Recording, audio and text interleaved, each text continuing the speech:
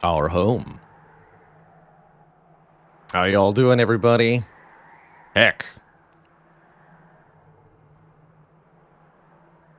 Zavern, good to see ya. Hey there, Fayley. Carabola Streams. Bad Camels. Imaginary Numbers. Toimoyo-chan. Abagaliz. End Mid Node F, hey there. How's it going, Eternally Blue, my child?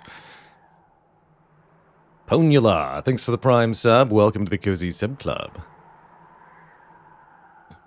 Chubb's supposed to be working on their tabletop RPG book that they're writing. Watching some Monster Train instead. Always a good way to procrastinate. Whether you've got a hobby project or a work project, I've always found that ignoring all of that and doing some video game related stuff is definitely a nice way to unwind. Weapon X21, thank you as well for the Prime sub. Welcome to the Cozy Sub Club. So we have quite a few unvictorious clan combinations as of yet. I'm feeling Remnant today. So I want to play Melting Remnant. I'm thinking Melting Remnant with Umbra, as I see there's a big blank slot here. We also need to do... Remnant with Hellhorned, as our original victory was not on Covenant 25 and therefore does not count. Does not count. How do you pronounce Baylor Lord? That's my preferred pronunciation. Does commonly get misspelled and mispronounced, as it's a rather unusual name. I've seen Baylord quite often, Balord,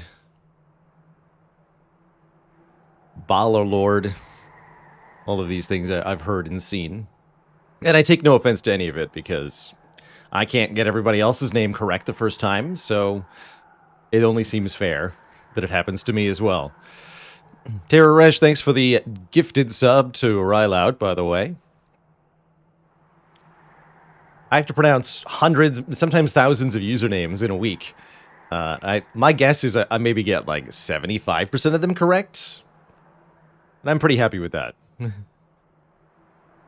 Any affiliation with Baylor University? No, nor Baylor the Blessed from Westeros. Kiwi Cal, thanks for the Prime sub in the 2 months. Spire is quite a learning journey, but I hope the vids help.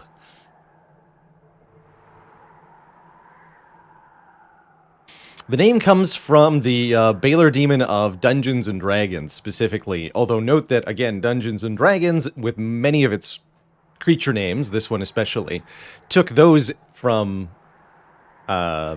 mythology.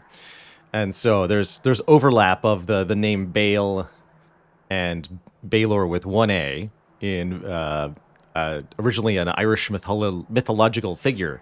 You'll see them in a lot of works in video games. Anyone that pillages from the same source, essentially, will come to the same name.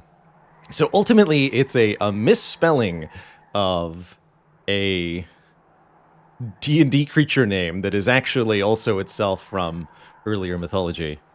Just seems fitting, really. Devrim Deniz Ergen, thanks for the Prime sub. Welcome to the Cozy Sub Club.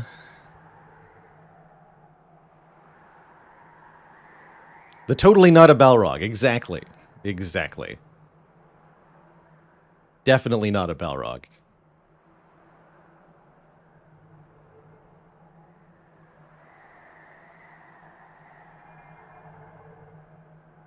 D&D stole things from Lord of the Rings, which stole things from mythology. Also, don't forget that D&D also directly stole things from mythology and stole things from H.P. Lovecraft and really anything else it could find within the public domain.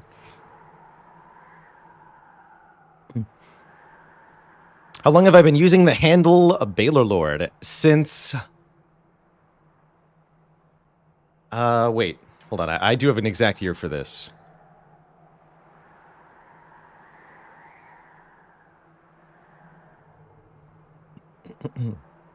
(2003). So 20 years now. And one of my most memorable stream interactions ever. I created the name in 2003 as an online handle to play the game Neverwinter Nights multiplayer. And I played on a variety of player versus player servers for that game at the time. But one of the people who ran one of the servers I played on recognized my username well more than a decade later and put a comment in the stream chat some years ago. And that is to this day my favorite interaction I've ever had from the stream, is that somebody was able to recognize me from the very first instance of my online existence, back when I was just like a young teenager. And they're like, "Hey, is that you?" And I was like, "Yes, that was me."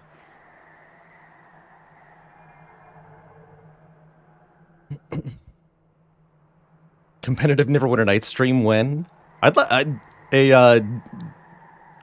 3rd edition Dungeons and Dragons, like, min-maxing stream would be kind of fun. One of my favorite characters I ever made was, in Neverwinter Nights, was a Blackguard / Red Dragon Disciple. I wanted to see if I could get those two classes to work in the same character. And it ended up being one of the strongest, on the PvP server that I was playing on, it ended up being one of the most dominant things I'd ever created. It was great. Am I going to play Baldur's Gate 3? Definitely. Yes.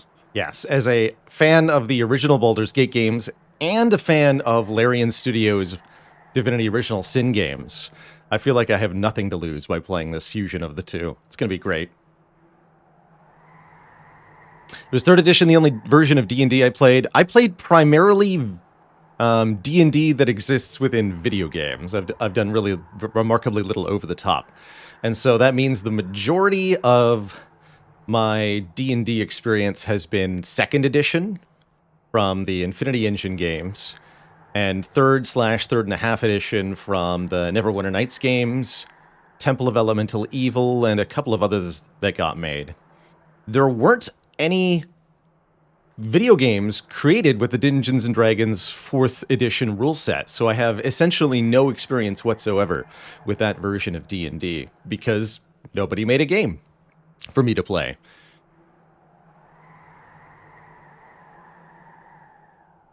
I think we're seeing 5, and 5e I'll get to play in Baldur's Gate 3, which is exciting.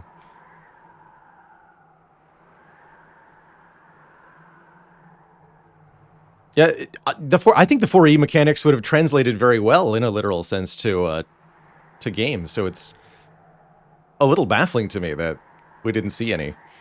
There was a really long dearth of good D&D video games for about a decade there.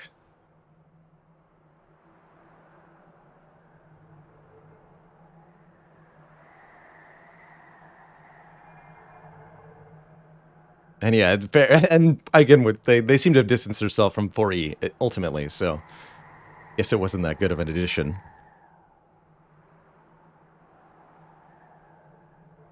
Premium Meat says there's a really done, well-made, mostly done Slay the Spire 5th edition conversion that I've been playing with my group. So essentially the idea is that a party of adventurers tries to climb the spire. That's pretty cool. That's very cool, actually. There's definitely a lot of things that you could take from the backdrop of Slay the Spire to throw at a group of players and be like, all right, here's the champ, fight him.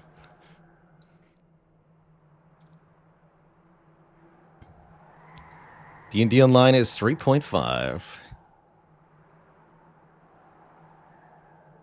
Nope.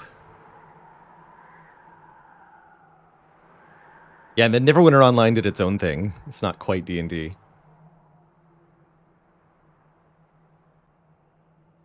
Interesting.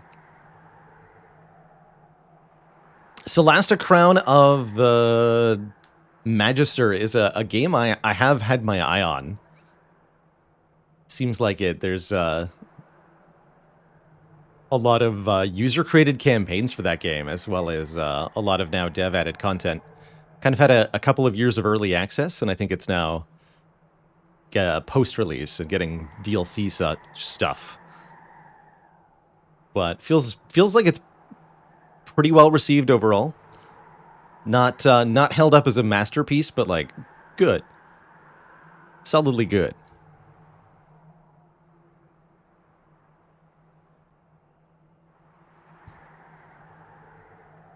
Chubb says, I like the limited monster pool a Slay the Spire D&D module would have. That's the thing as a writer I've been working on to have a better consistent feel. No more monster of the week feels. Yeah, if you keep throwing too many new things, it all just kind of gets lost in the noise. It's nice to have a few classics that you bring out on a semi-regular basis, especially if you can vary upon them a bit.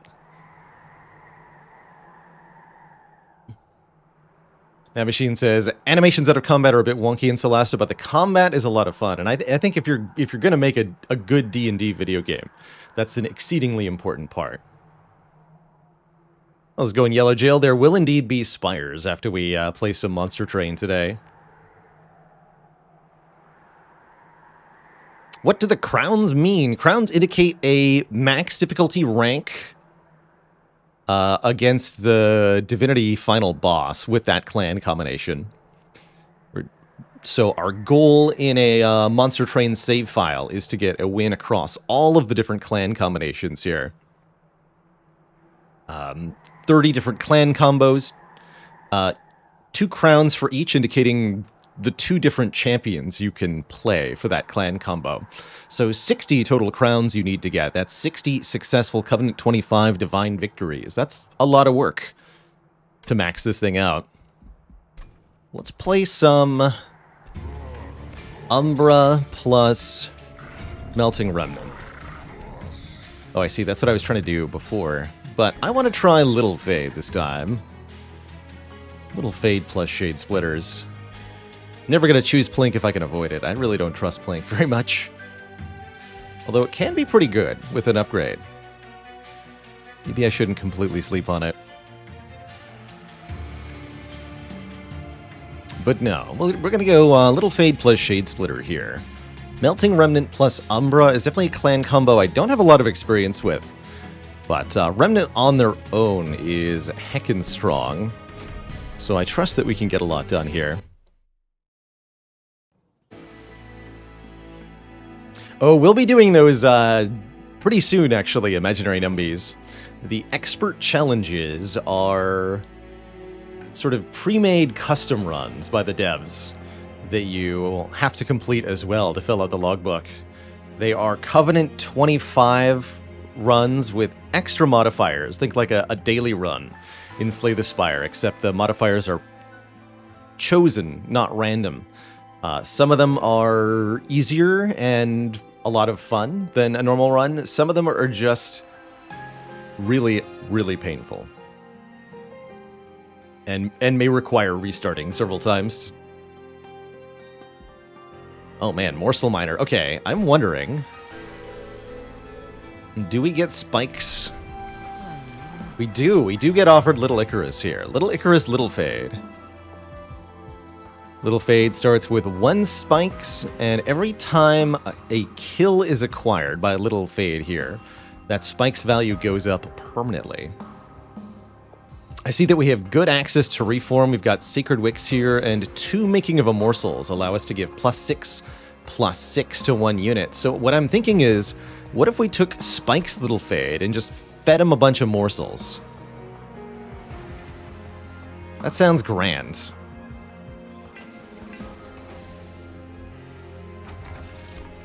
We could also potentially find a way to give damage shield to Little Fade through the Umbra clan. You play your first morsel, draw 1. That's pretty good. Meanwhile, Volatile Gauge is unreliable as all get out here. Makes your cards way more expensive, although it does give you many more card draws, which are very valuable in Monster Train. It's like the Monster Train Snecko-Eye. It used to be a direct copy, essentially, of the Snecko-Eye, but it was too strong, so they had to cross out 0 cost as a possible cost and just make it 1, 2, or 3. And that is a lot harder to work with. I'll take the Mask of Penumbra. And we're not going to take any shards to start. We're just going to jump into our first battle here and see how many kills we can get for Little Fade.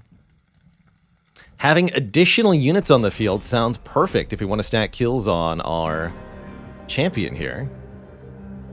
So I will happily summon some units onto the train. Happily, I tell you. Although... Okay, so those only have 1 health. I was wondering.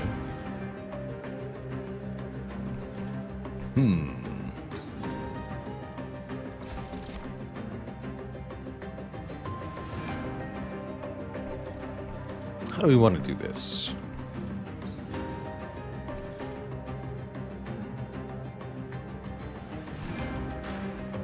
Do we have any way to kill backline enemies? No.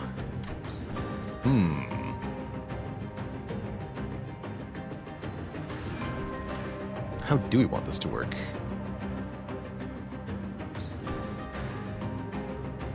Guess we're hoping we're drawing a Reform next turn. That seems likely. Let's see if we get a higher health morsel here? We do. Okay, this can absorb 2 hits. Okay, so I think what we want to do is use some morsels to tank damage here. Entumber morsel in front. Rubble morsel next. Little Fade after that. Little Fade will not get hit by these clergymen, and then we can feed the morsel miner to Little Fade at the end of the turn. 2 of these clergymen will go through to the pyre and hurt it a little bit. But now we're set up to get multiple kills from the next wave of clergymens here. Howdy, fast-ass panda. Oh, I have no way to kill collectors. That's fine. That's fine. Lifesteal. Ooh, I like it.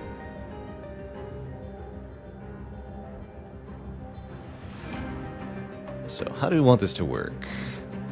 3 hits kills Little Fade, which is not ideal.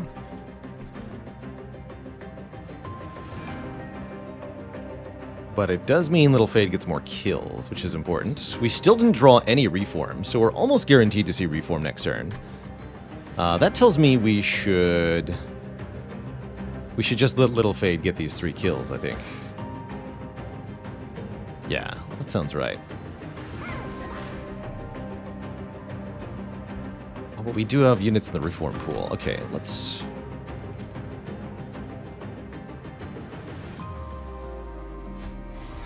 sort that out.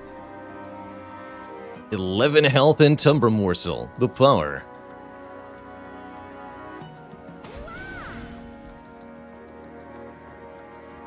And then you're just like, here regular style? I like that.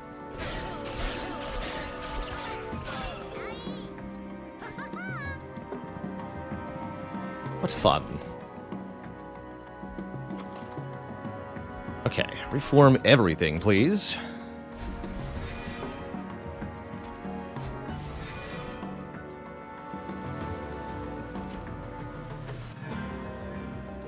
So 24 attack power out of Little Fade. You can kill the Disciple Protector, but not with Little Fade, looks like. That's fine. Little Fade will burn out. Next turn we draw the Primitive Mold, and we can use that to reform Little Fade again and kill these. As long as we make sure these morsels get eaten. Can't remember whether burnout happens... Yes, they get eaten before the burnout happens, so we should be able to play these. Good. Excellent.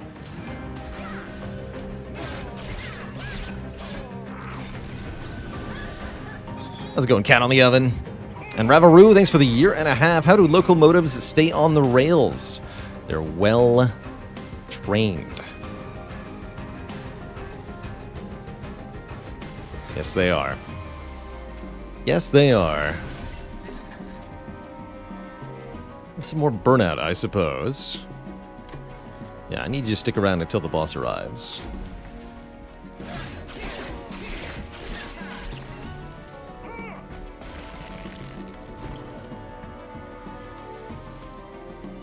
Look at that stat line. The power.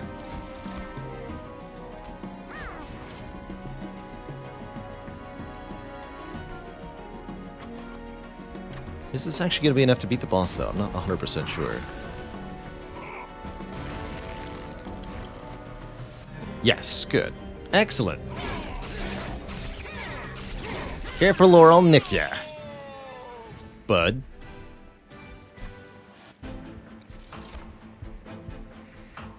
Normally a Draft is a very powerful unit to use as a damage augmenter, but I think we're going in the direction of Little Fade solos the game.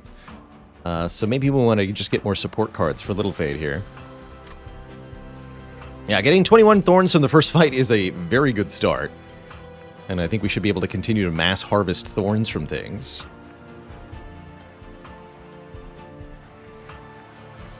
Hella dripping so we can make Little Fade last longer if we need to. Could be nice. That's a nice 0 cost. I'm going to just grab this. Always mess up and get the Reform Pool too polluted to get back Fade. That can definitely be a thing that happens.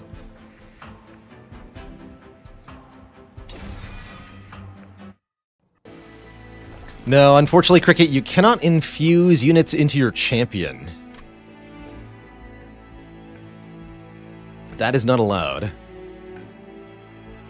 So sacrificing at the Divine Temple in that way can only put a unit into another unit. But we can't give Little Fade multi-strike, for example.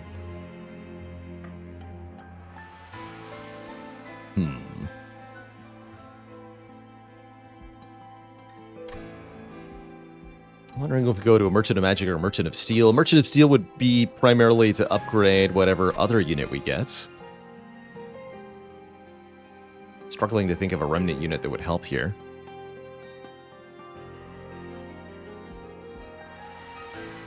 Let's go to the Merchant of Magic. Want to be able to support Little Fade better. We're offered a holdover. We could hold over 0 cost a Making of a Morsel. That's pretty good. We could also hold over one of our reforms so that we can always get back Little Fade each turn. These are both things to be considered, I think. An Alloyed Construct can be quite something. I do think it would be nice to be able to have a unit of some kind in addition to Little Fade, just as a boss assistance, for example. Something tanky behind which Little Fade can be played. Crucible Collector would fill that role pretty well. Have I played Bad North? No, I've not. What are some top skills that transferred from Slay the Spire to Monster Train for me?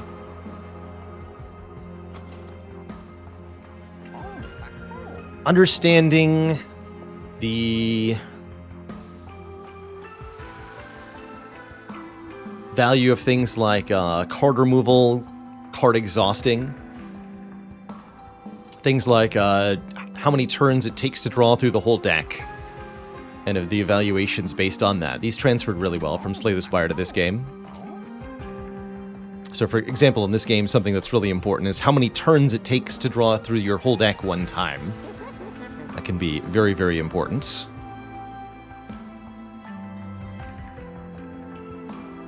I think we want to hold over the Reform.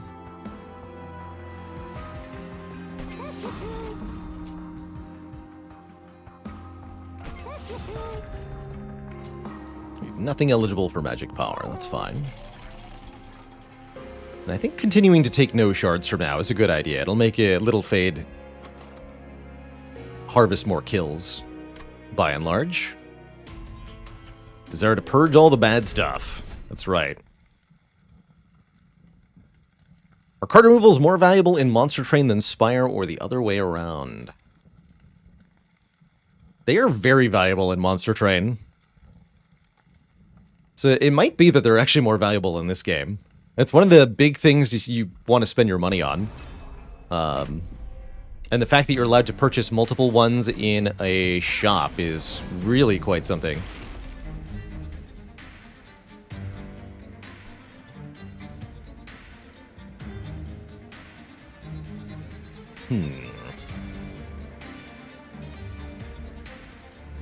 So I think we just want to put Little Fade on the bottom and have her get killed this turn.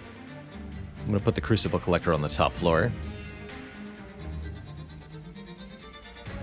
And we can play Wicklash on Little Fade.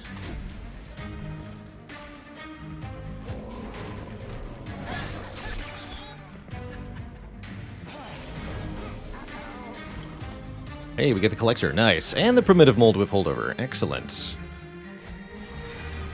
Now Little Fade has enough health to survive this hit. We can guarantee to reform Little Fade again next turn. I'm going to give damage shield to you.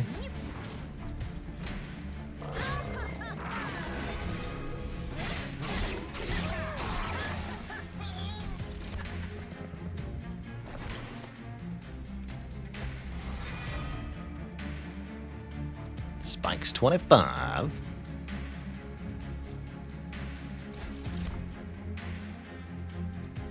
That doesn't quite kill this,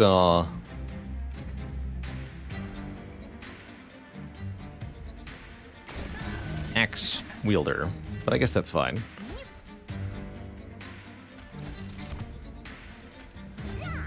Let's make sure Little Fade doesn't burn out before the boss arrives.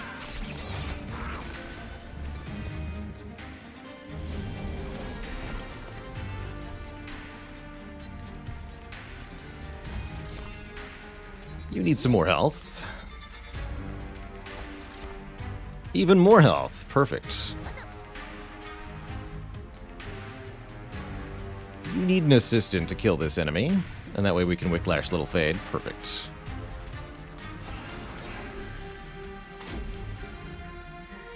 I'm not going to be reforming anything, so we can avoid playing that.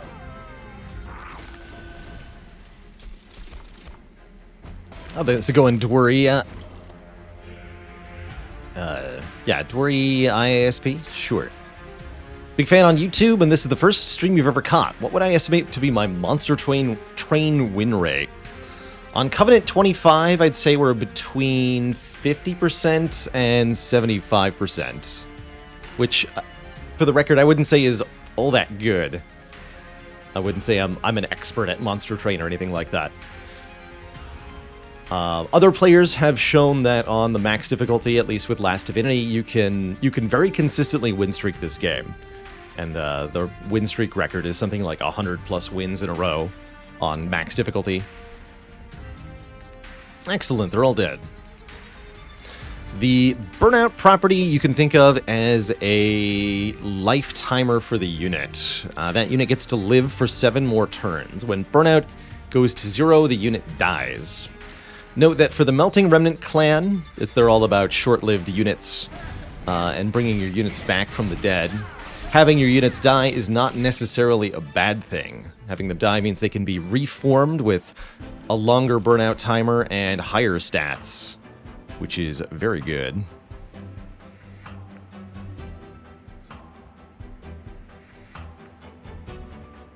And yes, I believe that's with random.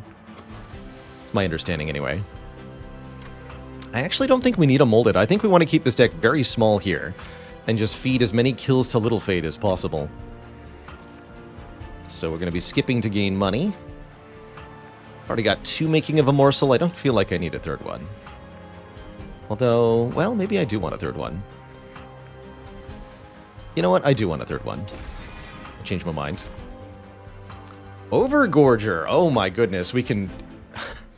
2 metascaling units. Let's go. The Overgorger is a unit that permanently gains attack power every time you feed a morsel to it. What a gorgeous unit. That's right. And we can give this thing... What's the infusion from the Crucible Collector? +10, +10, lifesteal 5. That's actually quite good.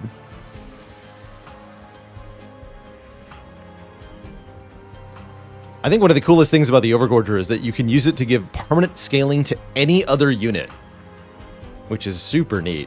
For example, we could infuse Overgorger into Crucible Collector, and I think that'd actually be very good, but note the lack of mastery on the Overgorger here. Let's absolutely grab this unit.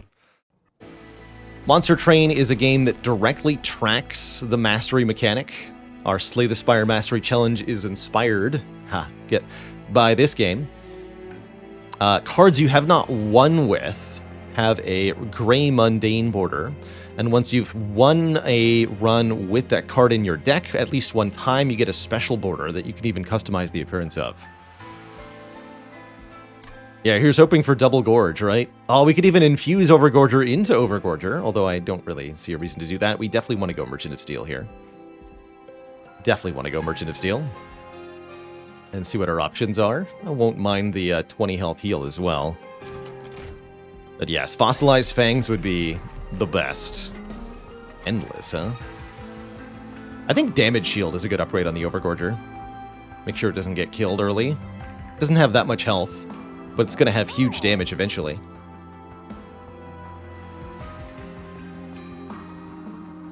We are still hoping to give most of our kills to Little Fade, but we want to be able to feed morsels to the Overgorger. Kind of a balance of metascalings here.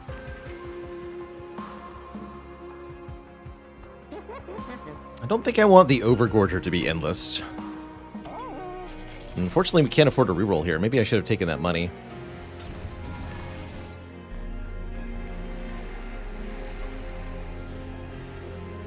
Do we have any 2-cost spells? No. Okay, it's not worth using that upgrade on. We could maybe consider a Purge Stone. Dunk one of our Shade Splitters or Wick Lashes for 10 shards. If anybody benefits from removals, it's the Melting Remnant. Actually, maybe the Primitive Mold is better to purge with the holdover one. Let's do that. And you are getting fused to you. We have to use the Overgorger as the base unit if we want to get credit for mastery.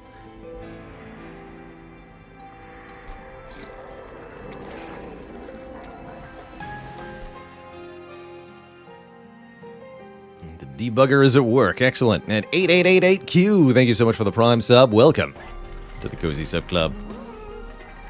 So yeah, I think I slap Damage Shield on the Overgorger, and we would hope for either Quick or Multi-Strike as the final upgrade on this thing.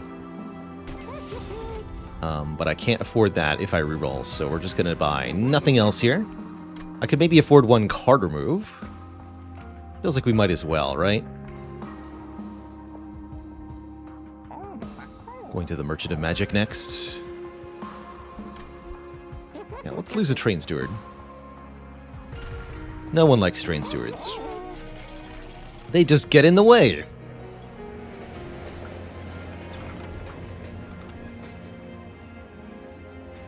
Collection of glowing brands.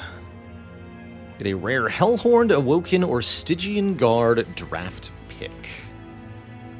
Interesting. I'd like the armor spell from Hellhorned, specifically.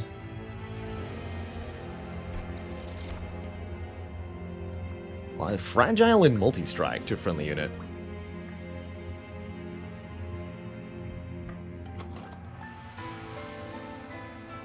Can't really afford to play that. Don't love it. Fragile means the unit dies if it loses any health. Ideally protected with armor or damage shield.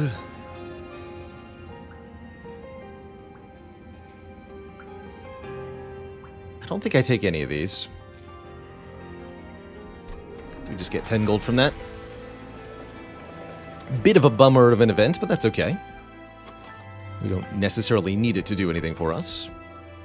Let's be on our way and fight our first major boss here, Talos, the Architect. As a major boss, Talos sort of harasses you every single round of this fight. They're present on the battlefield from the get-go, and she will attack your units immediately, which is very rude.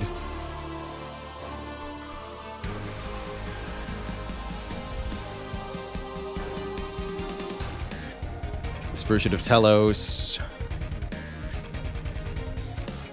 is angry and makes all the units have more damage. That's fine. Get in there, little Fade. You know what to do.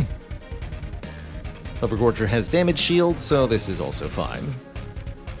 Place the morsel first to get the Ember Drain, then place the Overgorger.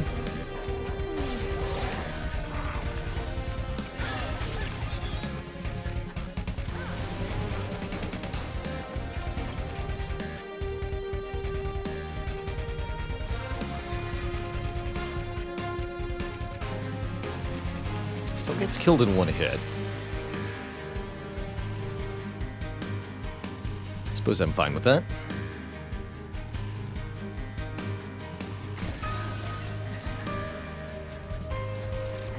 Have some better morsels, Mr. Overgorger.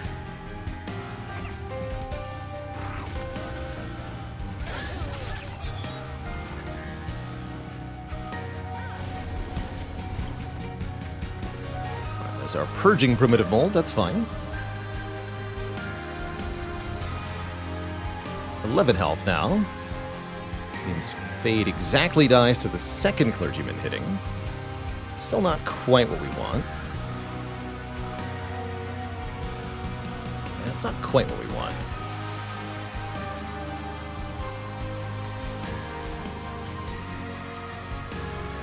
We want to tank a hit with a morsel here. Have Fade get hit by both of these and kill both of these. And then the Overgorger can dispatch this other Forged Disciple. We'll continue to draw Reform essentially every turn. That's good. You can have some more damage shields. So yes, let's tank one hit with the morsel here. So now the back two die, killing Little Fade. There's no point in playing a morsel. Just have this. And this, because that damage bonus is retained when we next reform Little Fade.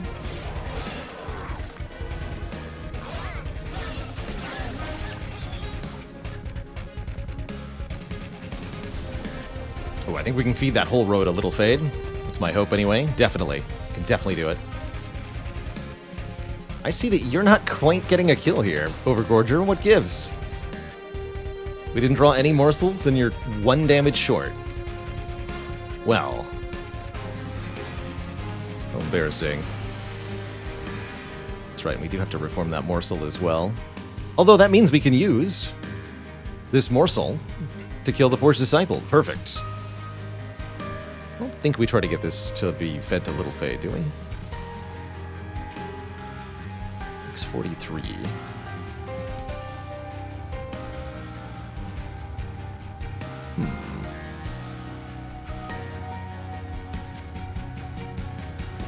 Well, if we put Little Fade in front, we can't feed a morsel to the Overgorger. No.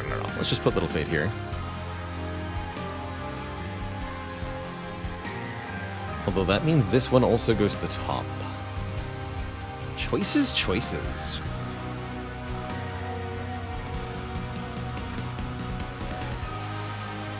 I think I'd rather feed Little Fade when in doubt.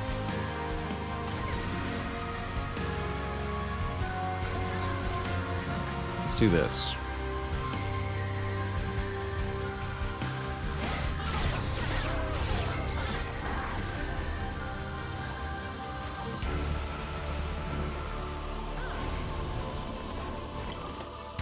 To make sure we play the primitive mold each turn.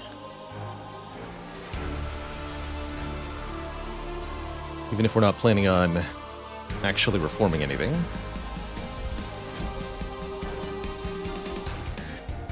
Steal one. So the Overgorger is actually killing this one. I guess that's okay. That means the Overgorger gets to eat the morsel here.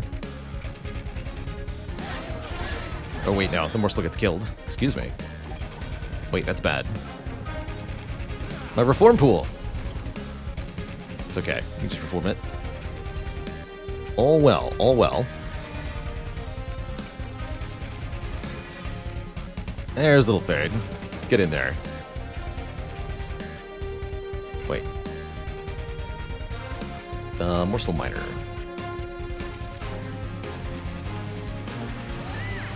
Then Little Fade. Perfect.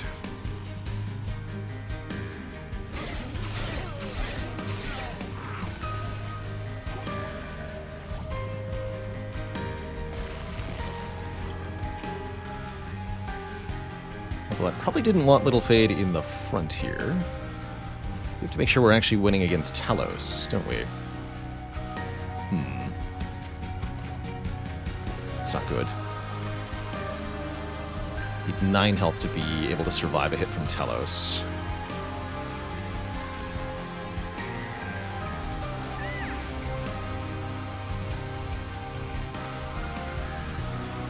Queen Stewards in front of Talos really don't seem like they would do anything. So don't worry about it.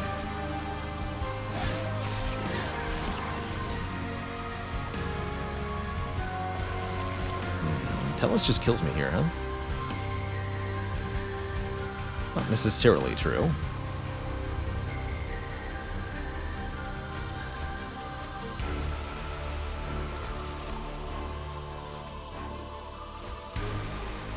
Okay, we do get a lifesteal one. So how does this work? Talos strikes for 9.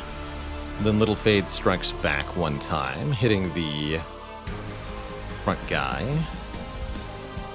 Then Overgorger hits. Then Morsel gets fed. Then Talos attacks again for 9. So neither the Entumber Morsel or Morsel Miner are enough to actually keep Little Fade alive. But a Morsel in front can tank a hit, and I think that's what we need to do. Is place an Entumber Morsel here. Which still does not actually defeat the boss outright. but does improve things here. Oh, I see. Now Fade's little dying to burnout. Oh, no. So we don't tank one hit there. We should have played Wicklash is what we should have done. I do think we still win this fight, though. That's the good news. It's just kind of bad. Good thing we had the Overgorger here.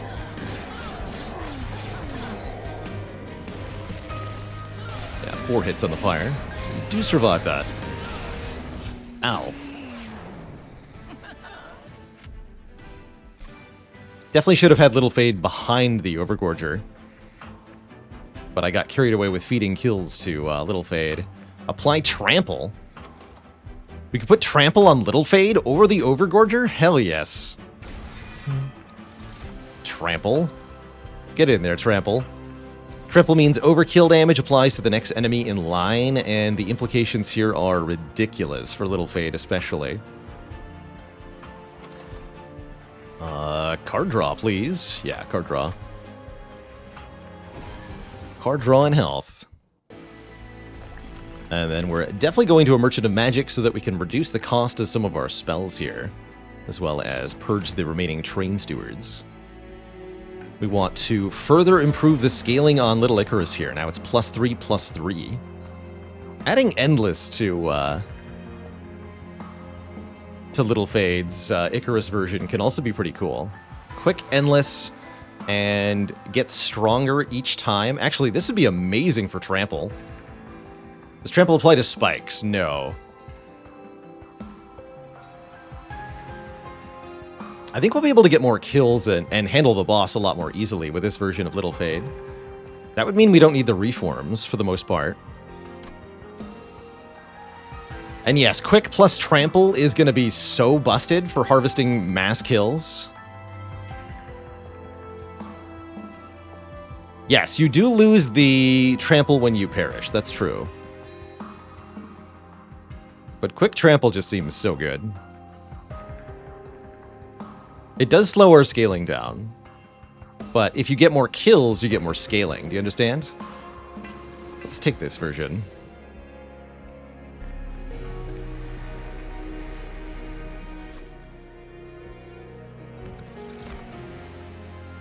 We don't need any... Actually, wait.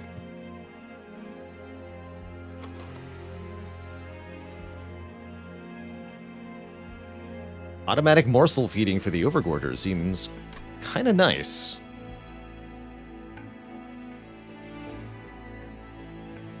Although if we play the Morsel Maker turn 1, we can't play the Overgorger on top. That kind of sucks. Let's not do that. Let's not do that.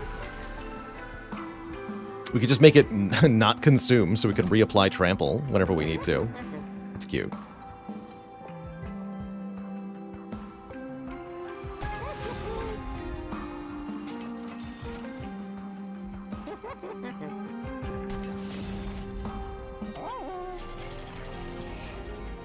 Very cute.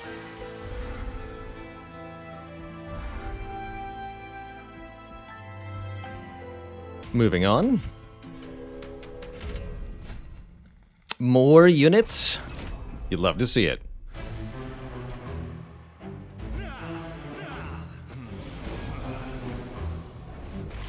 Too many units. Oh, hell yeah.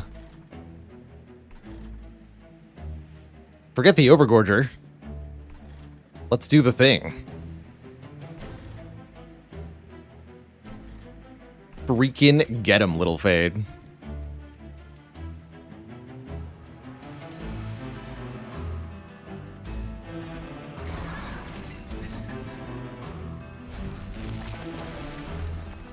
Time for bananas.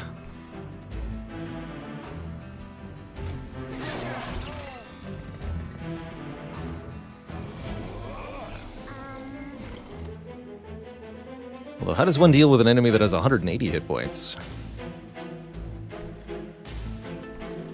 One needs to perish, that's how. 75 bucks. That whole wave is dying, okay.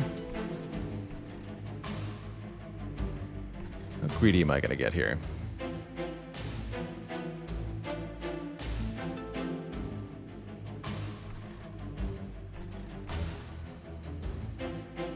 Yeah, about to get 7 kills at once. That's pretty nuts. It's pretty absurd, actually.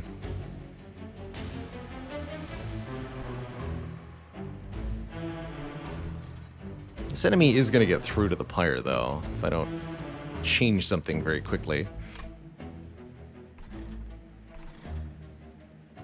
And so is the Quill Marksman, more concerningly. I guess we could get enough health to Little Fade. We should probably let this Collector go. We're also going to draw 1 card here.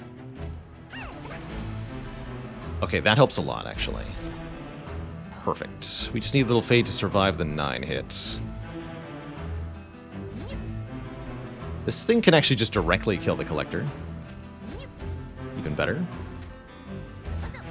Little Fade is endless, so this is no consequence either. Okay, good talk. Wow. Get destroyed.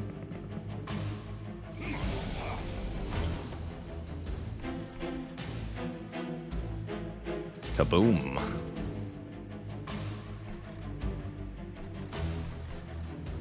Truly absurd.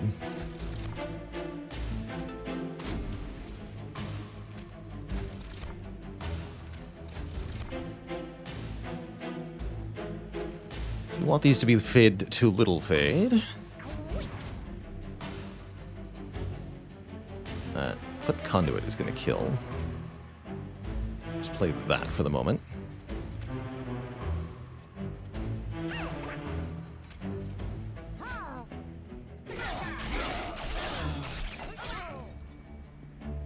Actually could have killed that enemy with a different morsel ordering. Prevented that 1 damage.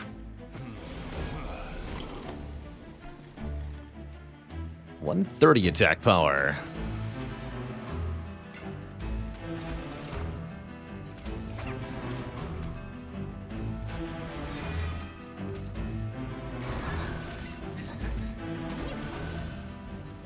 You also go to the pyre.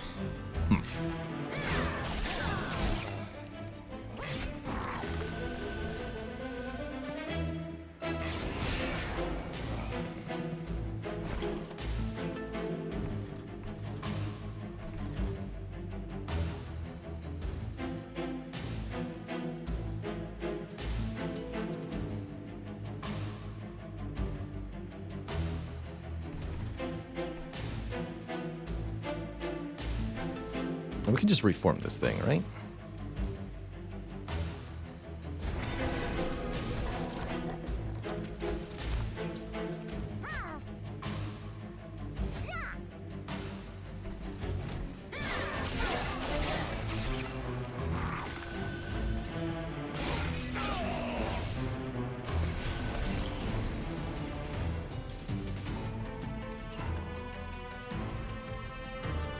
Are going to the top floor directly.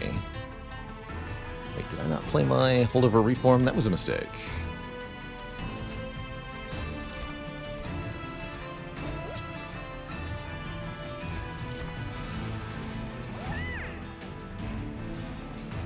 Need 25 health. That should be enough. I think Little Fade already solos them. That's good.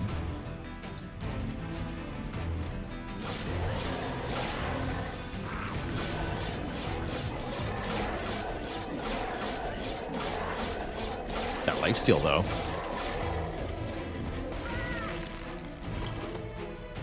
And we do, in fact, get Reform. And yes, Little Fade is already beating these. I could maybe feed 1 morsel to the Overgorger, though, so let's see if we can pull that off.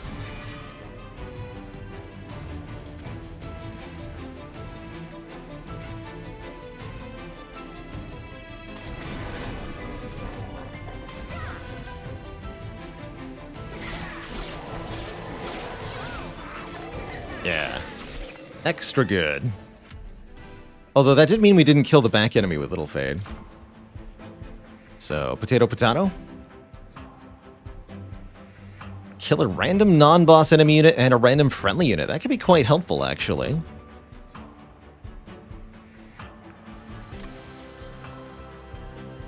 Nah. Who wants to kill things with something that's not Little Fade? Here we go. Feast. Trigger feeding on units with eaten abilities. We can feed more morsels to the Overgorger in one turn. That's what we want. Is it Merchant of Steel time? Yeah, it is. Could also go to this Merchant of Steel.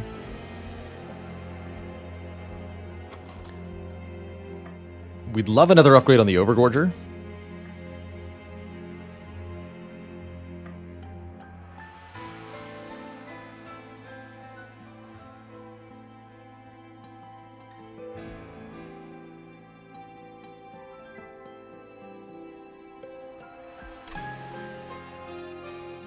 But we'd also like more cost reductions. It's a tough choice. Concealed Caverns is a nice little node type. Okay, let's go to the Caverns. Quick offered. Quick on the Overgorger, also pretty dang good. I'm down for that. Bit odd with Little Fate also being quick. We're going to slap -2 cost on the Umbra Stone, I think. So we don't have a turn 1 like last time where I don't have to choose. Actually, we can make this intrinsic as well. Hell yeah. Do that.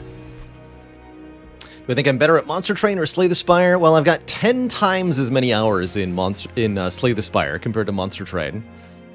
So I feel like I have a lot more practice at Spire. Way more practice.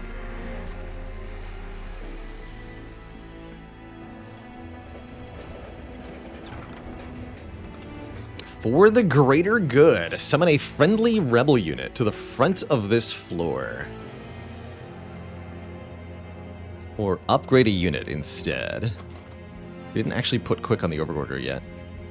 Let's take for the greater good. This is a spell we have not mastered either. Joss96, thanks for 2 months in the Prime sub.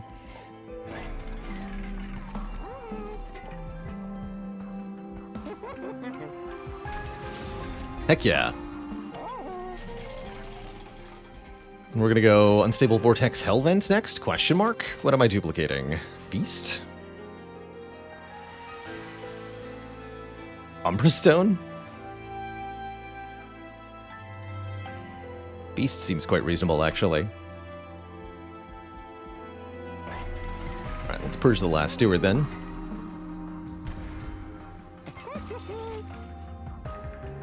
No other upgrades I want, right? That's right. The upgrade that gives you is, it's a special event-only upgrade. I think you get to choose between the Sunderstone and the Sapstone. Let's see if the logbook has those. I don't think upgrades are listed in here. No, they're not.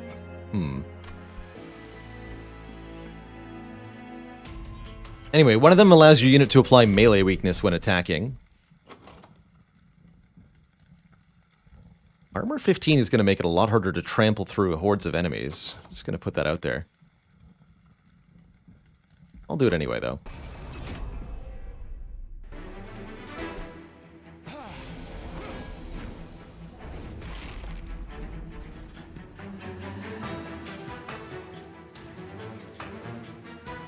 So if we're going to let Little Fade be endless, we don't want to try to Umbra Stone them.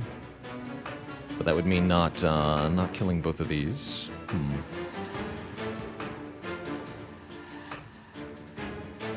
I guess we put Trample on the Overgorger. In that case. Let's try that.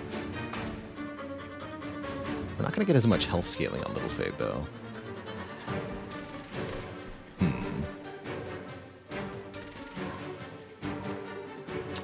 Troubles. Yeah, and you get 30 armor too? Okay, yeah, let's just boost the Overgorger.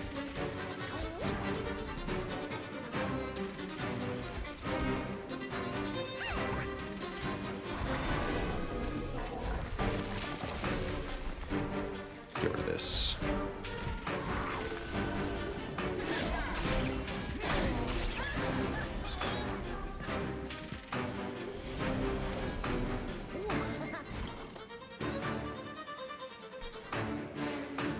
Fair enough.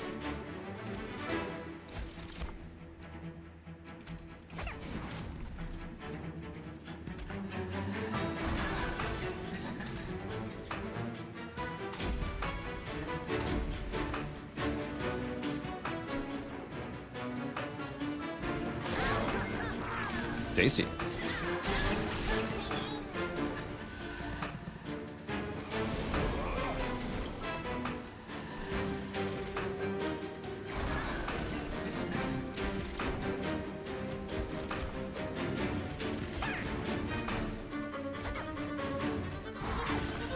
Delicious.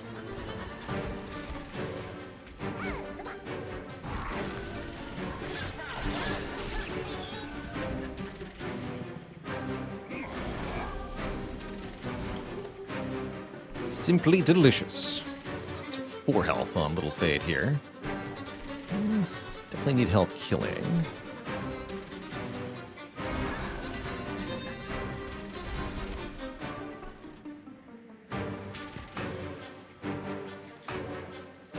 Like to feed morsels to Little Fade, but it's not happening, huh? Not. Alright, feed morsels to you then.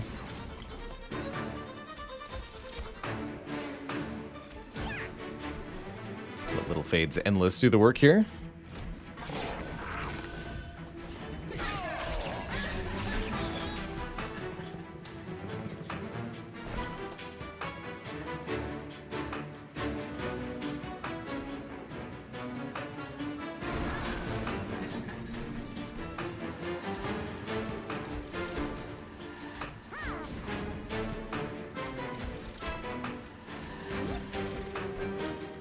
Alright, not quite able to get all the right kills on Fade, but I think done pretty dang well here.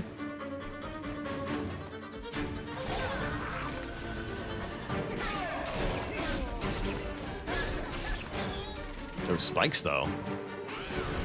Oh. Bit more health on Little Fade versus Self-Made Harpy would be nice, too. Can't allow this.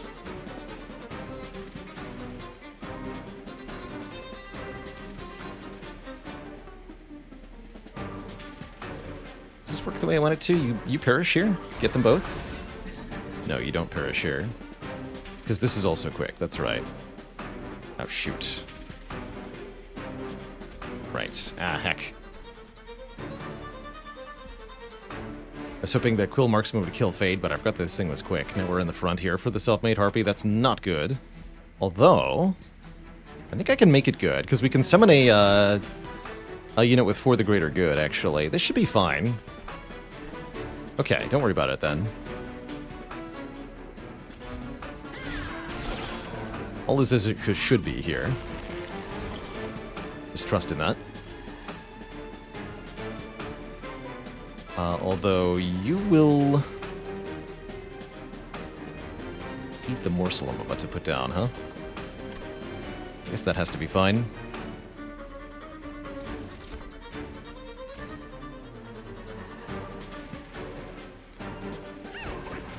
What are you?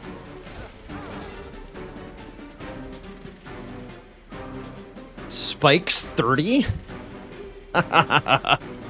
Perfect. That's exactly what we wanted. Good job. Get spiked on, nerd.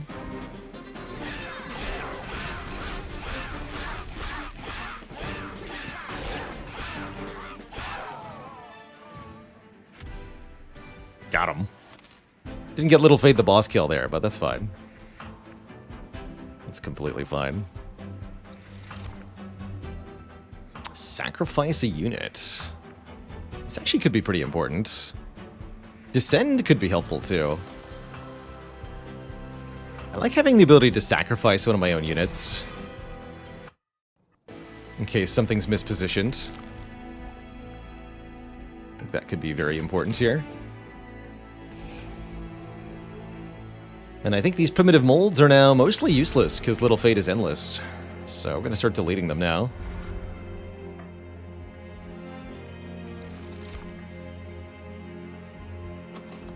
How many consume cards do I have? I would not mind some more pyre health. Actually, we could also maybe just keep the consume cards with wing clippings. That's not bad for packed morsels and Umbra Stone especially. Can a sacrificed unit be reformed? Yes. Get the pyre health. Yeah, they can. Oh, good, and that means I can offer health to get an artifact here. So we have heals. X-cost cards get +3 to their value. Currently, we don't have any of those, but Umbra Clan has a lot of X-cost cards. So I think there's some good chance here. And we're going to duplicate Feast. Hopefully that's the correct play. Not 100% sure about that one. Oh boy, is it already time for Arcus here? What fun. This is Absolver Arcus, so we're just going to put Little Fate on the bottom with the Umbra Stone. Let's see what happens here.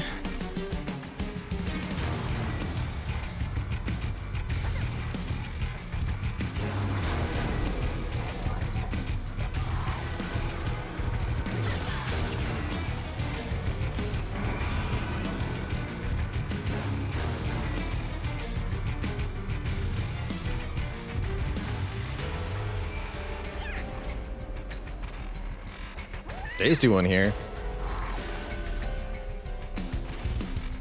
Oh, we could feed morsels to Little Fate, too. That seems important. Need some more health.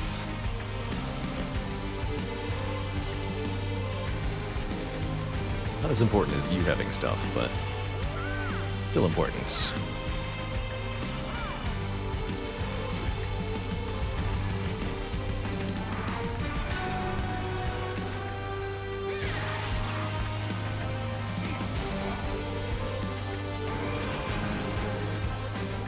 Just enough attack power to clear all of them. That's great.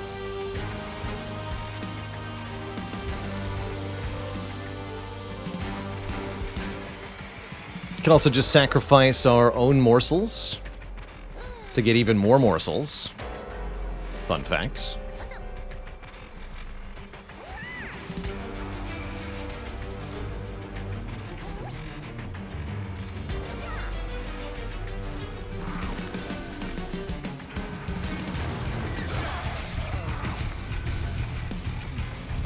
Ah, there's the wave that survives. That makes sense.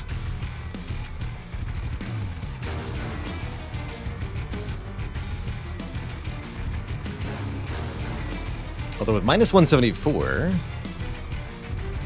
do some nonsense down there. Can do, Feli. Let's see here.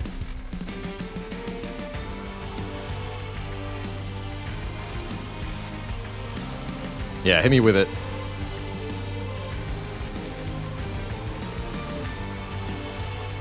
And we even have a morsel to reform.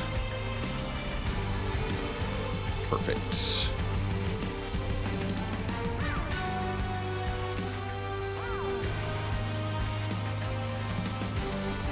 So feed these.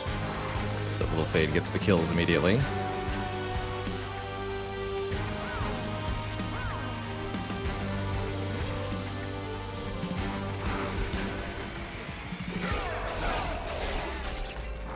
Beautiful.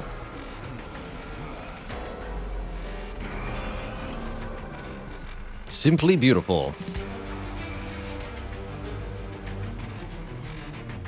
Oh, same link as you before. Okay.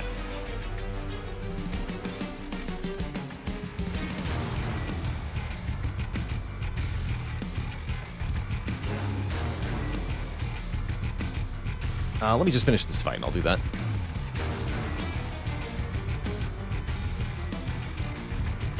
Non-morsel units. And we have cannibalize here too. So let's cannibalize one of these. Nothing to reform, right? Oh, that's right. We can reform it once we cannibalize it though. So we can cannibalize and then reform the morsel that we cannibalize. That's awesome. That's really cool.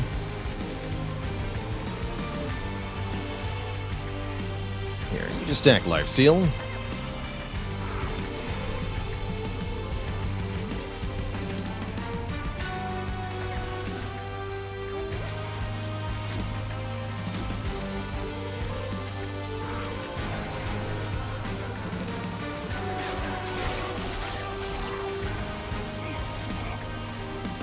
Wow, that trample really kicking butt in this fight. Pretty ludicrous, actually.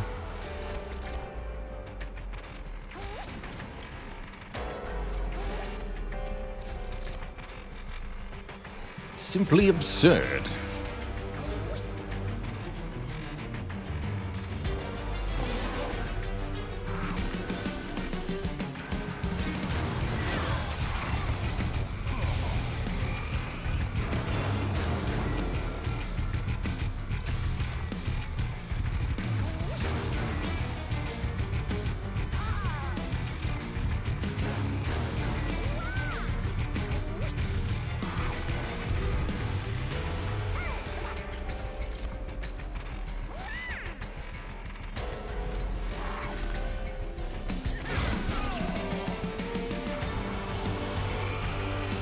Final wave.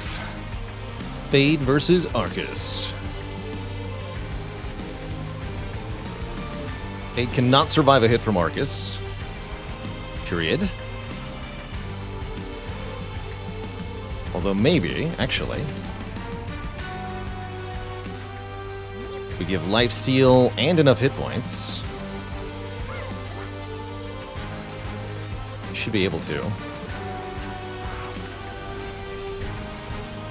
Yeah, that does a lot more damage to Arcus.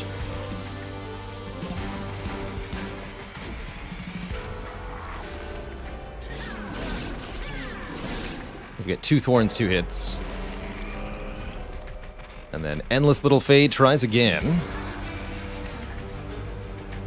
Again, 2 thorns, 2 hits. Perfect.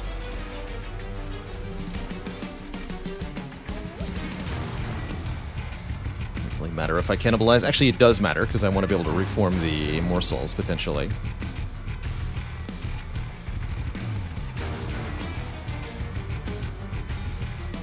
Actually, wait, you're telling me that I can just straight up win?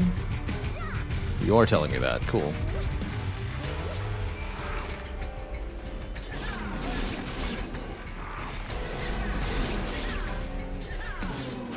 GG. GG. Trigger feeding on a morsel unit 2 times X plus 3 times. Yes. That's perfect, actually. Seems like lots, doesn't it? Seems like ultra lots. Now draw me some more cards. Capacity is actually okay here, too. But I want to draw more. So that we can just draw into the feasts more often. Now we have a good card to Hellvent. Dang, do we ever have a good card to Hellvent? And there's 2 Hellvents left. Sounds good to me. And it heals us, that's right. Yes, we do need to get to 100 shards. That's actually quite important.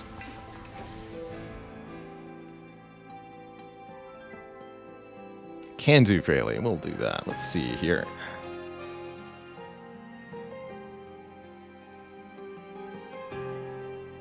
All right. Save as...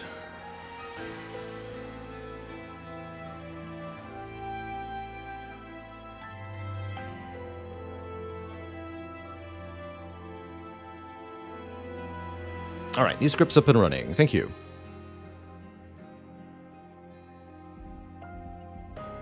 Tell me there's a -2 cost here. Dang, Spell Chain. That's pretty good, though. Spell Chain Shroud Spike. That's probably it. Because it'll create a second Shroud Spike that says trigger feeding on a morsel unit 2 times x plus 2 times. So it should be 4 times. That's still very good.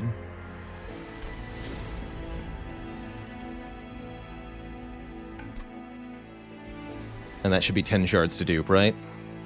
Yes. That gets us to 100. Cool.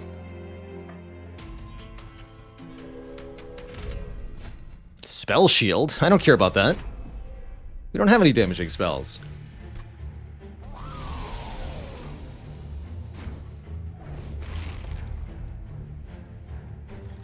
$155, huh?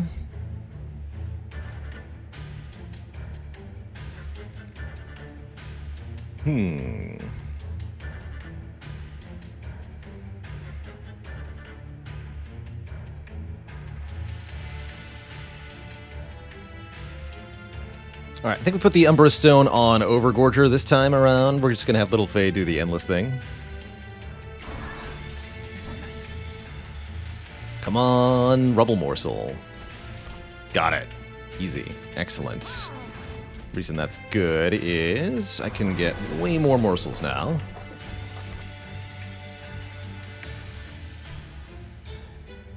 I could also just cannibalize Little Fade herself. I don't think we want to do that, though.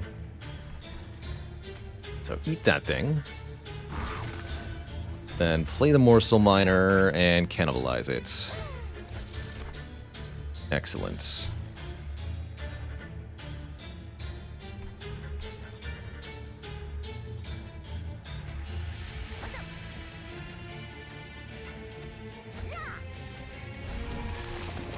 And this can just die.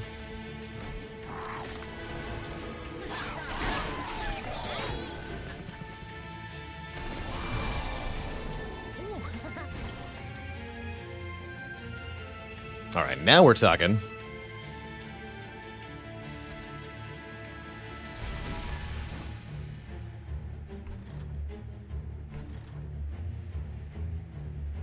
Little Fade just run amok here? Or what do we do? I could feed a whole bunch of damage shield to Little Fade, which is deeply tempting. It also gets me the Collector kill. Let's do it.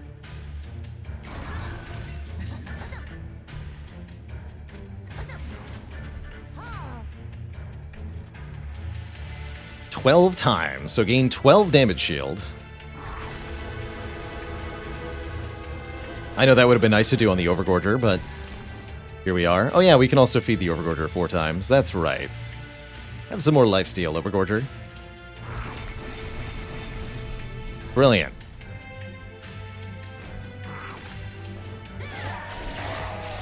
Oh, that's right, you still get away, actually.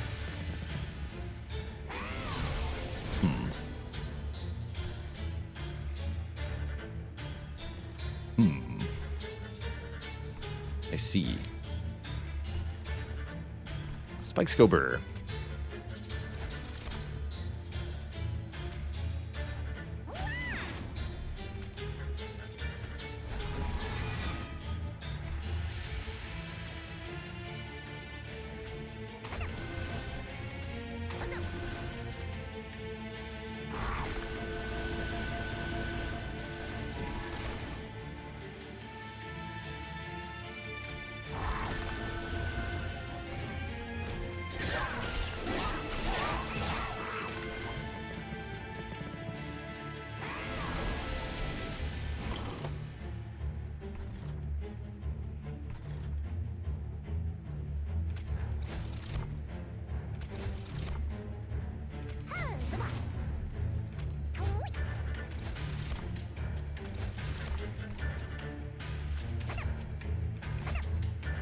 It's fine.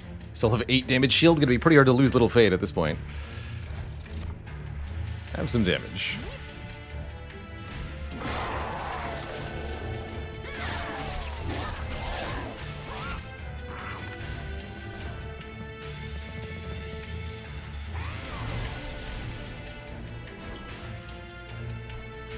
And Fade gets everything except the Steel Wings here. That's great. Excellent.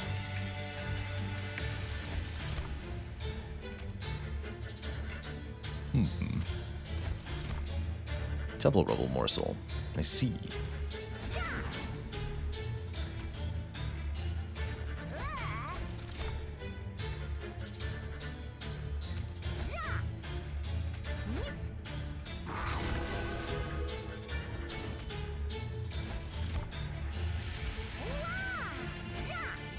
Gorge yourself, friend.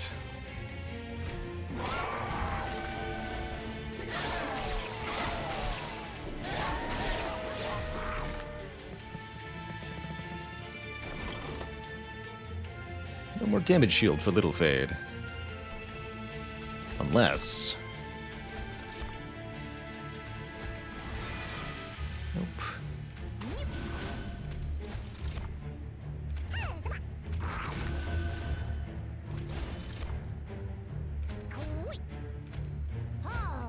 Tasty one here.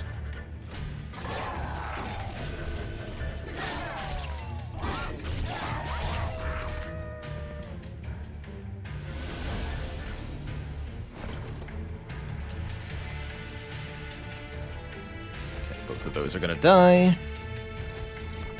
Damage shield and lifesteal both seem good on Little Fade here.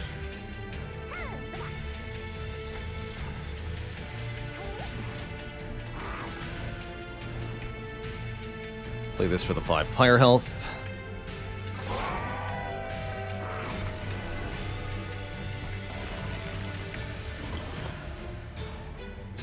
Wow, that's a lot of damage. Good job, Little Fade. Keep feeding these here.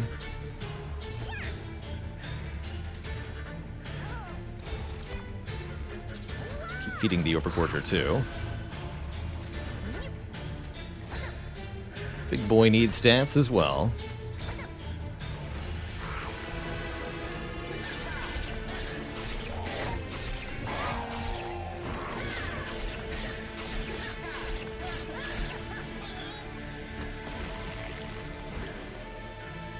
$61 HP.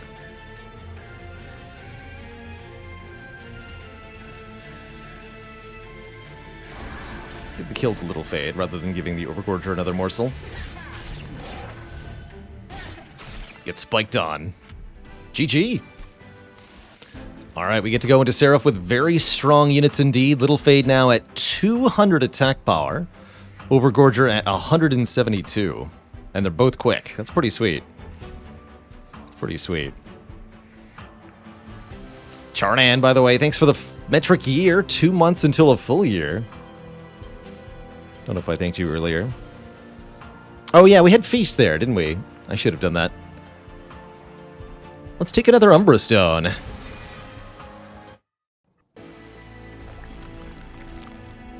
Yeah, if I had Feast in hand, then that was my bad. Permafrost.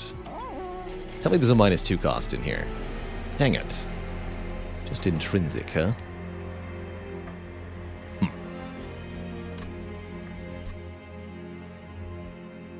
What about you? Deal 150 damage to all units on all floors upon playing the 20th morsel unit of the battle. That seems pretty good for killing Last Divinity with. We'll probably play that many morsels. I don't think we're going to have Little Fade die often enough for the resin block to be that big a deal. None of these do anything. Okay, looks like we're mostly going to spend money on removes then. Guess I should have maybe wanted to take resin block, but whatever.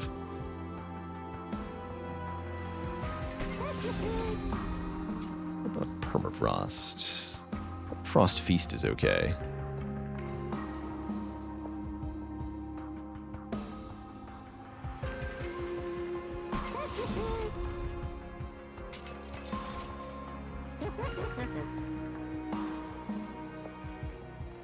Can remove consume from this Shroud Spike? That's kind of neat. Let's take that.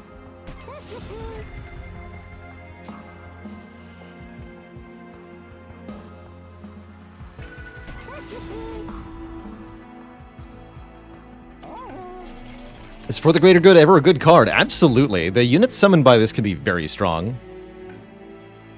And I'm sure we'll put it to good use in the final battles. But yeah, don't underestimate it. These Wicklashes can go now.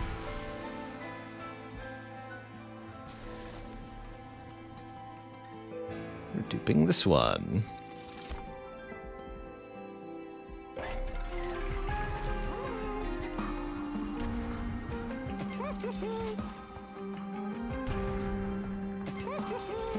And one more. Get rid of one Shade Splitter. Making of a morsel only, please. Alright, so here's our thinned down deck. Just a few cards and the stuff to make the units ultra strong. Let's see how we do against Seraph the Chaste here. Who will debuff our units, or rather remove our buffs. Thing is, we're not using any buffs, just permanent metascaling, which is not the same thing. Not the same thing at all.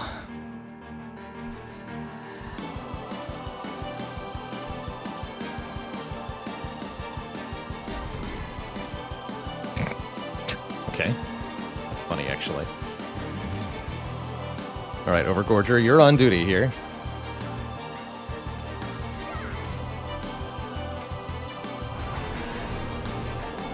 You're gonna go down here, Little Fade, get one kill. You can have the trample. Eat this thing 10 times.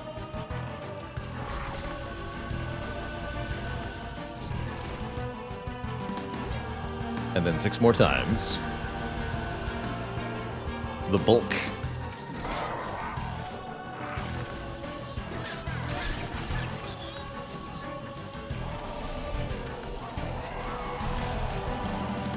Alright, here is the Little Fade I think we are going to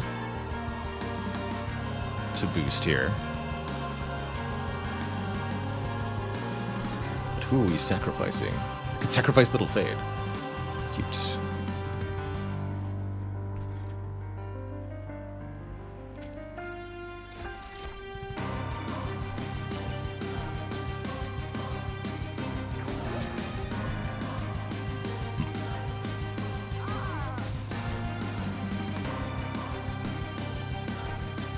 We just want to put big damage on Little Fade then, right? This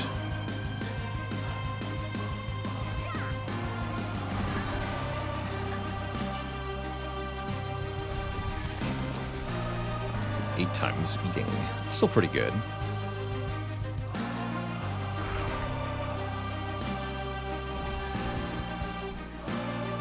Yeah, that'll be enough to wipe that wave.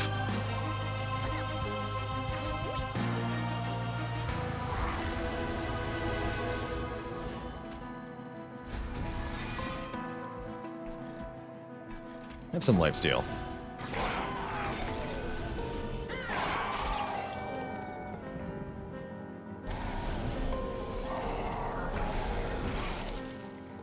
Little Fade wipes that entire wave. And I'm deeply, deeply tempted to just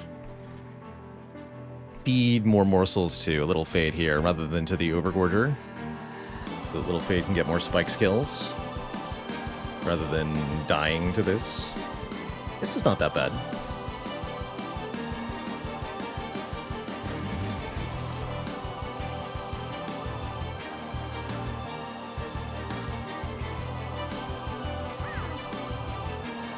But we can eat 10 times, for example. That's pretty strong. 62 HP. Let's do that. Yeah, we could have gambled on a Rubble Morsel from Shade Splitter. That would have been very nice. But it's only like a faint chance.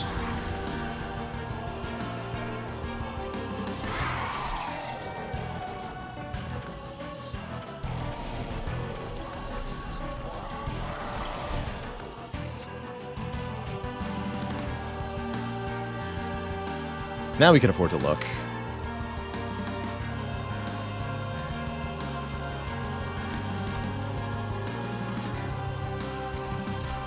No luck.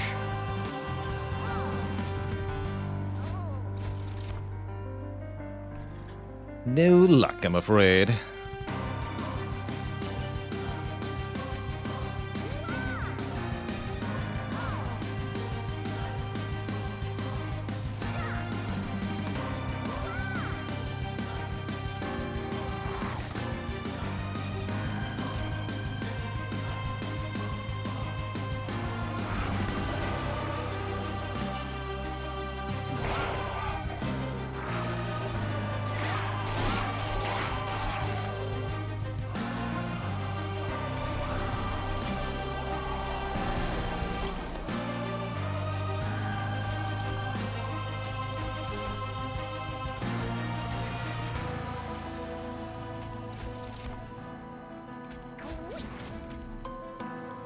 Oh, hello.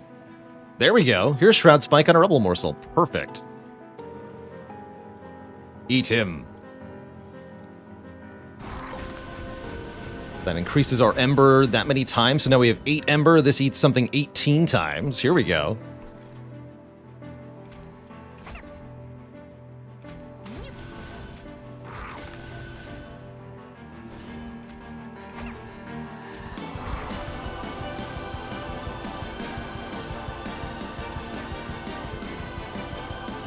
Delicious.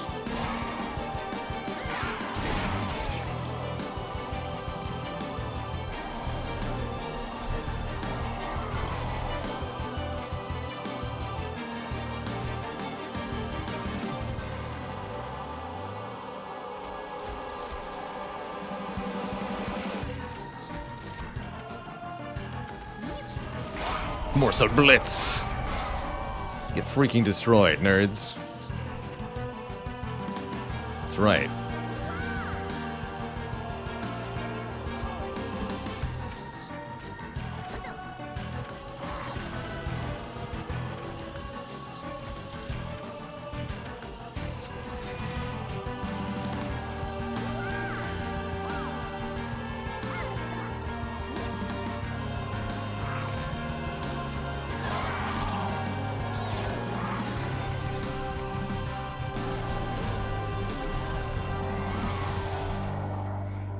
Look who's back. All right, can we get a Rebel Morsel? Instant gratification. Let's go. Eat that 10 times.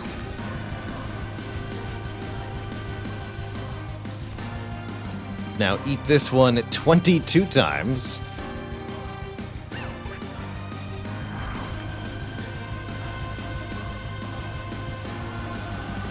The stats.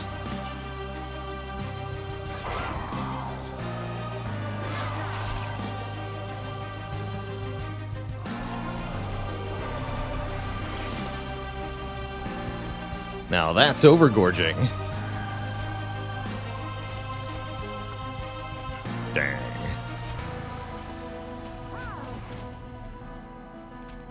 Keep eating them.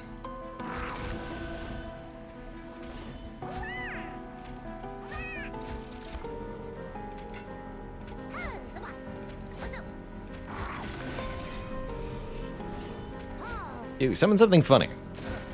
Spikes.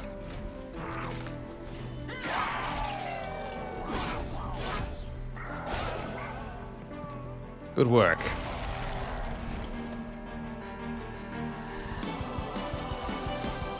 Rebel Morsel.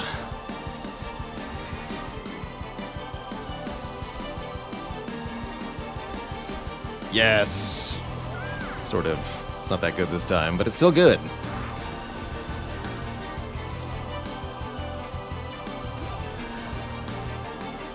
Are you winning, son? You're not? Okay.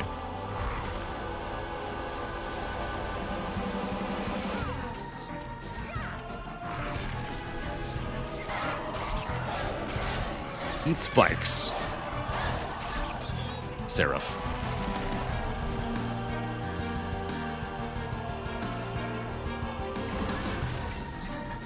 GG.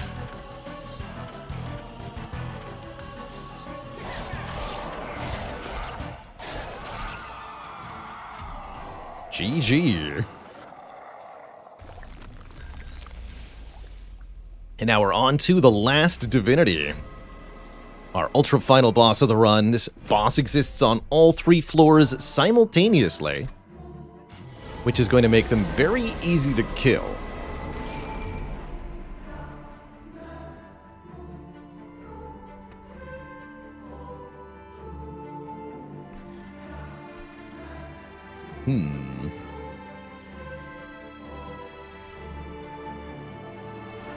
Many fun choices here.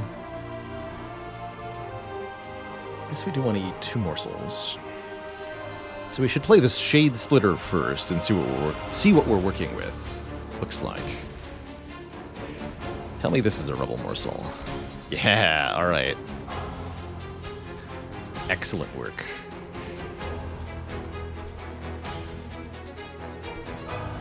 So I think I'm going to put Little Fade in the middle floor and just have Little Fade do most of the work here.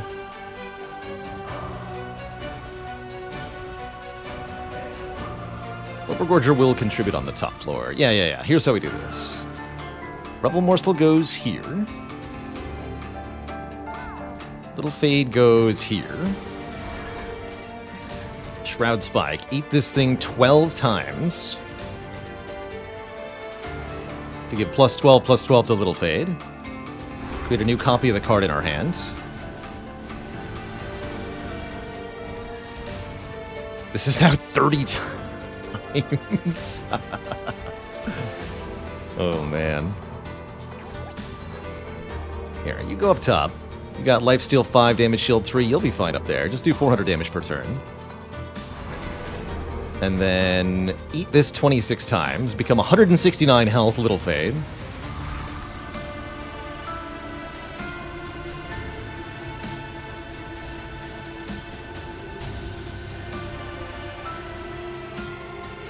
And have Trample. Good luck. Big Fade. Fortunately, the damage shield on these things blocks Trample entirely.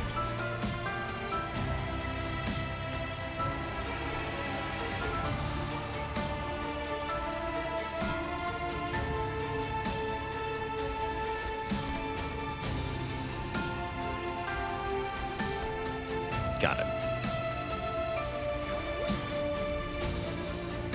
I even got the better Shroud Spike. Excellent. Once again, shenanigans ensue.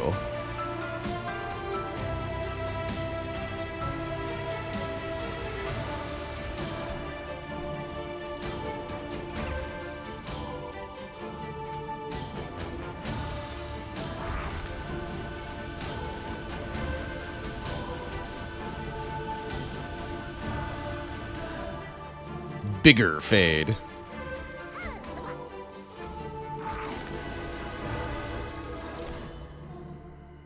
Beautiful.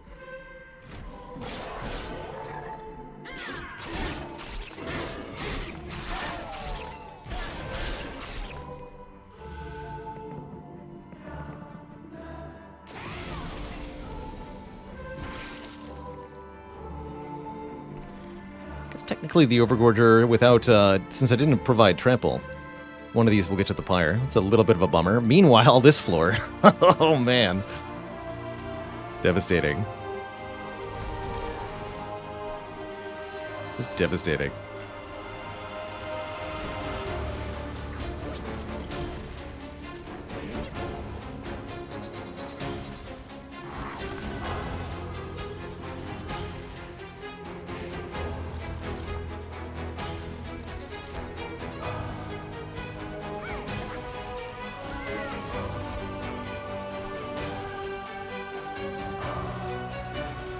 Some lifesteal, Little Fade. And just more attack power in general, I guess.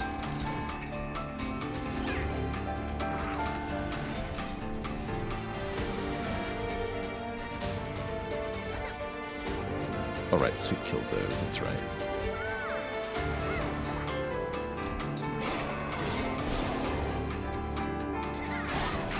Just wipes the whole floor. Pretty insane.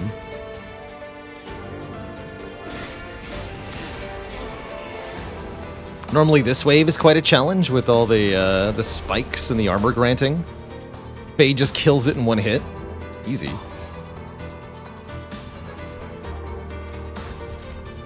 Easy Rebel Morsel, too.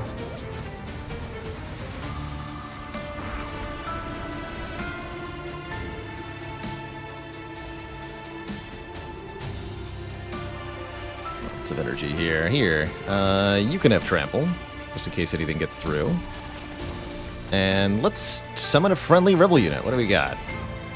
Silent Marksman, 32 attack, stealth 1. Adequate. Certainly adequate.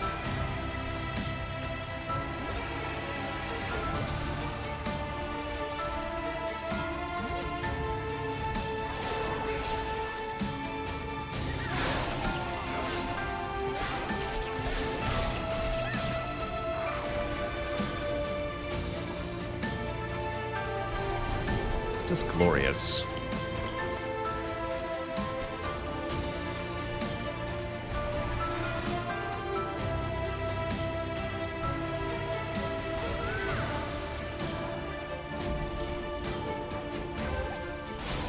Morsel Blitz. GG, Last Divinity. You're dead.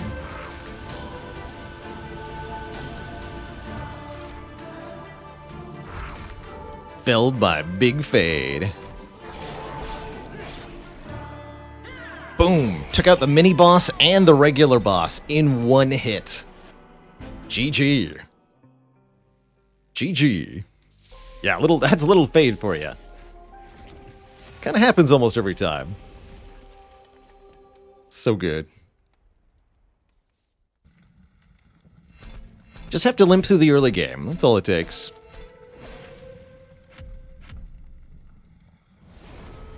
And 2 new Divine Mastered cards of the rare Umbra unit Overgorger. Hard to get your hands on. And of course, For the Greater Good. Hell yeah.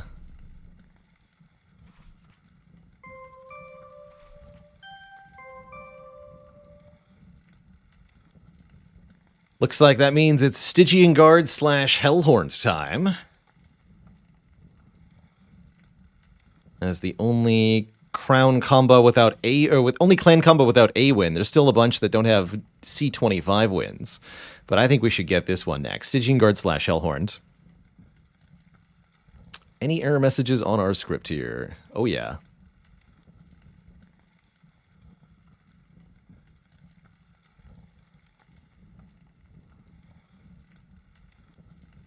See.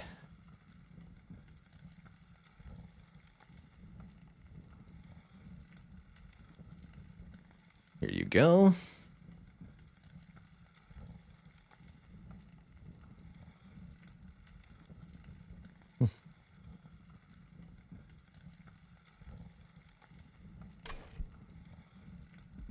All right, let's do a new run. We said Stygian primary, Hellhorn secondary. And I want to try this with Soulguard the Martyr, I think. Delete the DB files that are old. Let's see here.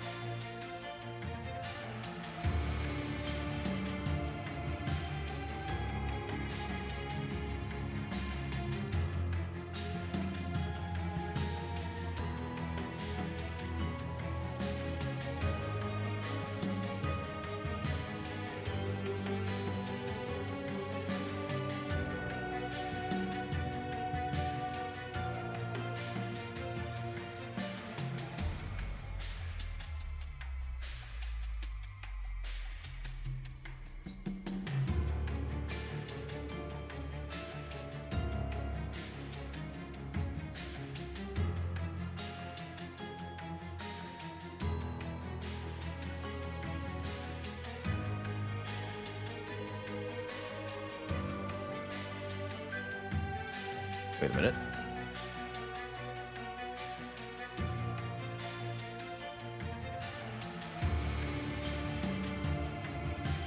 Oh yeah, and Monster Train run history. That's right.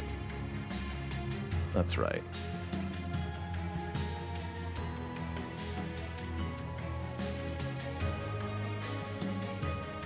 Okay, let's delete all of these. Not that one.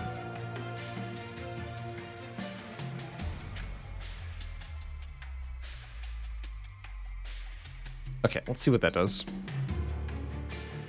Failing because it was too big. I know the feel. Double Mollusk Mage start? I mean, if you're gonna just throw it at me, I'm gonna take it. I like me a spell power run. I like me a spell power run it a lot. We're not offered the...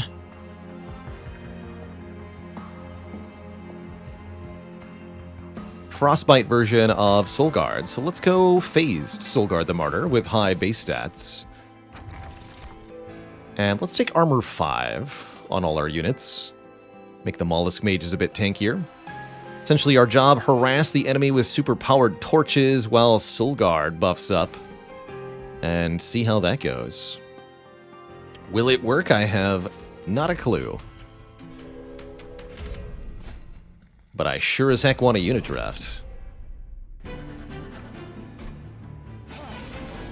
It's a pretty promising clan combo. We're going to be very spell-focused in order to make this work, but I think it will work. You've got 4 attack power, huh?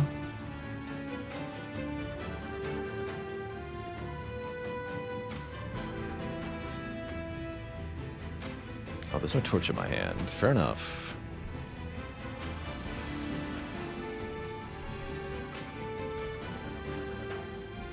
Alright, I guess top floor.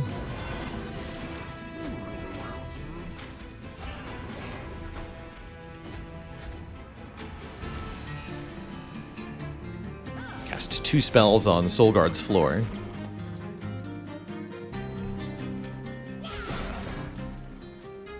To bring him out of stasis.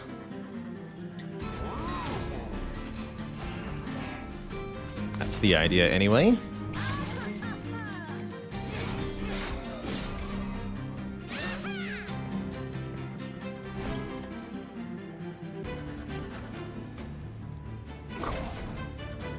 The power.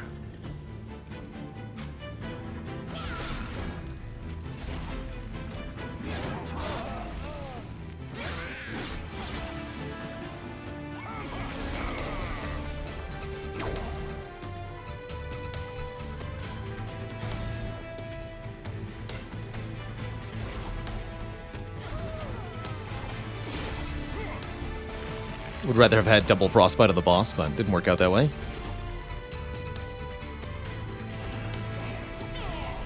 Have some frost. Actually, just that 5 armor makes a pretty big difference with the train stewards.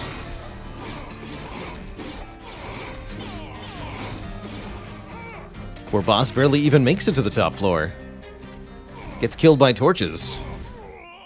GG.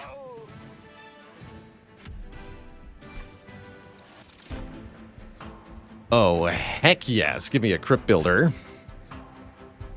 We definitely want cards that say Attuned on them. Those get 5 times the benefit from magic power, which the Mollusk Mage is already cranking out in an enormous measure here.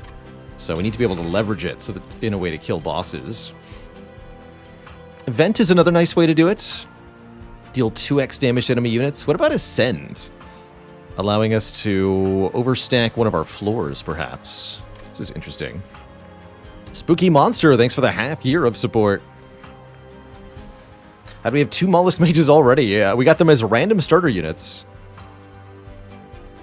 They're a common card, and so they can appear as starting units in the deck.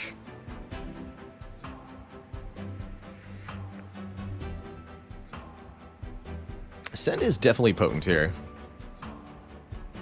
Let's grab it.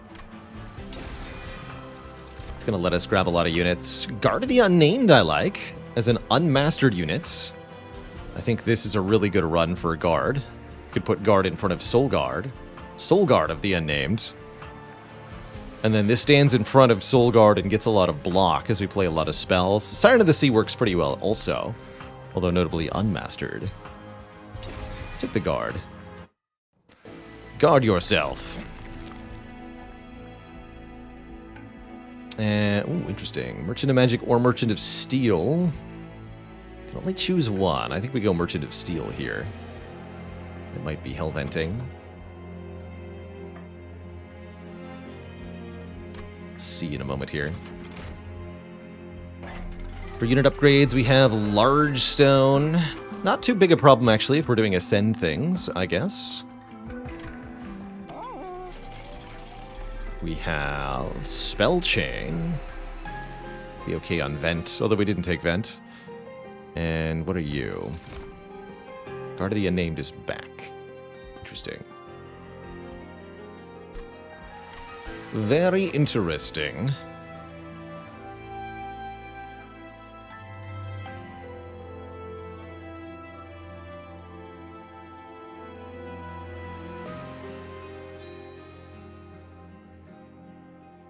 Ascended units go to the back, right? Yeah, that's right. Up a floor into the back. Infusing a guard into itself is very tanky, that's true. I might also want to infuse a Mollusk Mage into the guards so that we have bonus spell power attached to our priority unit.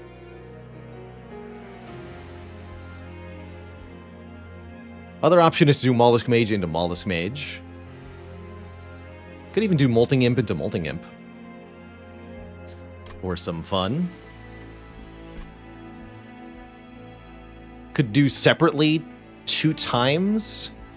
Mollusk Mage into Guard of the Unnamed, but that seems like overkill.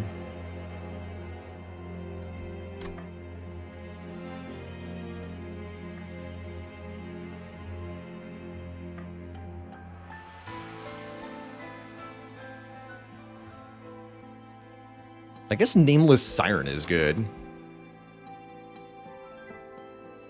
as a backline unit. Let's take Siren here. Hey, Beat Killer B, how did the Little Icarus run go? Little Icarus basically soloed Divinity. It was pretty ridiculous. Pretty absurd.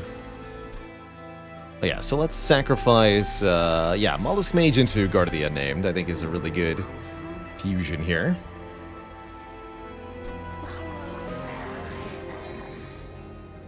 Don't know that I like the... Actually, Larchstone on the Siren is what we want. Yes, because you're going to be Ascended.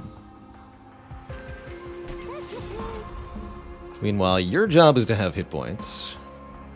I don't think we're paying for a reroll here.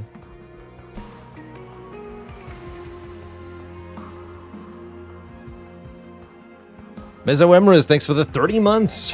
3 metric years of support. Really like multi-strike on the Nameless Siren. Okay, let's leave the other upgrade slots unused for now. Am I still going for that Hellvent? I don't think so. Seems unlikely.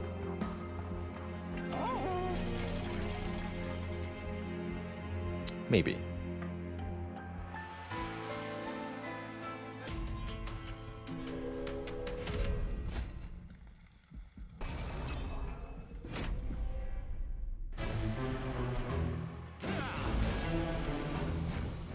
Spiky.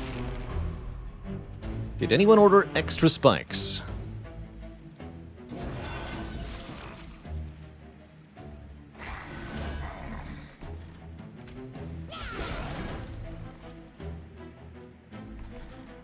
Alright, might as well play this here so that we can gain a shard on Soulguard. Siren shows up this turn. Oh my. Exiled?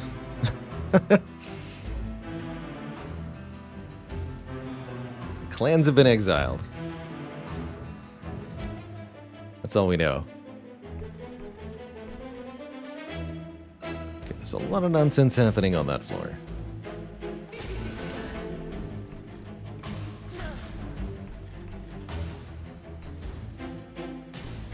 Cast 2 up here.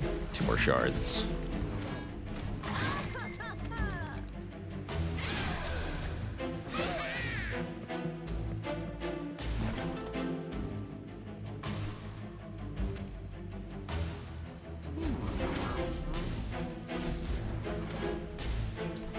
Unleashed. The power.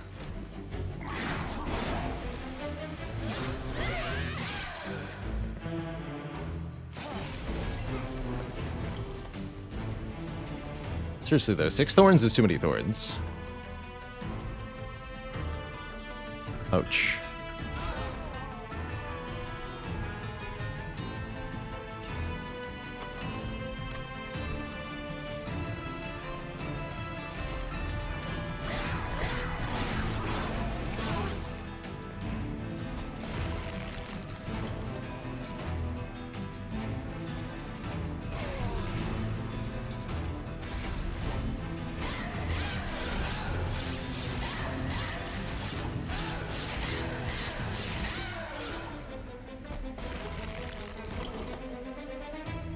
Easy.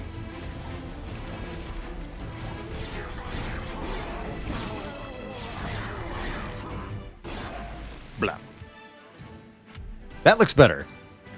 That looks much better. How many mollusk mages does it take to get to the center of a run? Now I might do mollusk mage into mollusk mage. Here. We could dupe that. 2 more superpowered mollusk mages? I kind of like that. Although we're going to need some more spells to capitalize on them. Currently we don't actually have that many damaging spells, so if I overdo it here, we're going to lose. Maybe I should take the spells that actually do something. Fine.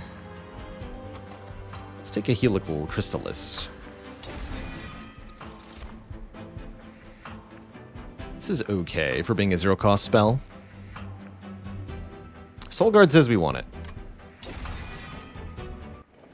Do we still have Ember Drain on the top floor? Yes, however, because Soul Guard the Martyr is phased, they are immune to Ember Drain. That means if we place Soul Guard as the first unit on the top floor, there is no penalty.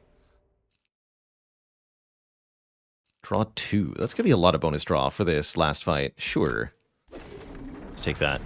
Yeah, the phased Soul Guard is blocking the Ember Drain, is what's happening.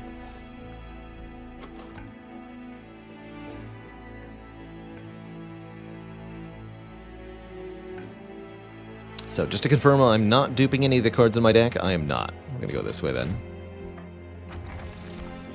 -2 cost on units. That's what I'm talking about. That is not Cursefell. It's also not the right relic for Cursefell. Yeah, let's just make all these units cheaper. That's going to help a ton. We got Spell Chain and Purge here. I feel like that's what was in this one, too. Demon Fiend is back. +30, +30, +1 capacity. So we can make the Nameless Siren even stronger here. Or we can pick up Steelworker for survivability purposes.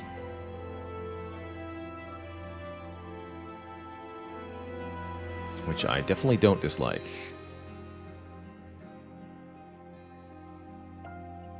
The Steward buff Divine Artifact actually was pretty good for this next combat. I'm not planning on using the Stewards, but that would have been okay.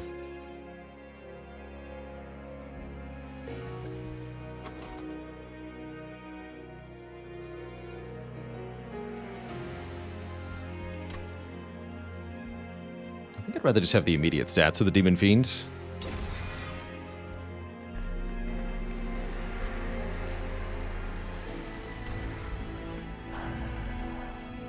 Big lady.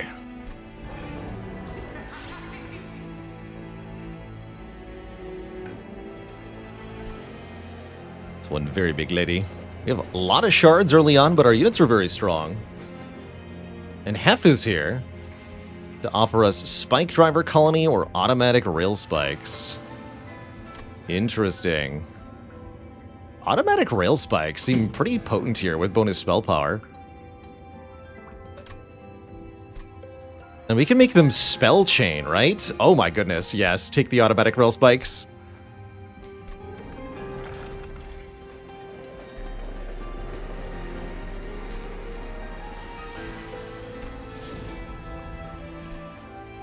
Those are going to murder everything. Those are going to be great.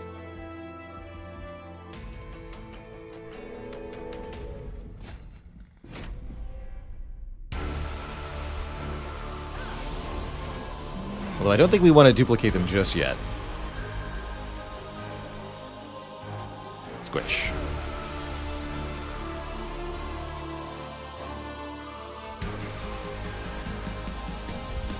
Just push to back. It's still fine.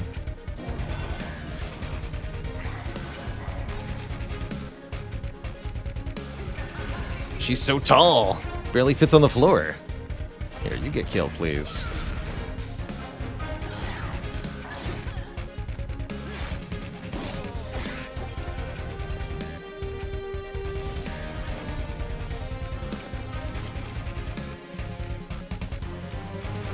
Perfect. The floor of the gods. Excellent.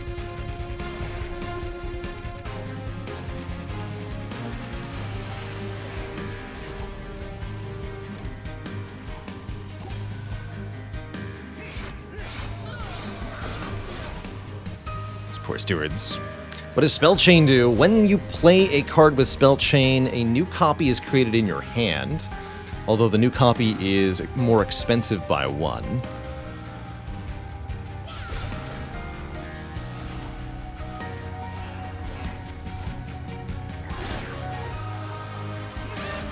We should play some spells on the top floor. Our incant units are waiting for us.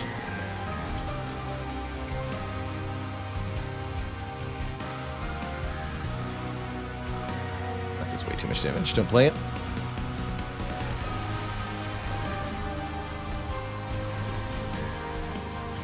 There we go. Soulguard Unleashed.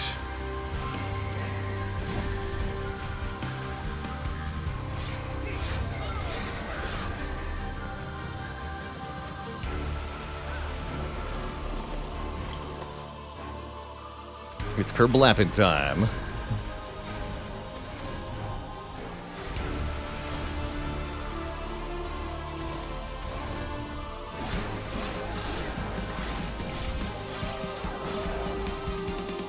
Really appreciate that she pushed Soulguard to the back of the line there.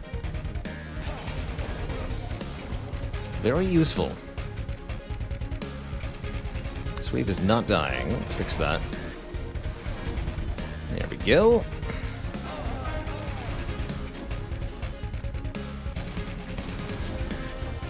The Rage.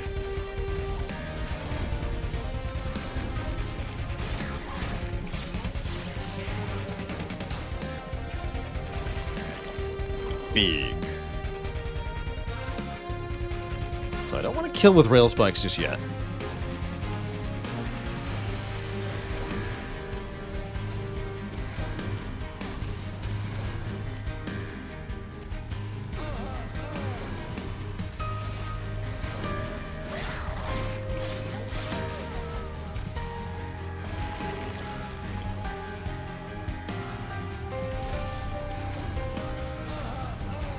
GG.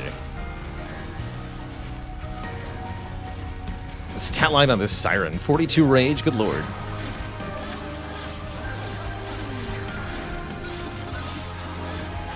And the best way to scale this deck from here is just to play more spells per turn. The more spells we can play, the better. And one of the best things we can do to get that to happen is take more card draws so we can draw more spells. Oh man, gifts for a guard in this deck seems kind of hype. Get in here. Another big Demon Fiend, if we want to add yet more units. I'm not sure that we need or want to, but we could.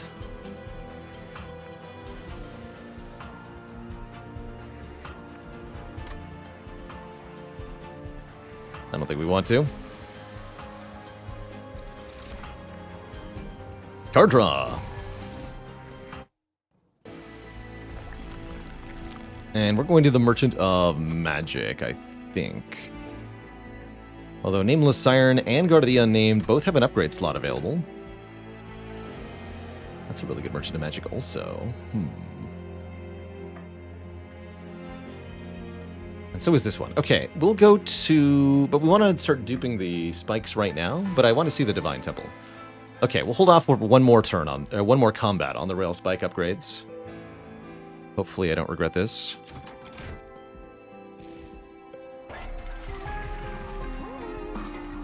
You have multi-strike now. I don't regret that. That's a really good upgrade. I think the smallest mage just wants some more health. What is this Guard of the Unnamed? Yeah, instant payoff, no kidding. And there's Incant Armor 2. Okay, Incant Armor 2 on you. 25 more health on you. Excellent. You can still use the Rail Spike, we just don't want it to kill anything. That's true, actually. Forgot you were already mastered. Consumer of Crowns. Minus 2 cost consumer of crowns means he's only 8 cost. Easy. Minus 3 per imp you have in play. Very big stat line. Infusion actually decreases the cost of whatever unit you put it into. Kind of a fun infusion there. 0 cost Alpha Fiend. You almost want to, but I don't think this is the run. We're doing Guard of the Unnamed here. Could make our imp endless, that's true. Imp into imp on the bottom floor is actually not too bad. That'd be like 20 AoE damage per turn. I don't dislike that. No, I don't dislike that at all. I think that is quite helpful.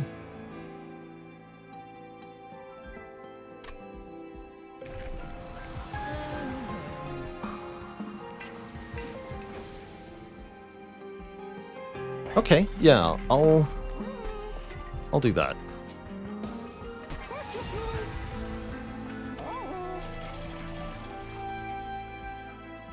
So high shards already. We're gonna get even more shards here.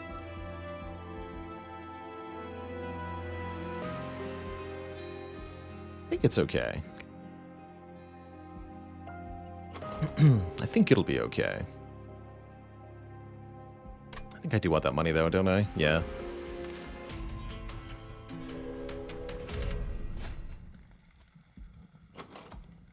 Plus 6 attack power.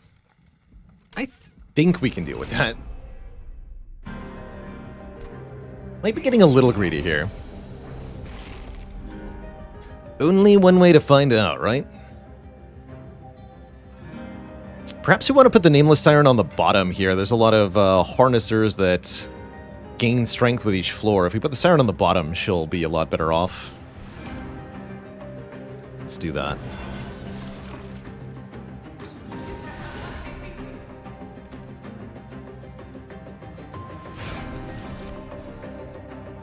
This does 0 damage. I can't play this on the top floor. So might as well use it to give her rage.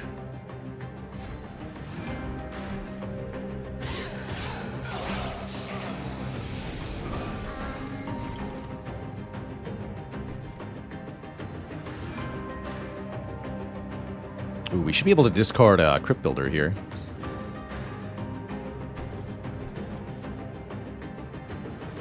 Also, don't dislike using the Molting Imp as a sacrifice.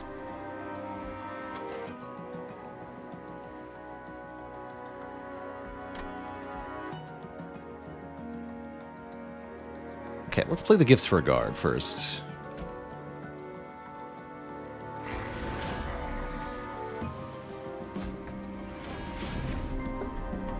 Beautiful.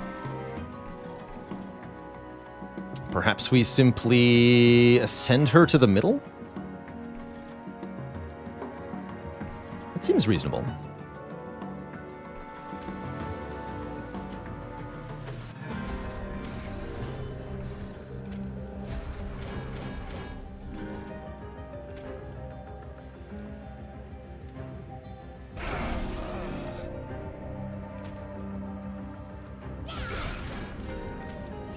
Yeah, I figured that might happen.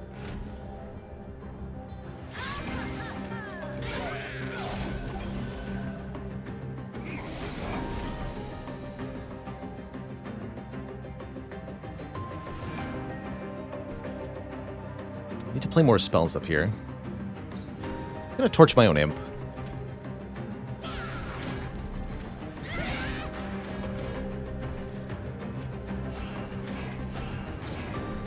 Floor is fine.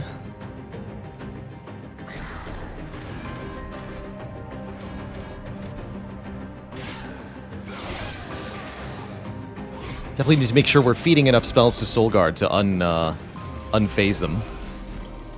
Or else this could be a real problem for us.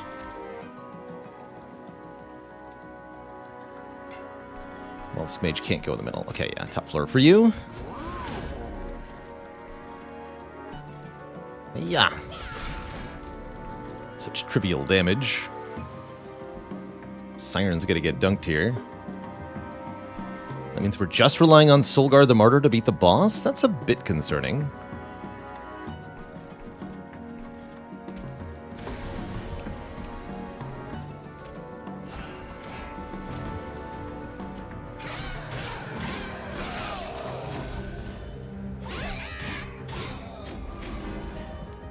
be able to kill that top unit with spells here. Oh, not if I don't draw any. Oh, shoot.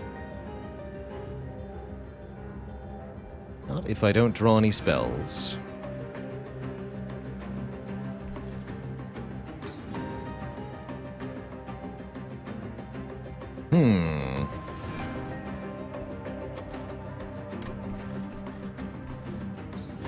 This is even worse, actually. We might just straight die here, depending on how this goes.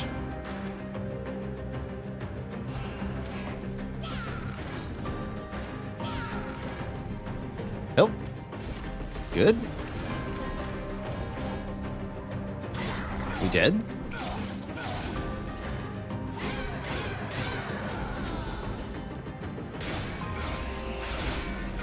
No.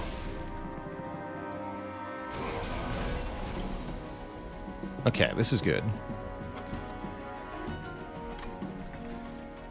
Do 22 damage a pop.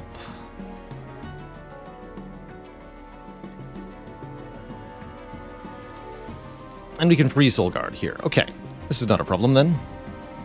I may need to use the automatic rail spikes to kill one of these enemies. It's not the worst thing.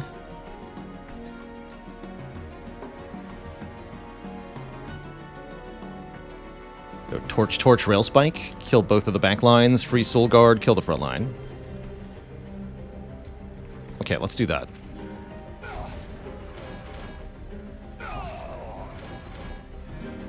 Actually, I could do torch. No, I can't. Yeah, it's kill it with the rail spikes either way. Okay. That's right.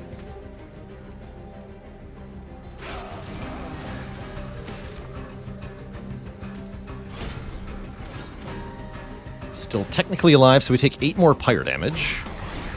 It's not great.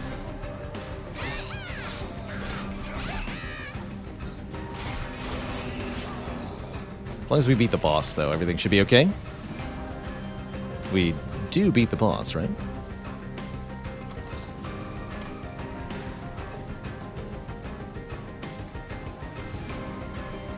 Yeah, I mean, Soul Guard does 100 per hit. That should be fine.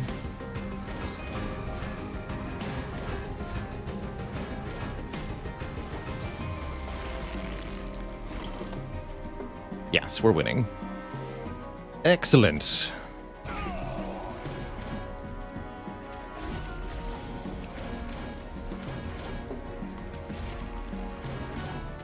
GG.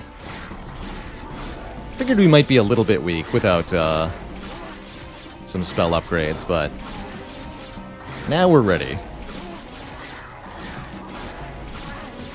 Probably can't take the challenge next floor, though. Especially with only 22 pyre health. I wish. Ice Storm, though. Ice Storm, very welcome.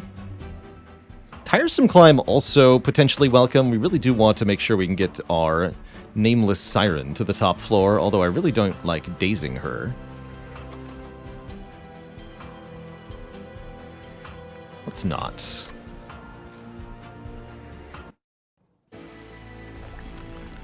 Yeah, Intrinsic or Holdover or both on Ascend could be very helpful here. We have lots of money for this Merchant of Magic. Eternal Stone. We have no Consume cards. 30 Magic Power. Piercing. Yeah, 30 Magic Power. Get there. So, Spell Chain, Extreme Stone, Automatic Rail Spikes is what we're going to do here. This is the card we want to start automatically duplicating. Hell yeah. And we're also going to make a Super Imp.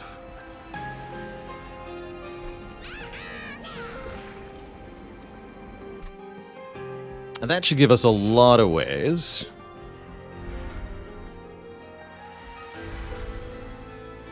We're not going to Purge Stone the other Rail Spike. We're just going to give it an Ember Stone. It'll be fine. Or we could just give it 10 Magic Power, which is the same thing. And then I can get the discount on something else.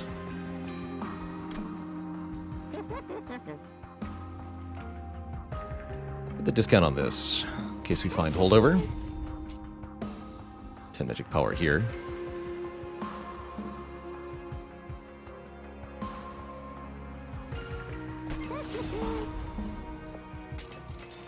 We do get holdover. Okay, let's make this holdover.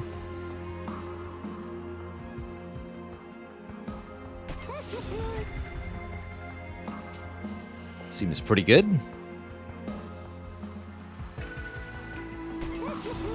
And I'm going to discount... Actually, discount gifts for a guard. I like that discount quite a lot. Get another Merchant of Magic Unstable Vortex next floor. You'd love to see it. Gifts of Gratitude, Heaven's Gold, or Petty Theft. One time gain X money, huh? Give me the Gift of Gratitude. Okay. Although we have a very high shard count for this battle, I feel very good about it. We have a lot of ways to kill enemy units, but yeah, I'm not taking Spell Shield 2, because I'm a little terrified of that, quite frankly. No thank you. Let's just go ahead and do this. Soul Guard, ascend the Siren. Oh yeah, and then we can just ascend the other guy too. Beautiful.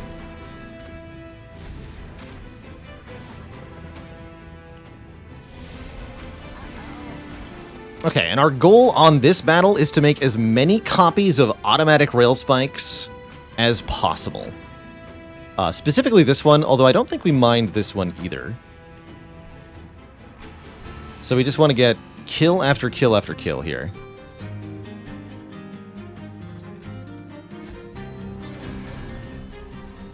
So, I see we can get quite a few.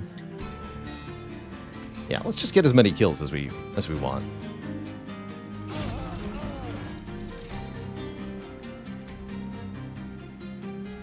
Oh, that gave you 10 armor, huh?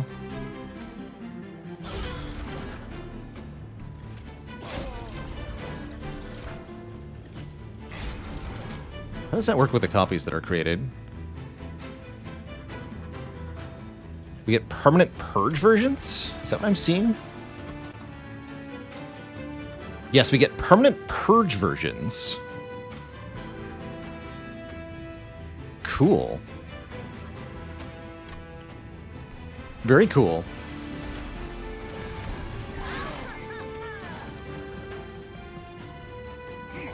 Won't that make the deck too chunky? There is no such thing as too many copies of a card when this is the card. If that's all we draw, we're going to kill everything.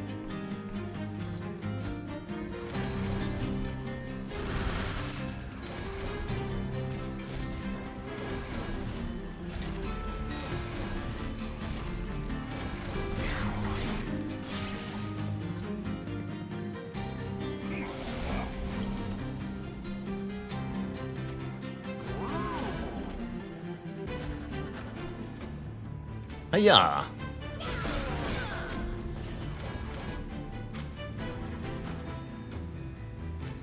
Give me money! Or give me death.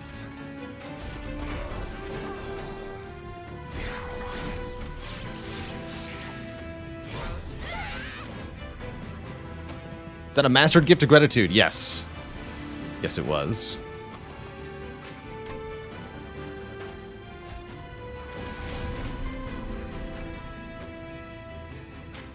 How does this work?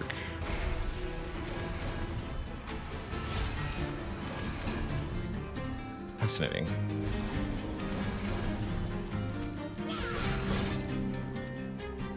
And we could keep playing this for incant procs. I guess I will.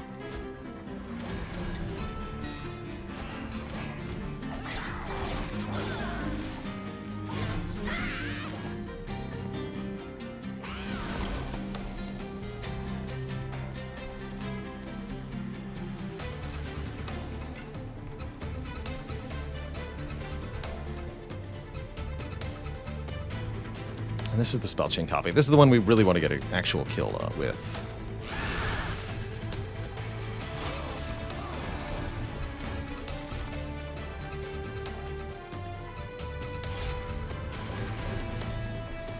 Don't think we want to play the Molting Imp anymore. It's rail spiking time.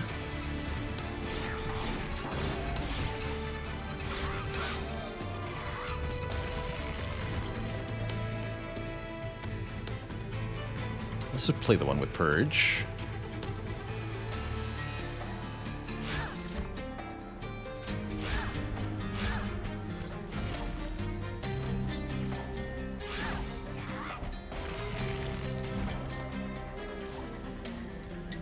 Easy. These do 60 damage and an additional 30 damage from the bonus spell power.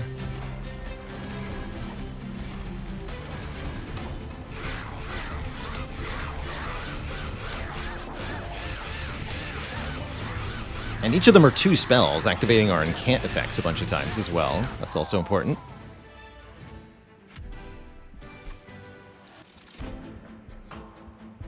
I'm gonna grab another Ice Storm, as much as Drain is actually kind of appealing here. Sacrifice Imp. How about Consume, apply 25 armor? Here's our deck, by the way. Spell Chain, Spell Chain, Spell Chain, Spell Chain, Spell Chain, Spell Chain. 6 automatic Rail Spikes currently in the deck, and just you wait. Hef has got something to say about that.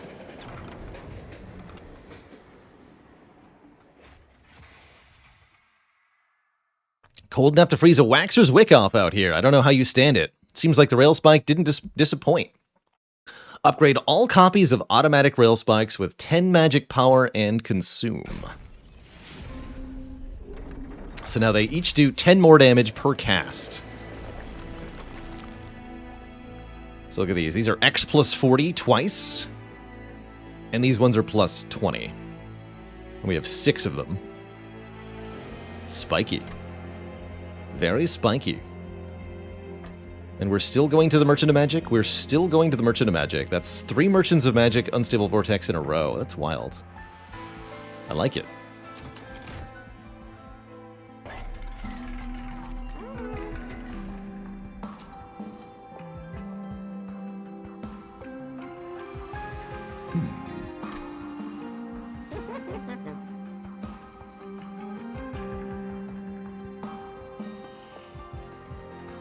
They do consume, which is a little sad. It's true.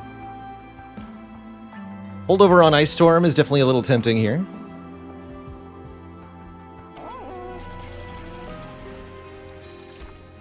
Ooh, Railhammer. Plus 4 stacks of armor each time it is applied to friendly units. Wait a second.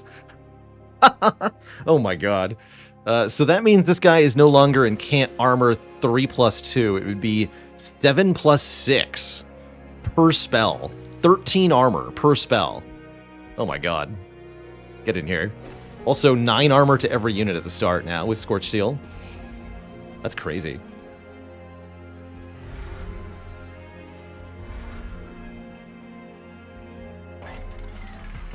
Yeah, we just need double incant. We need it. Alright, we'll put holdover on this Ice Storm, I suppose.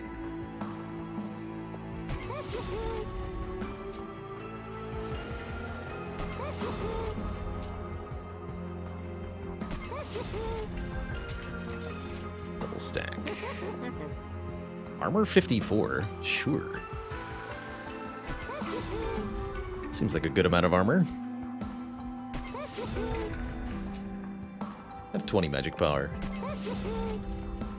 If it's worth playing, it's worth paying for.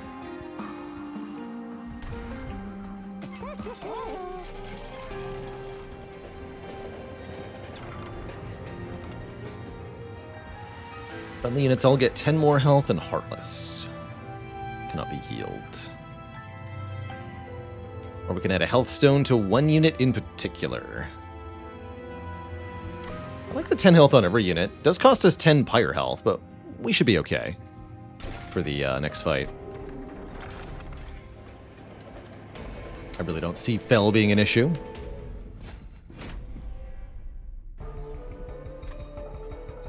Although Rage Fell can hit pretty hard.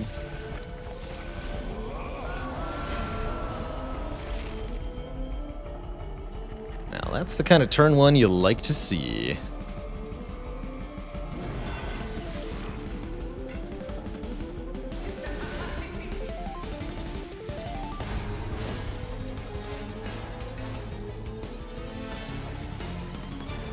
So we go a blip,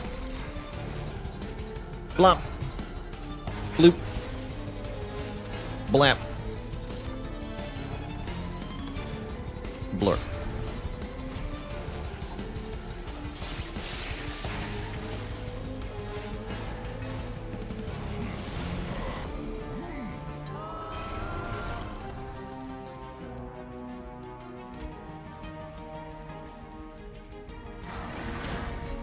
Apply armor 9. 976. That's crazy. That's crazy.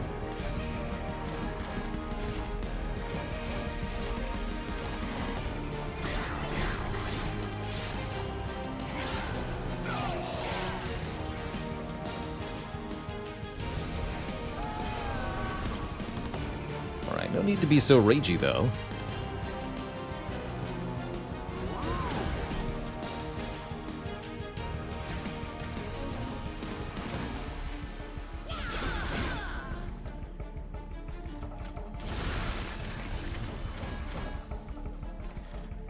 Looking good.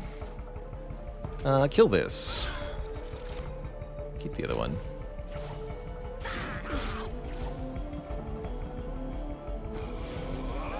I think it's better to get rid of bad spells first instead of train stewards, since you can draw bad spells multiple times. I think Green's God, you severely overestimate how many cards you get to draw in a normal fight. Most battles you get to draw through the deck 1.5 times.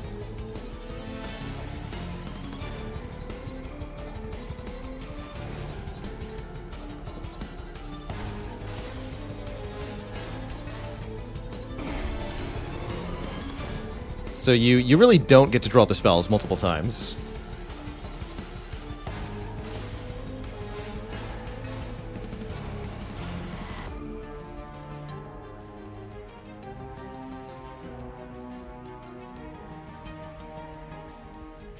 And if you play the train stewards and they get killed, you also don't redraw them. I guess but that's what you're talking about, though. You also oftentimes don't have the capacity available to actually even play the train stewards to try to get them out of the draw. So I really don't find it very successful, usually.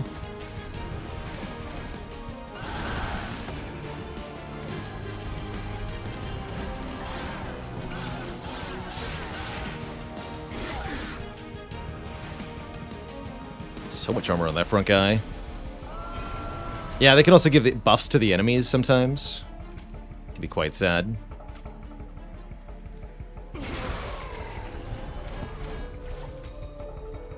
Guess just play this for the bonuses.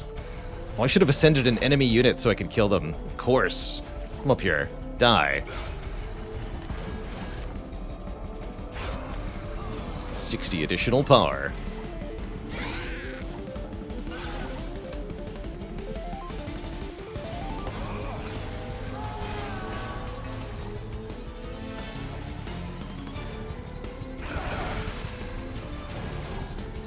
I actually really like that, separating these enemy waves.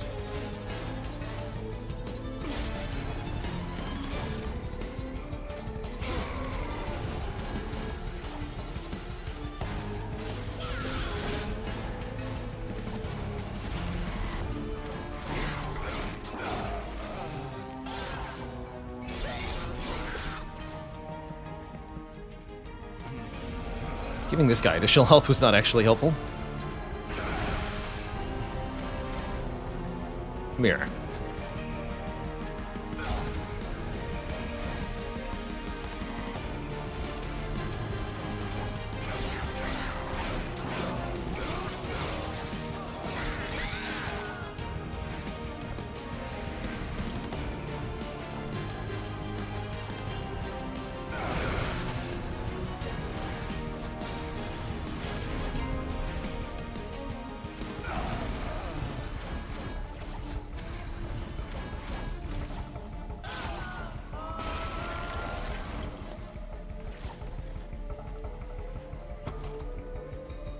Good enough. Come here.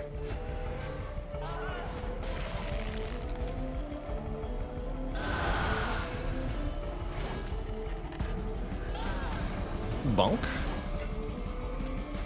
320 armor. That's so much armor. Last time we faced 19 by 4 fell, she destroyed us. This time, no problem.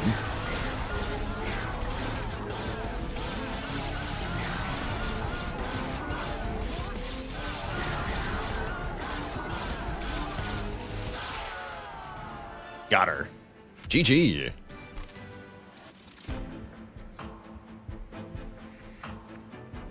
Dark deal is okay here. Take a dark deal. And how are we feeling? Even more card draw feels pretty appropriate. Yeah, all the units being 0 cost. More card draw, please. Just make the spells cheaper.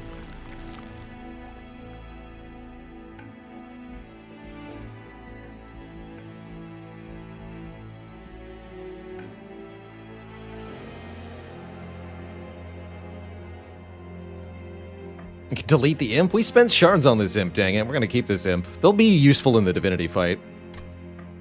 Fear not. I don't have enough money for this merchant of trinkets to be any good, but I guess I do want to remove 2. Siren is an unstoppable force, and the shark is an immovable object. I like it.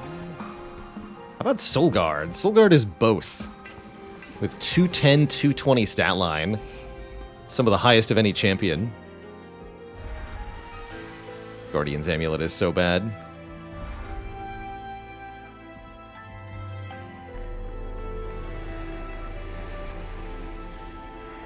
I don't think any of these are worth the 30 magic power upgrade.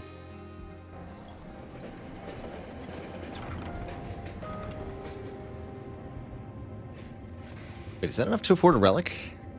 I saw Unbroken Horn. Hold on.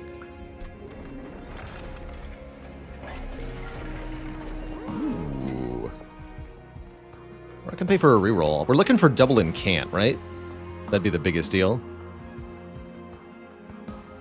Unbroken Horn's not that big a deal because our X cost cards consume all the energy anyway.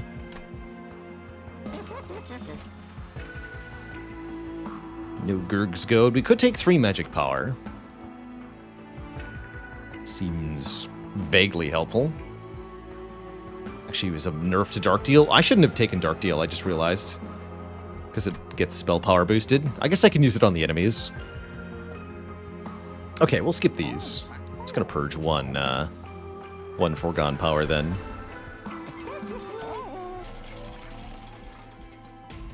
And 17 pyre health ought to be plenty. Smiley face.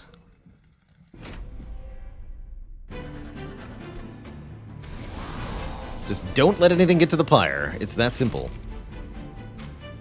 Oh, shoot. Oh, no, we got holdover, though. Okay, this is perfect, actually.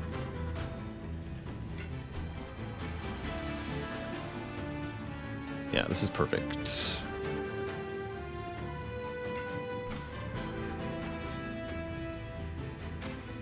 Stealth 2. Yeah, no, we can make this work.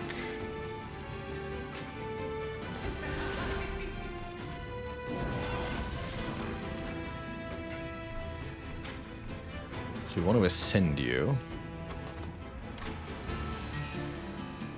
I could go really badly. I can't kill it. I think I can kill it, though. Pretty sure I can kill it.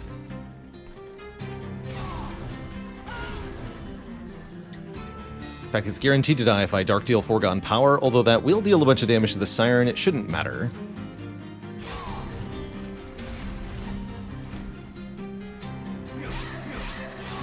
Ow.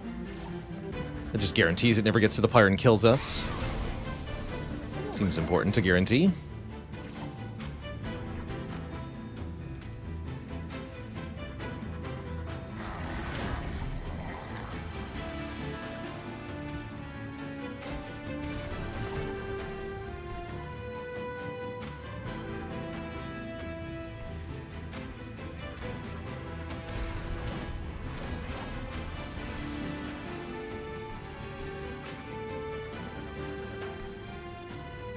Kill you.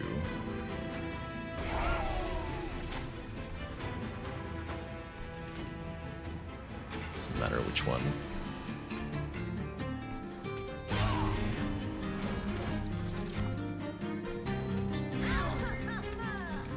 this up top, because we need the shards on Soul Guard. Actually, this, if we don't draw enough damage, this backline enemy is going to kill us here. Although we could maybe ascend the frontliner to get them out of the way. That actually seems like a very good idea. Although this enemy has 8 attack power, right? Oh, shoot. Well, we can do Ice Storm things. Surely all will be fine.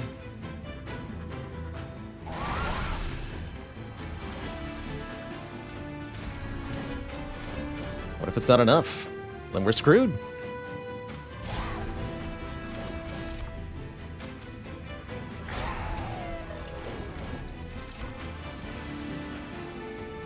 Looks like it's just barely enough. Terrifying. We need to get Soul Guard leveled up here.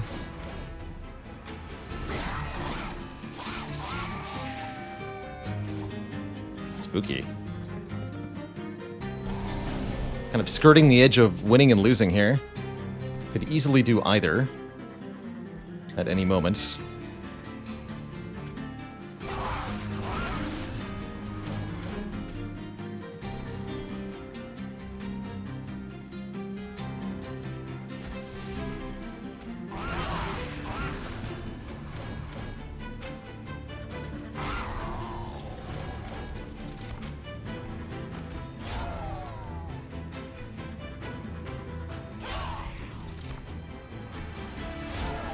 There we go.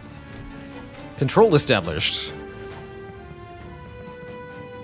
Who gave all the enemies all these shards? Who did that? How dare they? Let's see, you're not dead yet, so let's use that up top.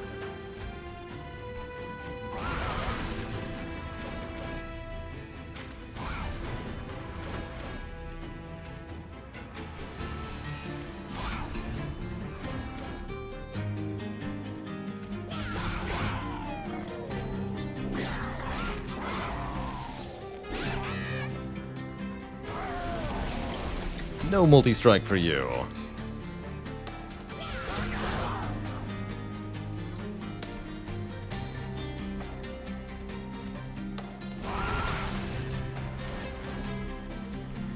Hit the boss. Let's just spam more spells up top. Armor is the king here. It's all about the armor.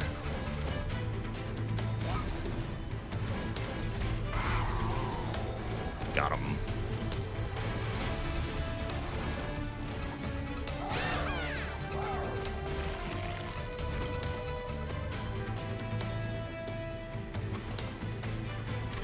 Disregard next turn could be pretty good. Sure.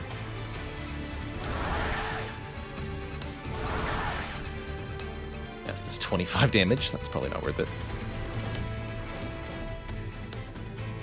Here, do it to him. Have some rage. Be angry.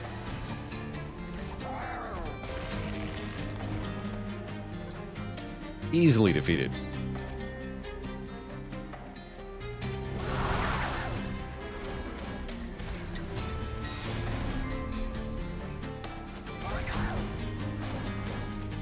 Boom.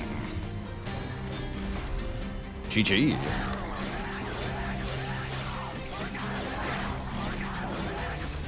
Alright, we're on to the final battle against Seraph here. Still at pretty low pyre health, but feels like we have a lot of control over the battlefield now. Double the amount of rage is interesting. Maybe I wanted days there on Tiresome Climb? Maybe. Yeah, maybe. Come on, double incant. Extra upgrade slot on units is whatever. 40 pyre health seems pretty good, actually. I'll just buy that for a safety blanket. And no rage decay. Eh. Chance for spell weakness is not terrible. We can double stack the Urchin Spines. You better believe I'm going to do that. That could be an awful lot of damage to one thing.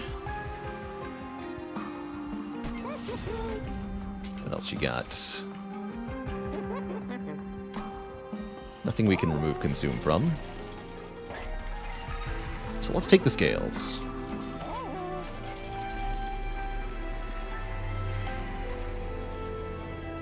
$260.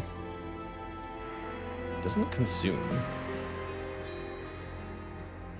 I'm taking that.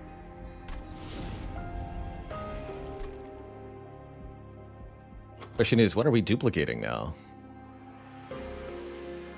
I could duplicate anything in this deck. Double spell power up Ice Storm is pretty good. Double Urchin Spines is also very strong. Let's double the Urchin Spines. Or we could double the Nameless Siren for more damage output. With the holdover Hidden Passage, actually that works out pretty well. Okay. I like where your head's at, Twitch chat.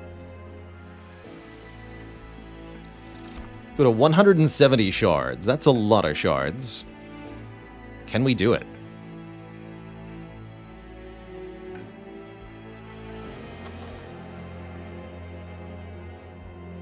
Good luck. I think we've got a good chance here. May have to set up mid against Last Divinity, perhaps. Definitely perhaps. This arrangement of sirens is a bit of a problem.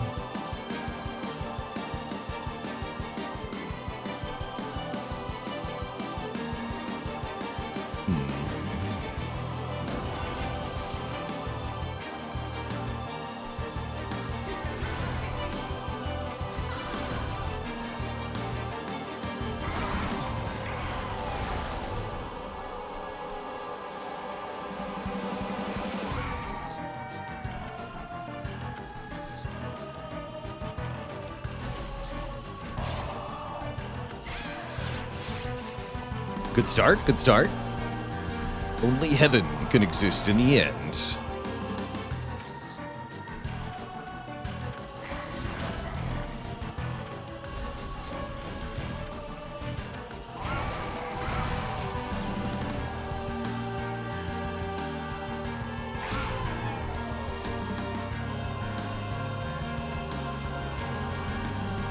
So I can use that on my own units. So 2 Ember Drain this turn, kinda hurts.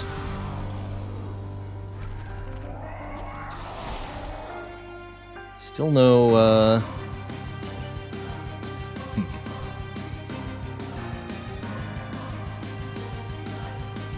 Still no Ascend. I think we can use Urchin Spines on this floor to wipe it out.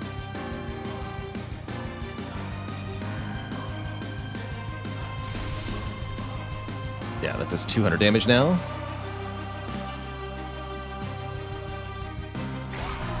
$250 actually.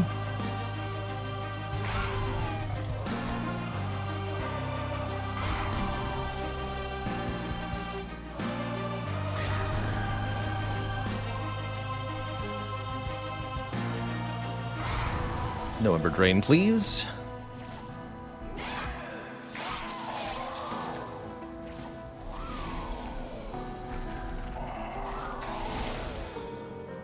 Still no Ascend. On the very bottom. Slightly troubling. But only slightly.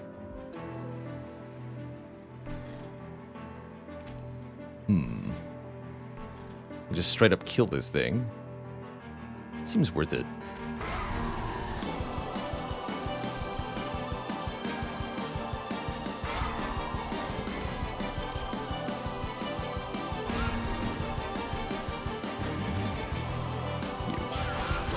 Help out.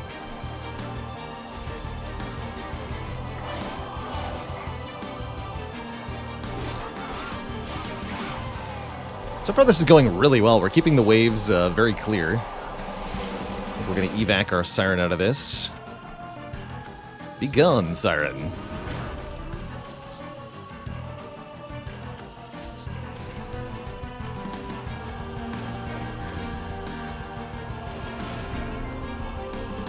Okay, let's use this as an attack spell, I guess. Seems fine.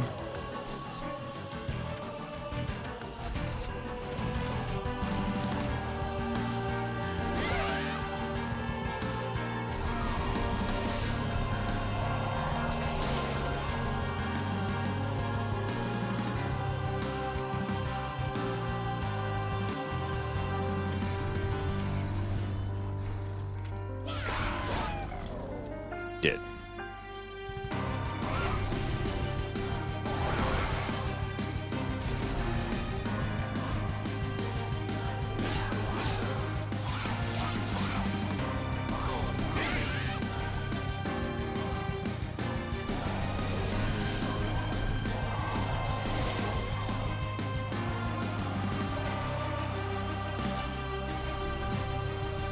Not good enough.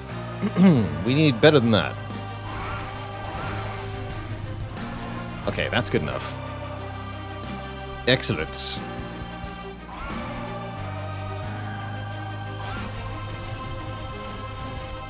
Let's play these for the mass incanting.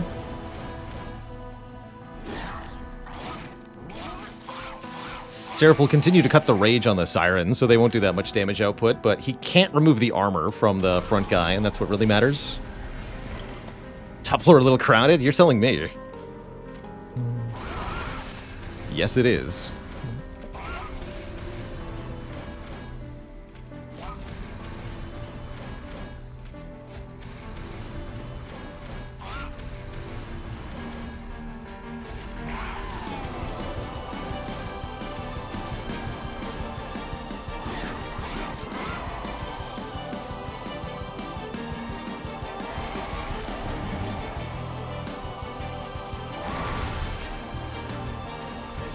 Yeah, come here.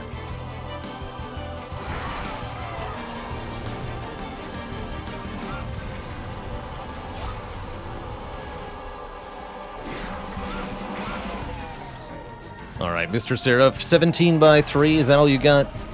It's certainly not going to be enough. GG.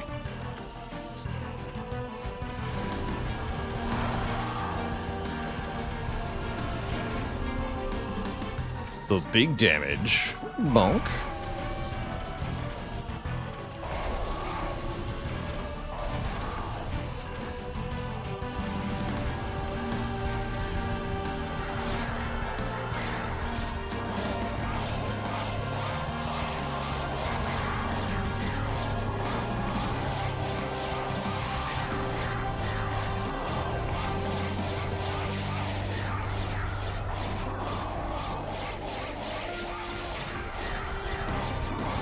Any reason to play cards once you see the red X on the boss? Not really. In fact, doing so inappropriately can actually ruin your run by taking you from winning to losing against certain bosses. So, probably good practice not to.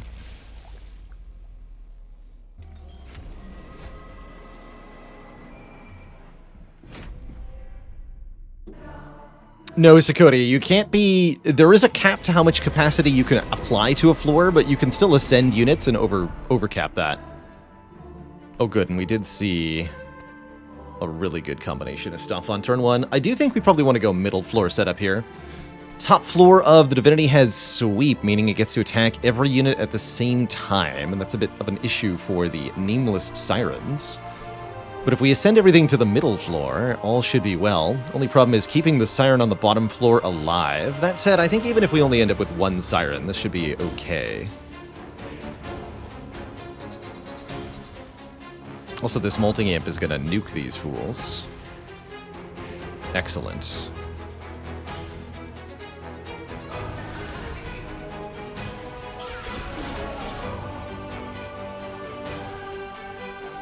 Damage shield. That's not a problem. Consider that a problem for future Baylor.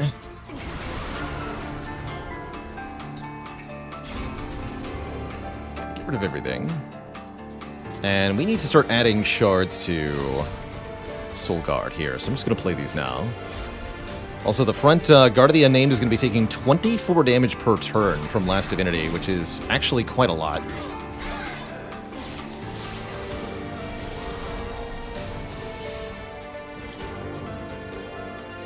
Worried about this.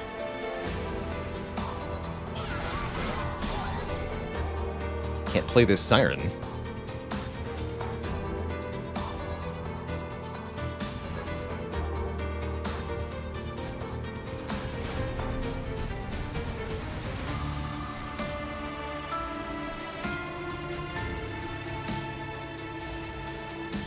Make that spell chain. Again, just need to free Soul Guard as quickly as we can here. Could nuke our own imp, that's true. The Dark Deal? I don't know if we want to do that. Definitely don't want to play Dark Deal on the Divinity. That'd be a really bad idea.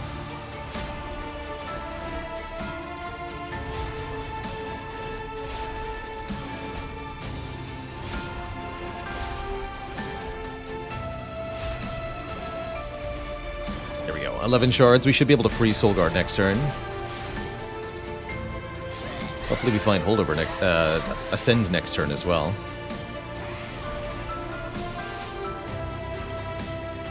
Shoot. Damn it. Bottom decking hurts. Still alive. Good.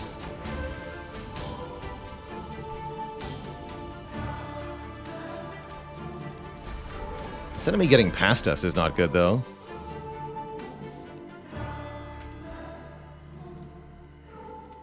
Urchin Spines here, I guess. So that we can free Soul Guard. There we go. Soul Guard is unleashed.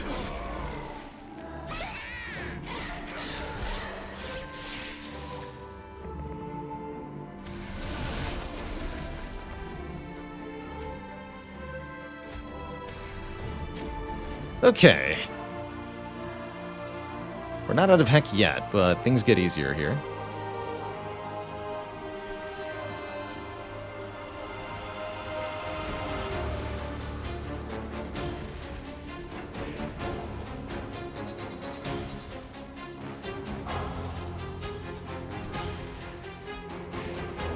Sure, I'll want you next turn. Chip away at them, please. Don't really want to waste the spell weakness on Divinity with the Ice Storm, but it's probably wise to do. Alternately, I could just Crypt Builder here. Heck it. I like that.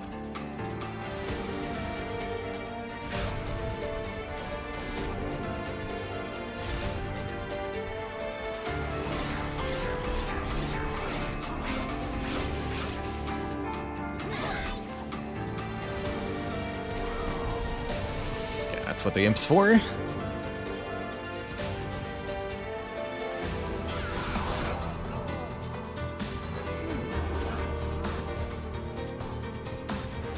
Bonus damage.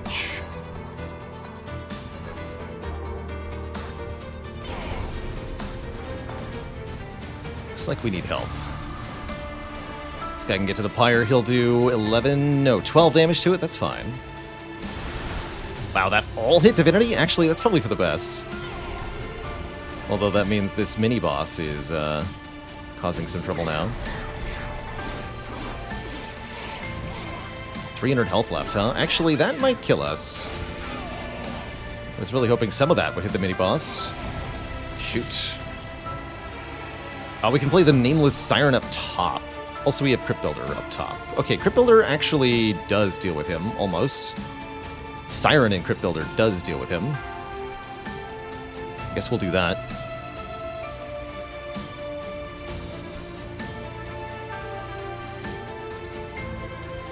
It's expensive, though.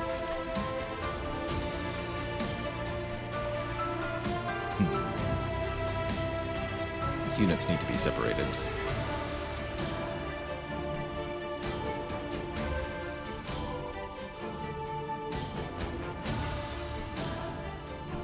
Put Siren on the bottom and Ascend to the middle.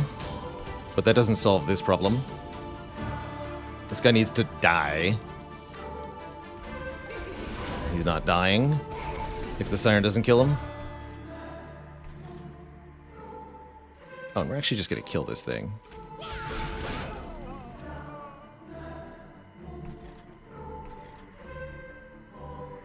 Here, you can go to the back.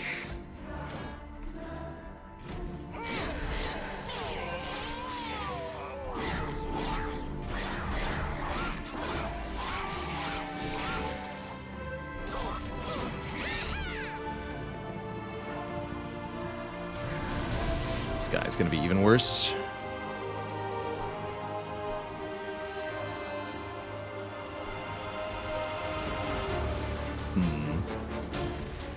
Problems.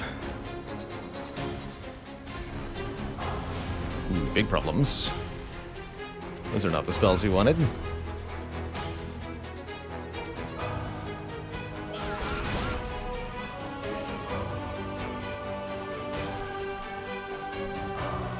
Close but no cigar. Kill you. This is mostly fine. You want to ascend anything? I don't think it matters. Could ascend you to the pyre directly. There's no need, though. Okay.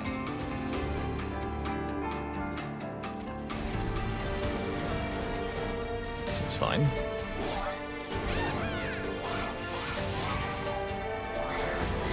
All the Ember Drain next turn is going to be a big problem for us. Oh, we could have ascended Divinity on the middle floor, of course. Although, again, I'm not actually sure I wanted to draw the Holdover Ascend next turn. No spells, no energy this turn means we might be overrun. Yeah, this unit's going to kill us. Dang. Unless maybe Foregone Power discards the right unit here, but I don't think it's likely to.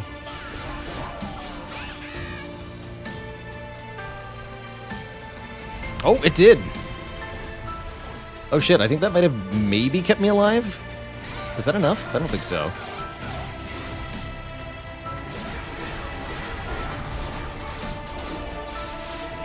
This mini-boss still has a lot of health, too. Oh, we do live! Oh my goodness. For one more round, anyway.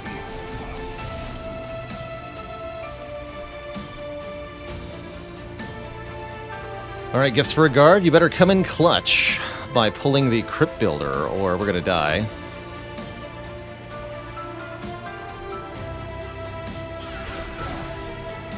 Imp was really good this fight. There it is, 360 damage. That's still not enough, though. Although, hold on. What if I ascend the Nameless Siren? I guess that'll have to do. But I think we actually lose to the Relentless phase of Divinity now. Shoot.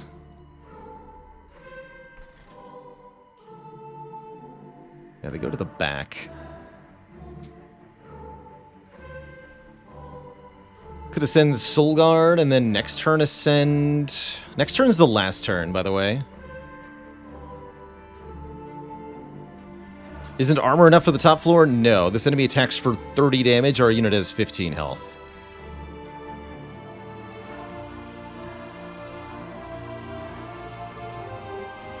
Why not just Helical Crystallis him? Because it doesn't kill him.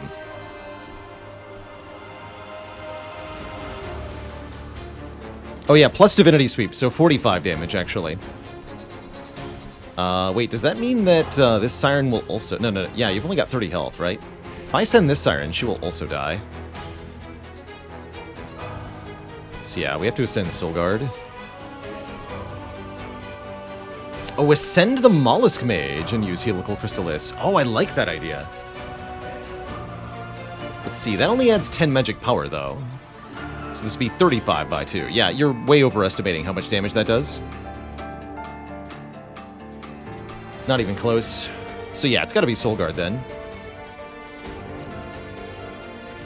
And then maybe next turn we can ascend... Oh, jeez. I think we might be losing to Soulguard. Or, losing to the Divinity and Relentless, excuse me. Should have ascended Mollusk before the Crypt Builder. That would have been another 50 damage. That still wouldn't have been enough, by the way.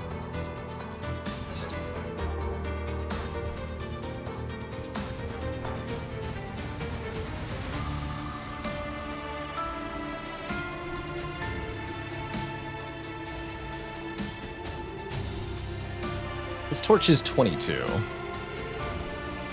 With the torch and the Crystallis, it would have been if we'd done it before, though. This would be 75 plus 35. Only do 5 damage. Yeah, we have to ascend one of our attacking units. Alright, Soul Guard. Let's see how bad I regret this.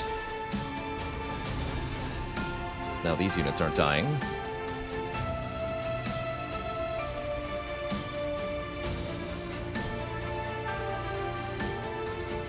I don't like it.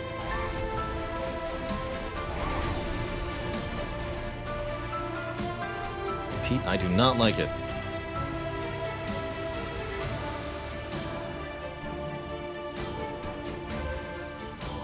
Should put armor on this floor.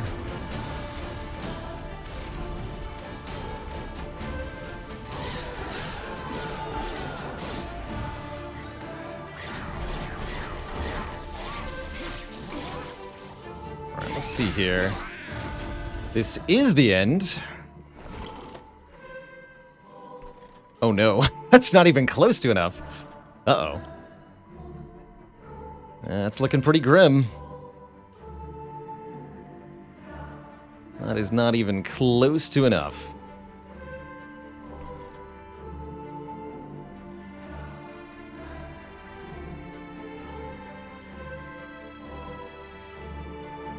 (19 by 2) is a lot of damage.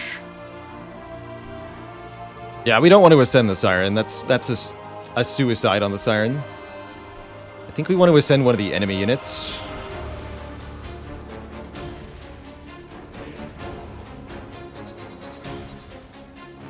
But I think we want to cast our Ice Storms first.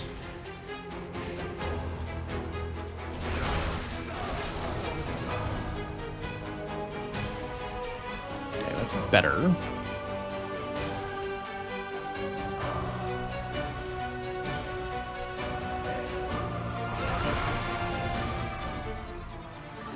Yeah, we're super dead. Bummer. Did not get nearly enough stuff to beat the last Divinity in terms of unit scaling. Unfortunately, we just get completely overwhelmed. I think too many shards is ultimately the downfall of this run. GG.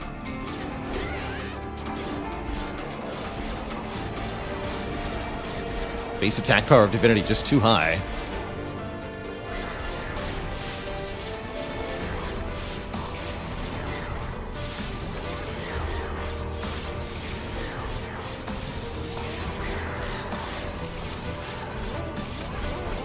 Thousand health to go. GG. Defeat. A narrow defeat, but defeat nonetheless. This clan combo will have to wait for another day. Twitch chat. GG. GG. Well, that was an exciting trek into hell. Let's climb the Spire now. I think it's time to switch games. As we switch games, it's also break time. I desperately need a bathroom break. So that is my top priority.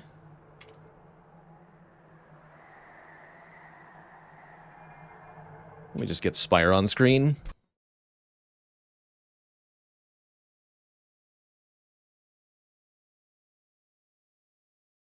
It's Ranwid's time to shine. That's right.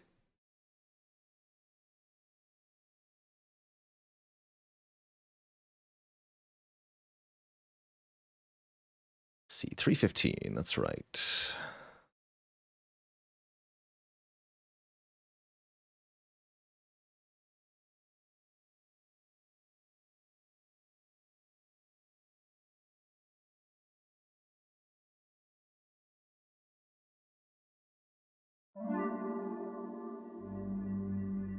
Could consume on the rail spikes have been the root cause? I do wonder what would happen if we, like, kept it to 3 rail spikes that didn't consume. I think that could have been an interesting approach, definitely. Perhaps one that helped a lot. But I don't think that would have saved us against the Divinity there. Maybe if we could have saved a lot more health on the armor guy, perhaps. Anyway, I'll be back in a few minutes, Twitch chat. Please don't go nowhere. See you in a few.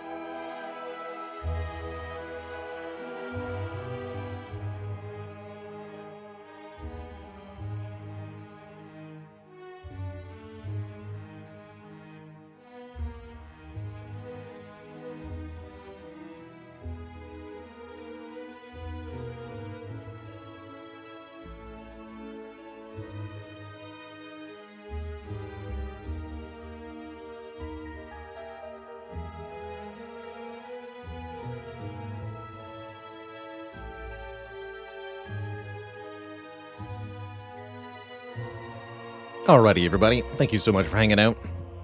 Gave me time to nom on a pita wrap and some hummus. And it was most delicious, and I have a coffee too. Which means I am ready for some Defect.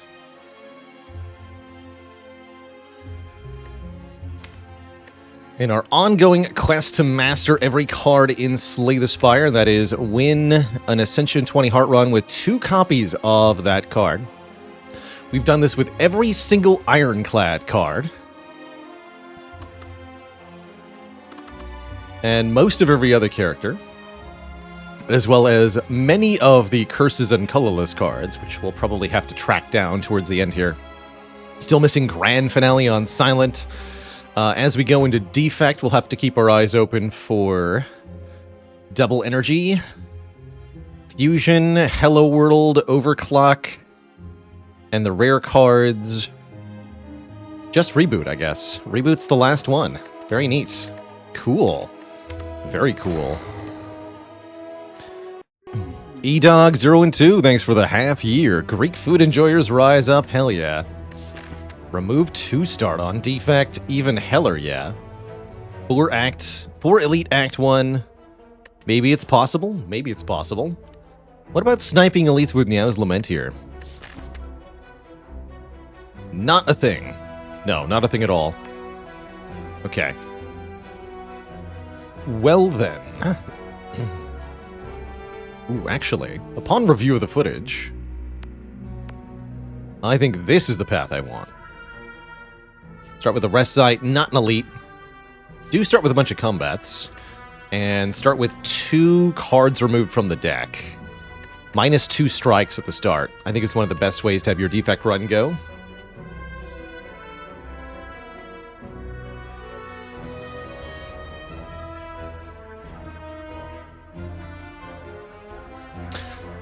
Brand New Skinner says, what circumstances make Mayhem a good power to use? I think the primary thing for Mayhem to be good is that you need to not care what order your cards are played in. Because you're going to be playing random cards off the top of your deck. That means it has to be good for you no matter what gets played in what order. So a deck with, say, Finisher and Catalyst on Silent would not want that, but a deck with a lot of backflips and acrobatics and just attack cards in general would work really well.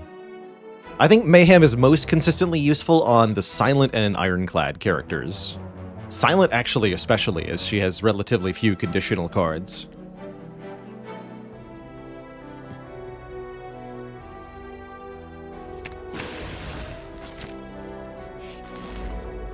Jaworm.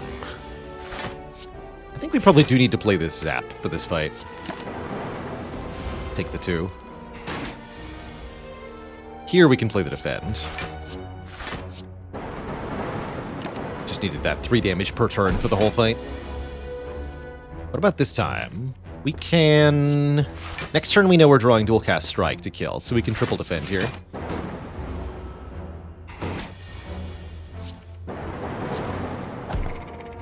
Very smooth. We'd like to add a damage card first, but if we're not presented with one, a hologram will do. I've said in the past that hologram is an entry point to many other good cards on Defect, and I think it's actually one of the best first cards you can get, because it gives you the ability to return 1 good card to your hand. So you want to be on the eye, keep an eye out rather, for good cards to do that with.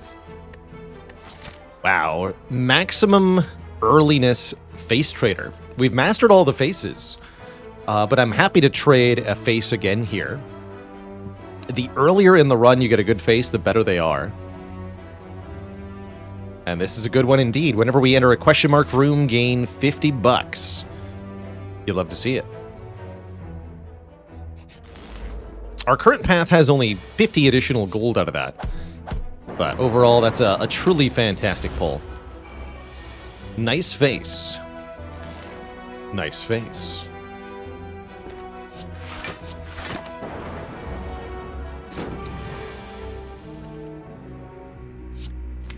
And then kill next turn with dual cast. Just a triple block here.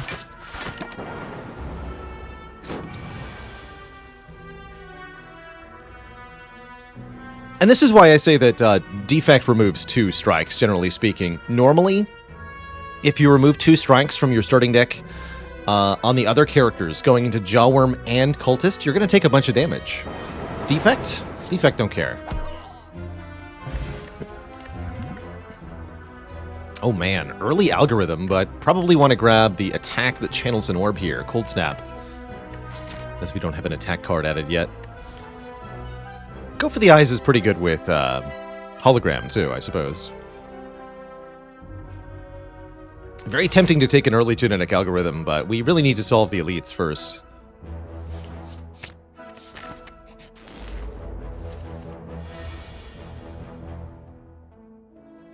Could do strike, hollow strike. I don't think I want to, though.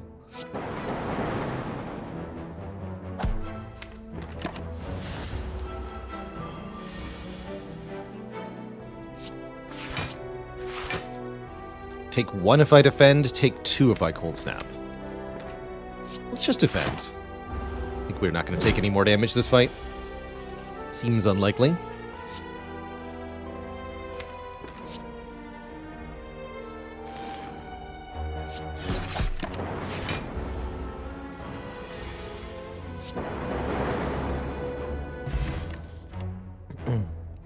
Steam Barrier, Recycle, or Stack. Again, not much in the way of damage. Recycle in a deck of this smallitude is really curious. I do like Steam Barrier as a 0-cost block to give us a lot more output right now. Let's take that. Definitely leaves us with a bit of a weakness to Gremlin Knob, but it combined with Hologram can allow for a lot of block very quickly in situations where we might need it. For example, this situation right here. Double Steam Barrier, looking pretty good. Why, thank you. So we're going to go Zap and Cold Snap. One of them, I guess the one that does 8 damage. Good talk.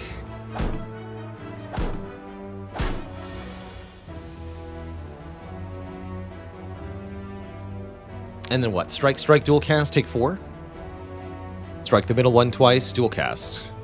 Kills one of the other ones. We will take a little bit of damage. Unless you're telling me dual cast first is better.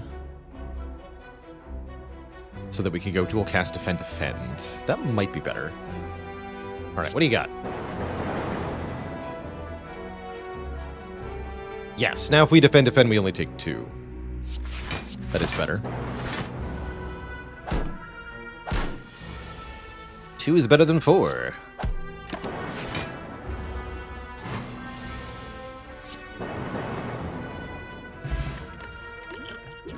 Capacity Potion will be okay maybe versus the first elite, especially if we can channel a few more orbs. And doing more damage is certainly the top priority right now. We are not set for an elite fight unless we can do more damage. This helps a lot. Good old Ball Lightning. As far as upgrades go, I'm thinking about upgrading Zap because of our hologram going into the first fire here. This is the sort of deck that also might like a dual cast upgrade.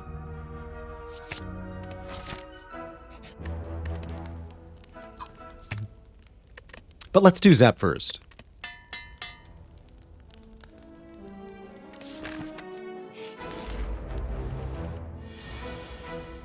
Should have upgraded dual cast. Bummer. Alright, let's do Ball Lightning double defend here.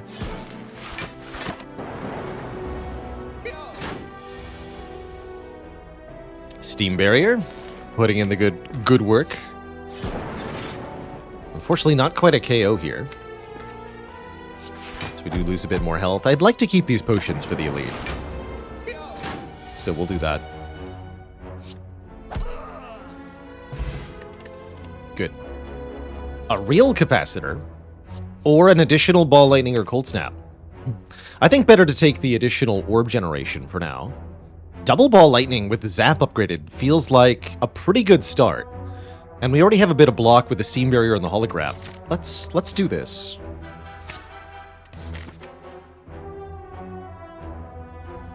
Why upgrade Ball Lightning instead of Cold Snap? Mostly, whichever one of these you upgrade is whichever one you're more likely to hologram, essentially. That would be the decision point for me. Yeah, let's keep going this way. This is a good fight for Potion of Capacity in. Go ahead and use it.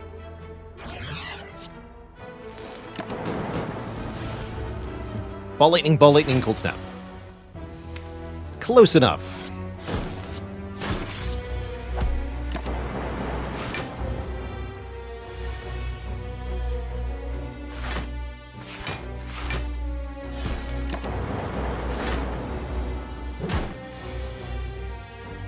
Truly excellent draws. Really quite ideal.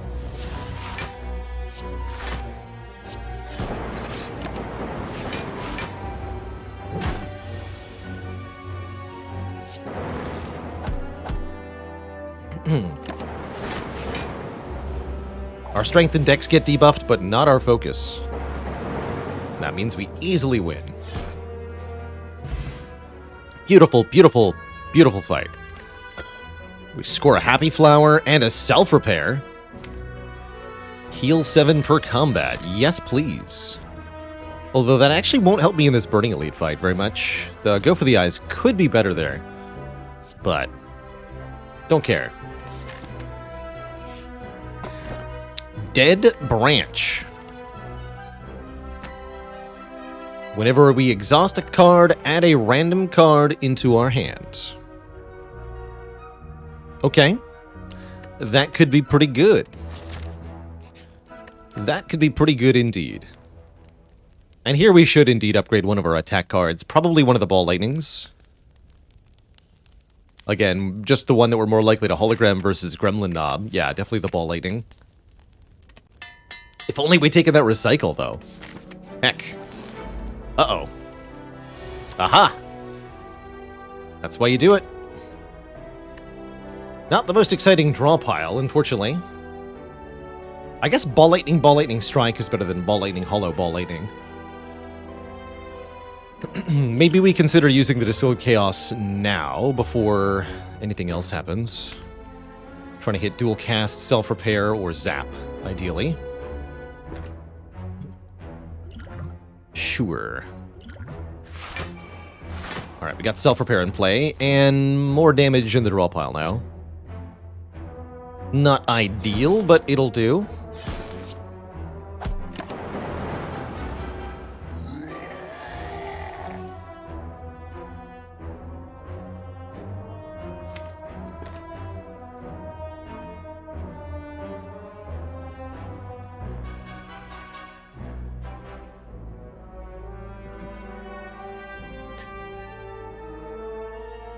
Let's see, 14 plus... We have fire next, right? No. We could, though. Just means skipping the shop. I'm trying to figure out if we dual cast and slash or zap here. Both are 8 additional damage.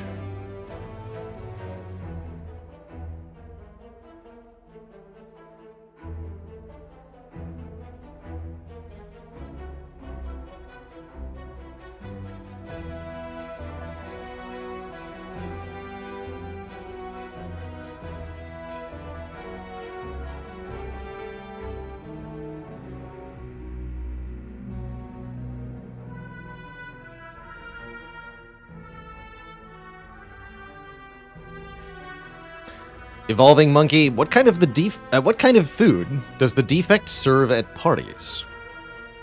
Hors d'oeuvres.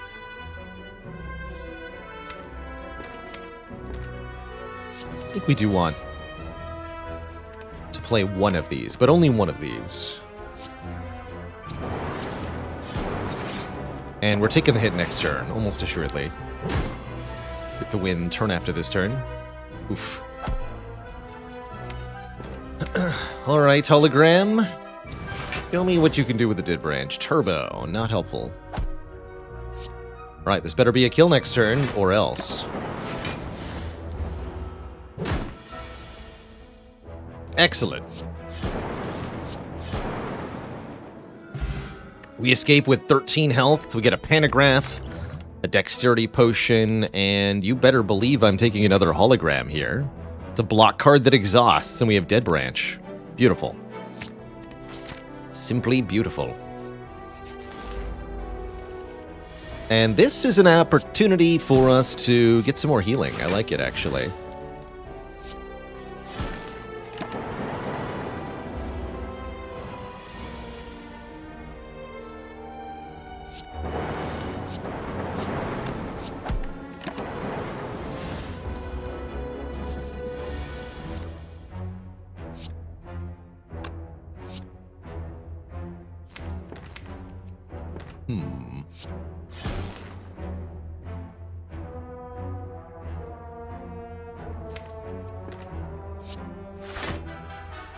Should be 3? Yeah.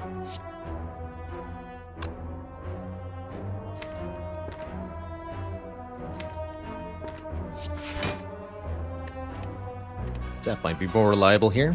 Let's try Zap.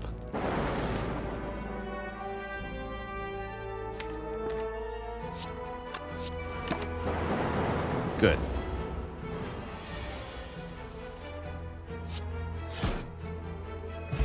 Okay, 20 hit points. I think we can take this elite. Barrage is pretty good. We have a lot of orb gen now. That makes Barrage pretty effective. Don't really like Amplifier Claw.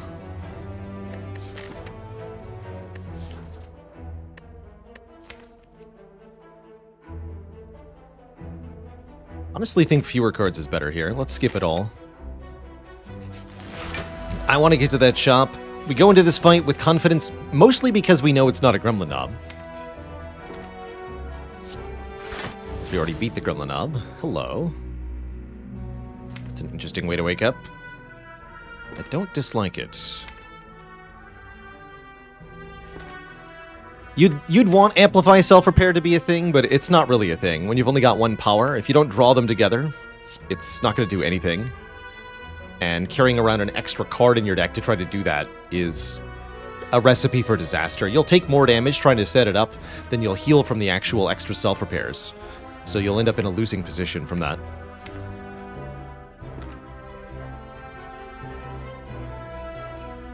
I think we just wake with the Electro Ball Lightning here.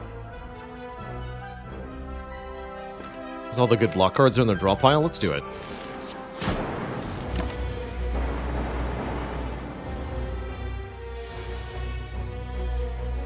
And we are planning on using the Dex Potion here, or though maybe it works better in the Guardian fight. Mostly I need to survive next turn, huh? Okay. That seems more important than anything.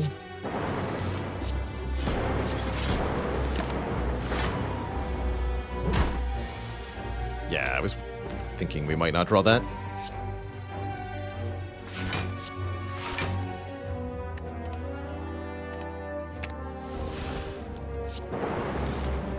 Incursion. Not good enough. May end up missing the self-repair here. If we do, that's fine, because we have the... Never mind. Pantograph.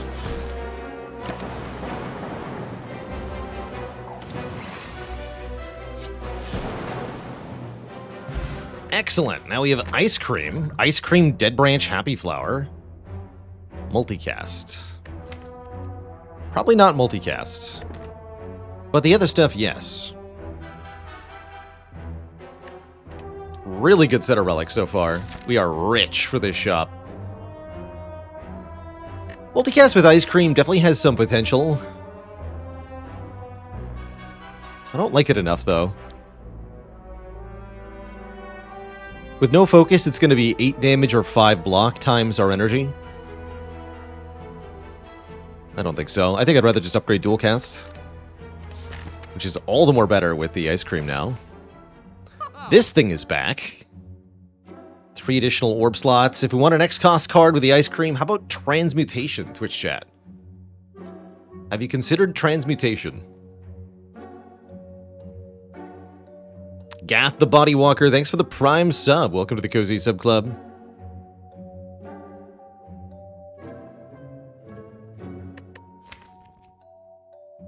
I really like this with Dead Branch, actually.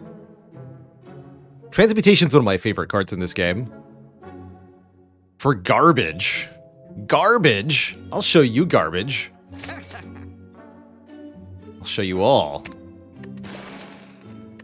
Garbage. You call this garbage?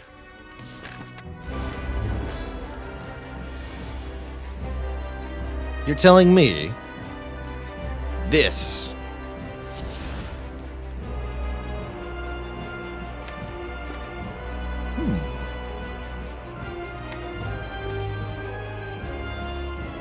telling me this is garbage. It kind of is, but also make all that free for later. And I guess give me a Frost Orb.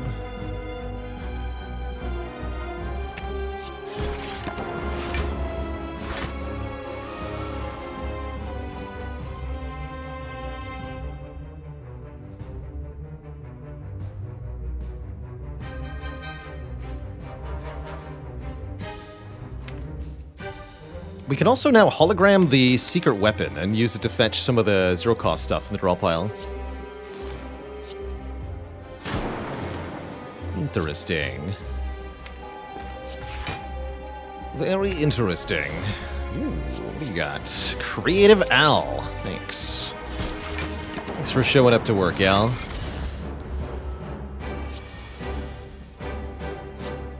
Excellent.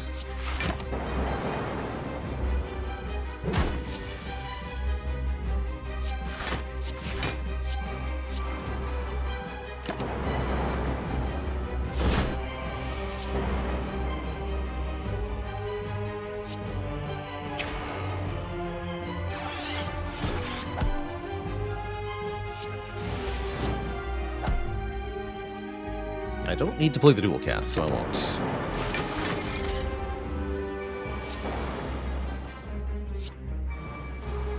Casual Echo Form.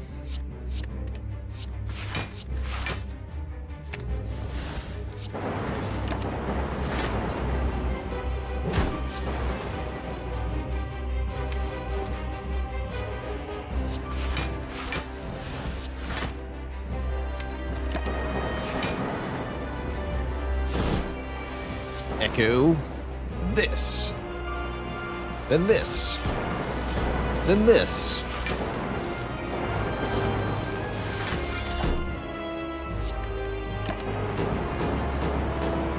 One damage.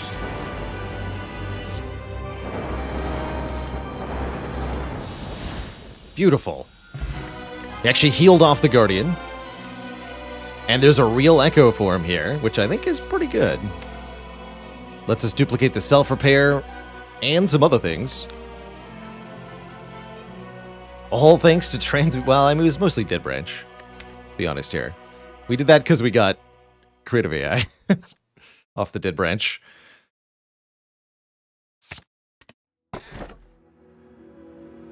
Dead Branch Fusion Hammer is kind of okay. The only important card is already upgraded after all. This could very reasonably be Black Star? Question mark. Can we actually beat any of the elites with the current deck? No. No, we can't. So we should not take Black Star. We will not defeat any of the elites of Act 2. They will kill us, and we will die. Don't have any AoE damage. We'd have to rely entirely on the Dead Branch, and I assure you, when you need it most, Dead Branch will let you down.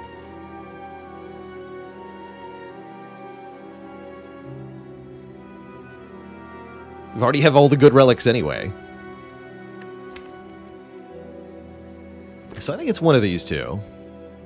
Seems kind of iffy to take Busted Crown. Dead Branch means we want to look at a wider variety of cards. Let's take Fusion Hammer here.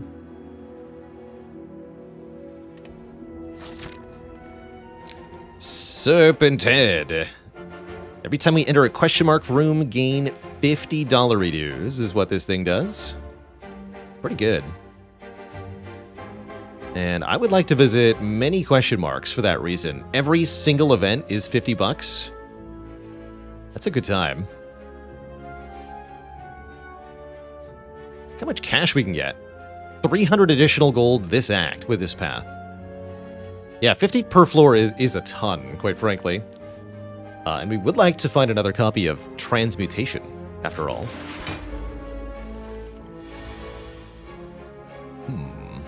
Do I just rely on it? Surely that won't go badly. Not like the holograms are very good. I mean, I could do Cold Snap, Hologram, Cold Snap. Actually kind of reasonable. Block for 7 reliably, and then we can weak potion. Let's do that. I'll transmute for 1. Purity.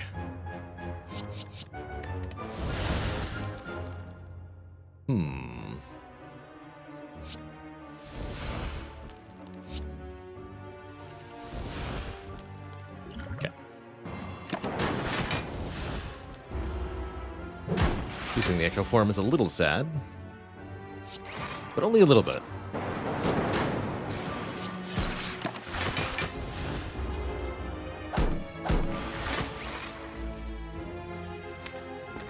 We do have an Amplify we could theoretically line up with our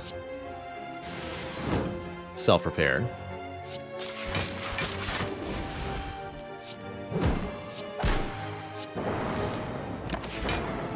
But only theoretically.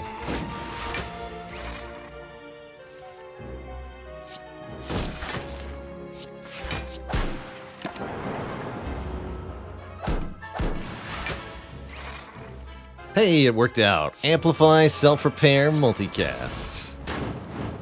Heal 14 to full HP. I like it. Skip all the unupgraded attack cards. Gain 50 gold and apparitions? Question mark? With Echo Form, they're kind of insane, though. I don't really like going to 32 max HP. But we do have good healing. This also makes elites this act a lot more reasonable. This elite will probably kill me if I don't take these. And of course they exhaust with the Dead Branch, which makes them very strong.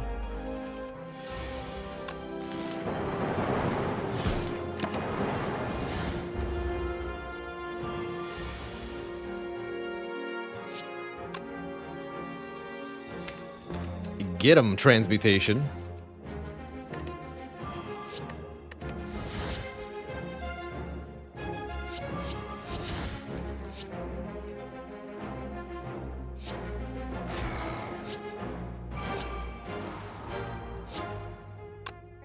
This master strategy on top.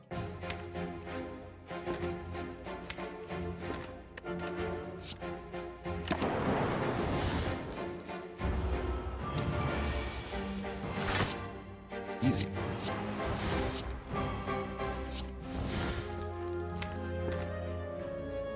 We should probably just go for the win here.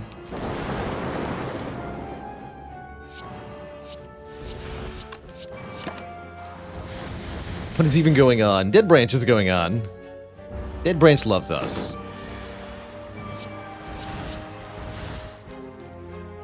What an amazing, what an amazing mayhem that was. Good job, Mayhem.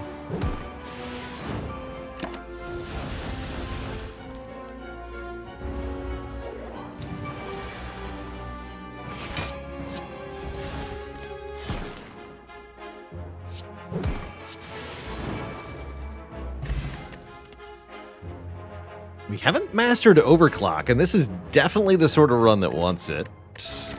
Yeah, this run really wants Overclock. Overclock's ideal when your deck mostly just wants to draw through the first time through the deck. And that's exactly what we want.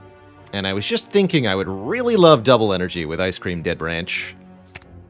It's also unmastered. This is a perfect run to get 2 double energies on. Remove a card or upgrade all the strikes it defends. I say remove the last strike. Be gone. And we have to recall here. I have no potions for this elite fight. This could go very badly very quickly.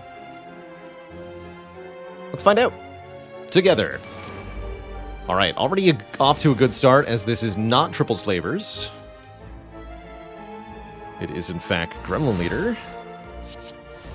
And we have static discharge. Oh, I think this is going to be quite good.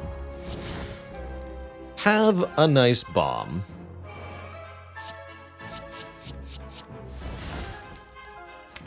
Yeah, that's some good stuff.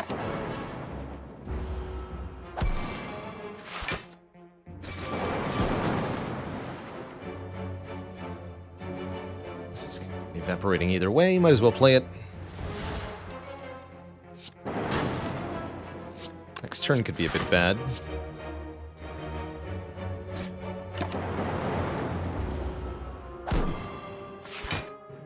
Oh shoot, actually. That works. 5 times 8 is 40 block. Technically better to do this first. Also, the bomb.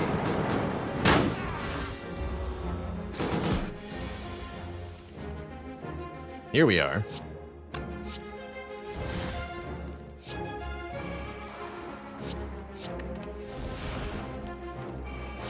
Never draw those apparitions on the correct turn. That's alright.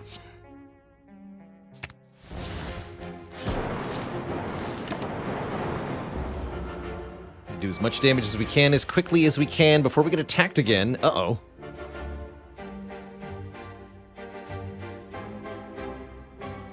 That's no bueno. Do I do something funky here, like double reprogram? Maybe.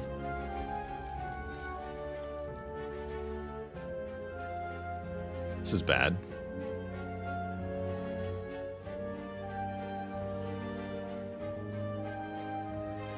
Yeah, if Gremlin Leader wants you dead, it's a bad time, that's for sure. This is definitely a fight where the apparitions really hurt us. Triple reprogram.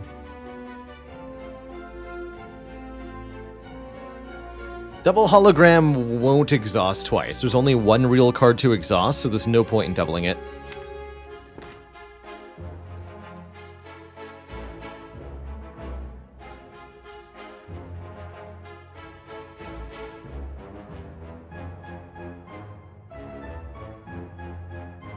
Energy here. Could also do some stuff with the orbs. I could do like double cold snap, then ball lightning the fat gremlin. Or no, double cold snap, then rebound. And then we could dual cast a frost orb.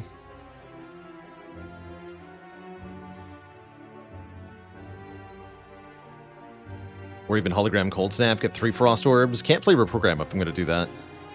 Yeah, so many lines.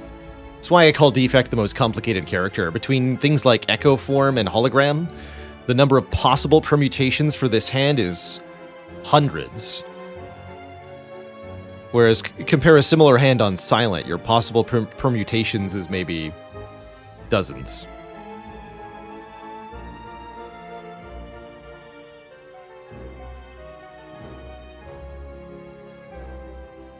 Isn't this lethal? Maybe if I could control lightning, like a Zeus god of thunder. But I'm not Zeus. Not yet, anyway.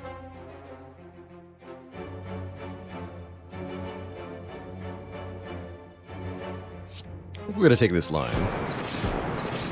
Lightning Orbs did not agree. Lightning Orbs wanted the Gremlin Leader to die, apparently.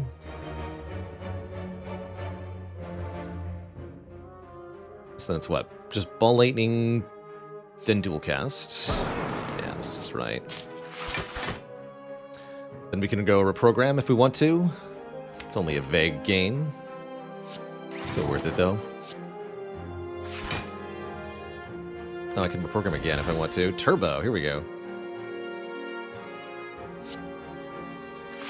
That's not too bad.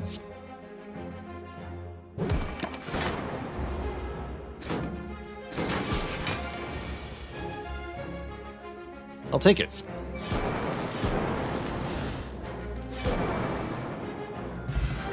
Get the emotion chip. If we take any damage on the previous turn, trigger the passive ability of all of our orbs on the next turn. That is pretty good. A second Echo Form is also pretty good. Question is, can we survive this fight? The answer is yes, because I have an Echo Form in play on turn 1. Yes, we can. Bank 1 energy here. I'd like to be able to play the other Echo Form.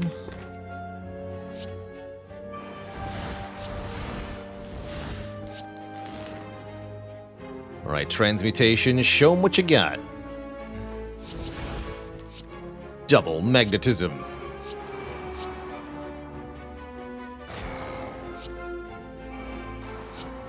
Free Force Field. Additional Echo Form.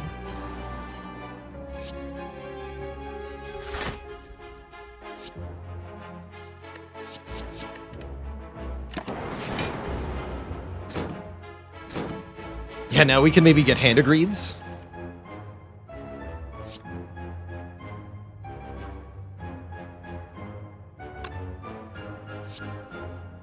So we double Enlightenment, double Echo Form, double Apparition, double Self-Repair. Easy.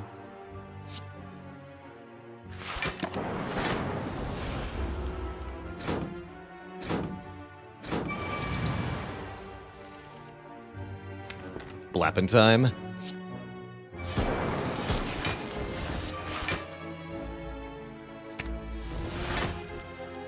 I choose to discover more Ball Lightnings and a Doom and Gloom.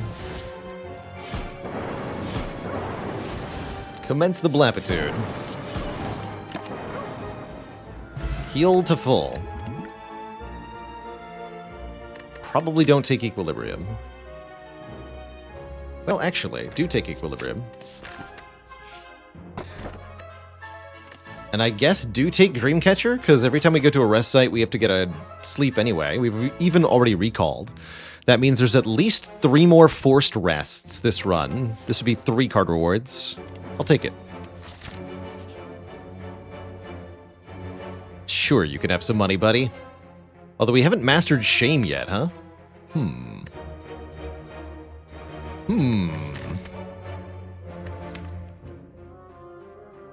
No, we're trying to get Transmutation.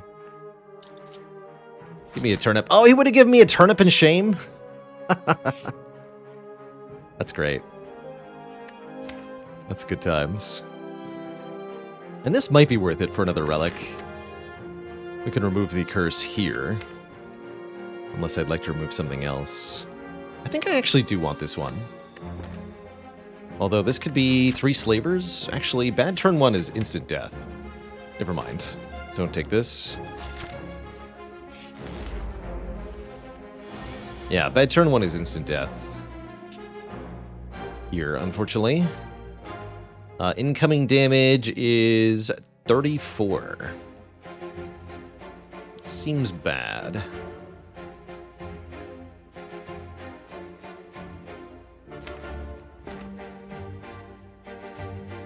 Go to 1? I don't want to go to 1.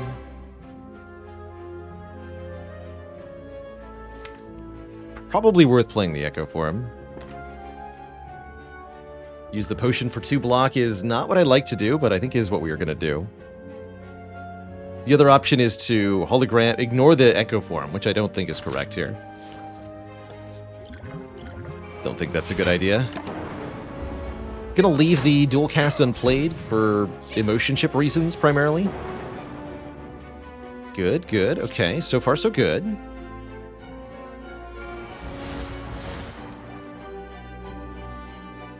Let's get to the right amount of passive block here.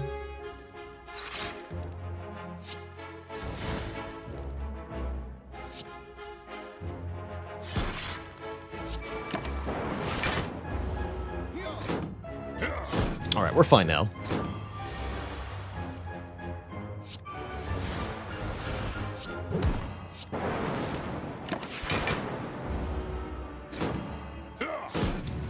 At least for a bit.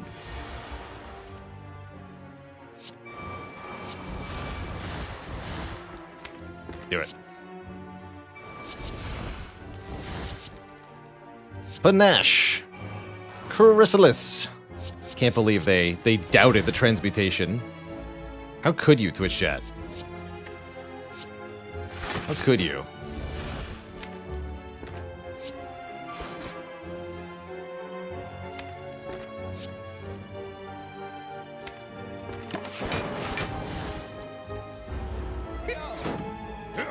Can transmutation generate apparitions? No.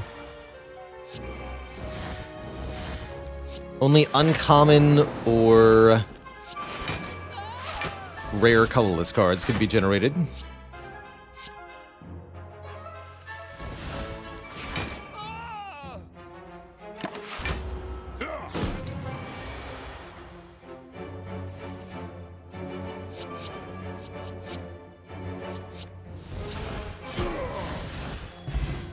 Anyway, that's why we didn't take the Writhe. That was slightly worse, we would have died. Barrage with a Plus or Electrodynamics. We do seem to be lacking some area damage. Let's take an Electro here. And limp to the shop with 443 bucks. There's not a transmutation here, criminally. I do have some interest in double fruit juice or singing bowl.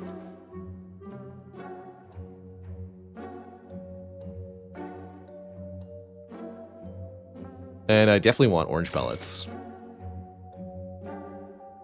Yeah, it's a pair for 220 gold. That's not too bad. Bowl kind of nice with Dreamcatcher. Also true. I guess it's a question of what's a better max health expenditure between double fruit juice or singing bowl.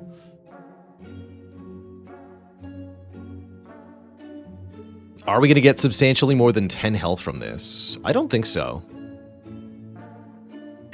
And we certainly don't get it right away.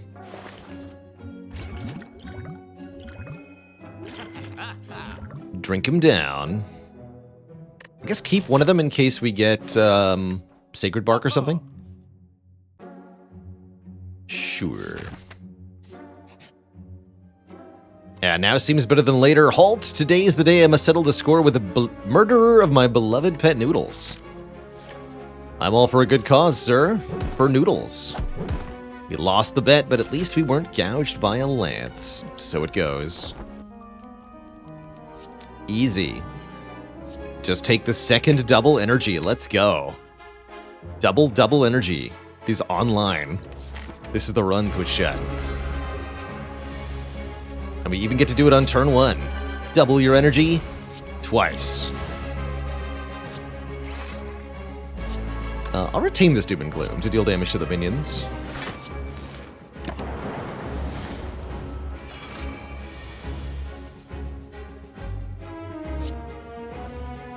Show me Echo form, please.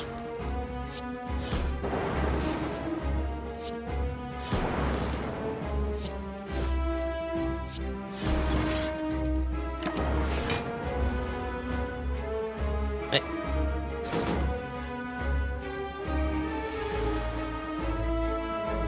Good.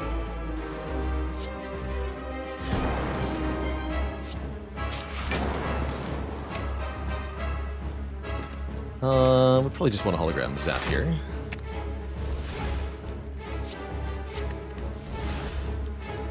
Nice.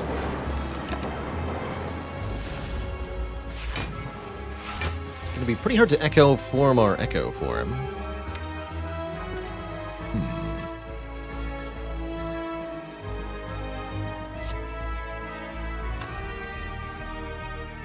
This will do it.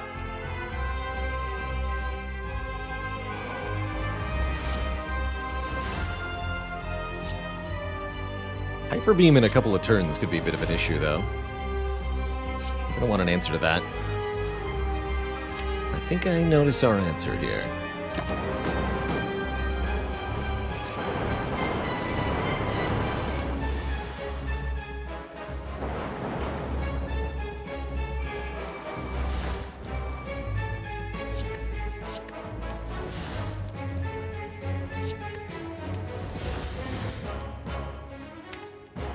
Okay, 2 frost could help.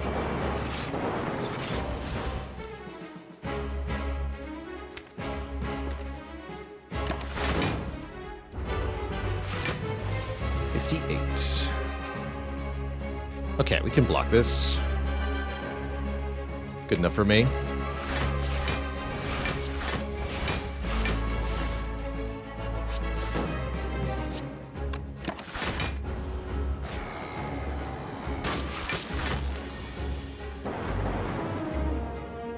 Double this. And this. And most importantly, this. GG.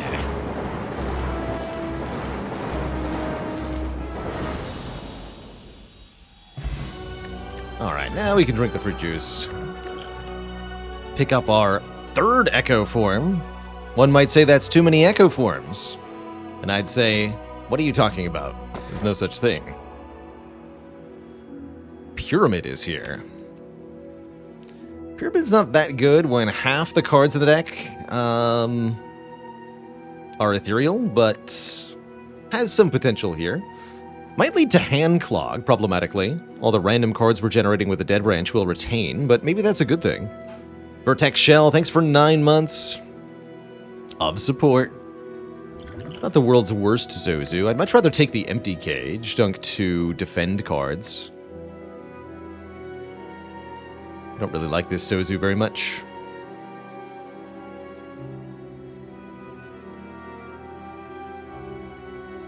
I do feel like we've taken too many pyramids lately. Let's take an Empty Cage. Too many pyramids, I tell you.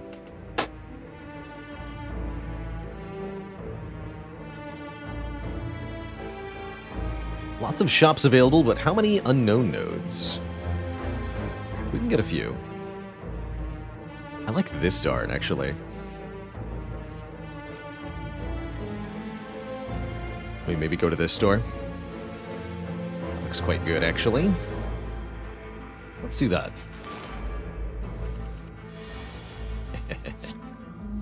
You fool.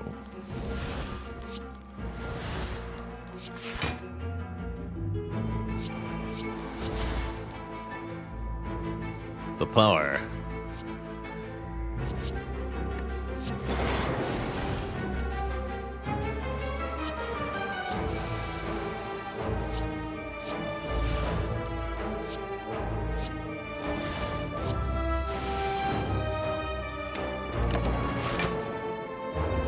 Keep all that.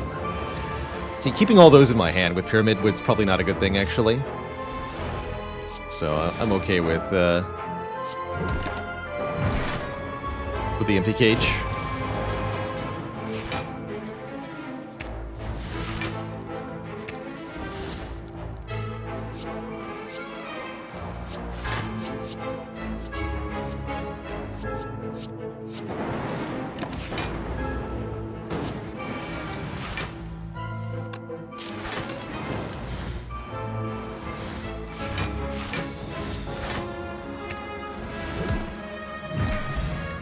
Another Dupont.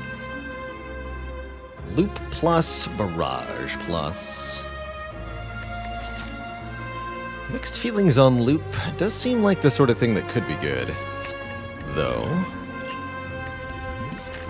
With all these Echo forms. 275 gold and a Regret Curse that I could remove right here? What if I go this way instead?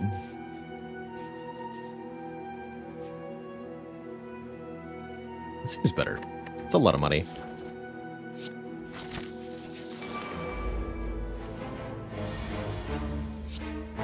Perhaps too much money.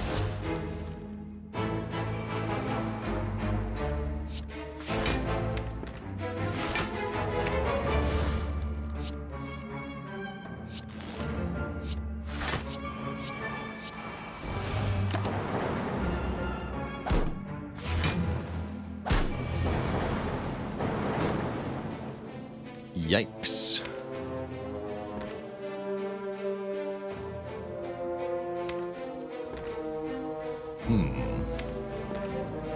I think I can find an apparition with this.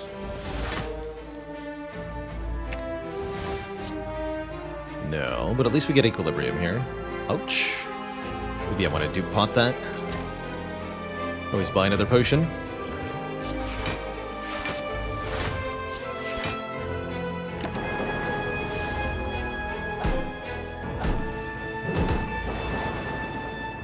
There we go.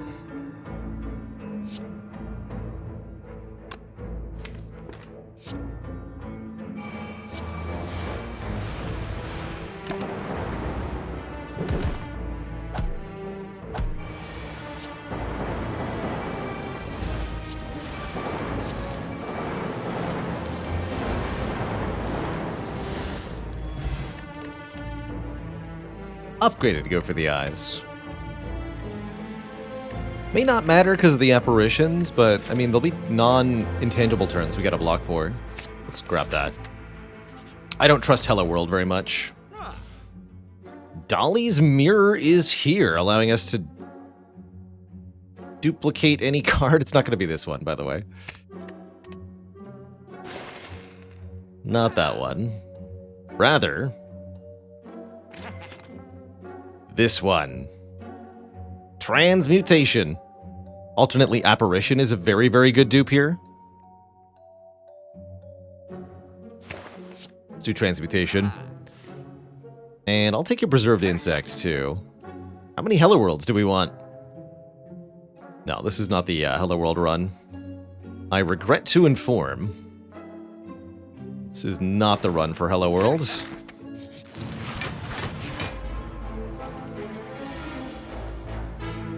Ow.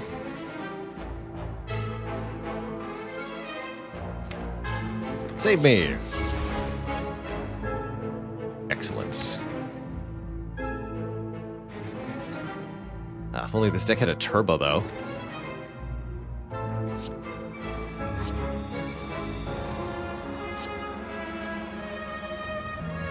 Steam Barrier we'll have to do.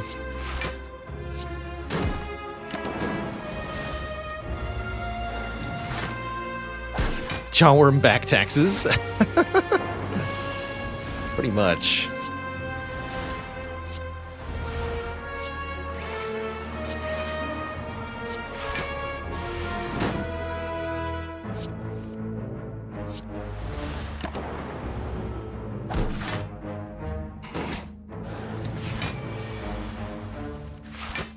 Wow, didn't get the hologram, huh? Bummer. 50, right?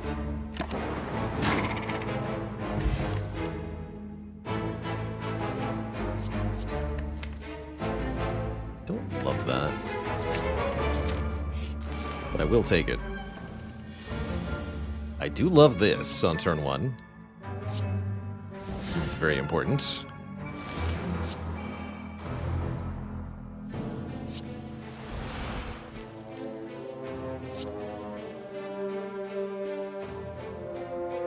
Doom Gloom kills them all right away. That's really a good thing.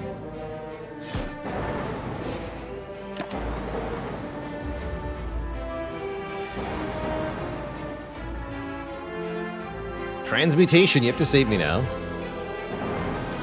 Please save me. Do we dupe pot it for extra salvation?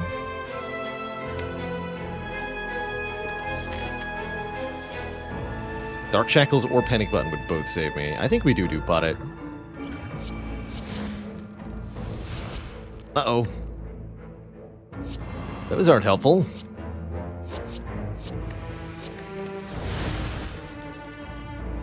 That is, though. Hello. Secret technique for Apparition. Ha! And they doubted the transmutation. To think they doubted. For even a second, that it might be the best card in the game.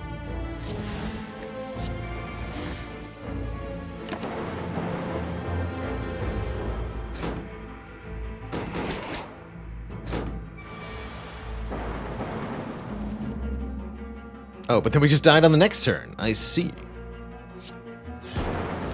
To shreds, you say?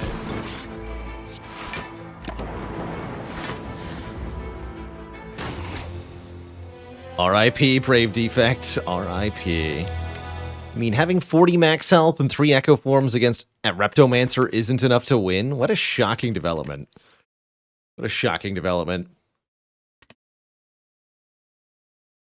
I, for one, am outraged. Outraged, I tell you.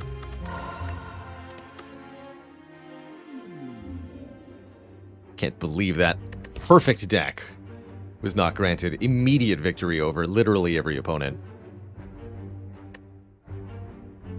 Most upsetting. What are we doing here?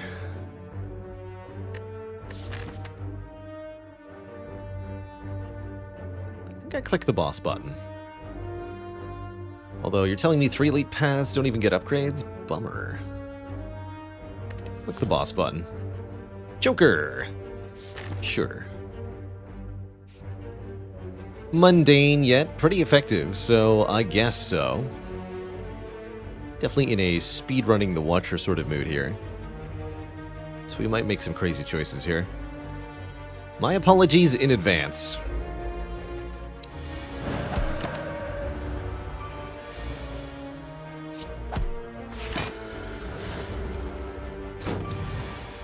And yeah, that's the collar, not the choker, rather.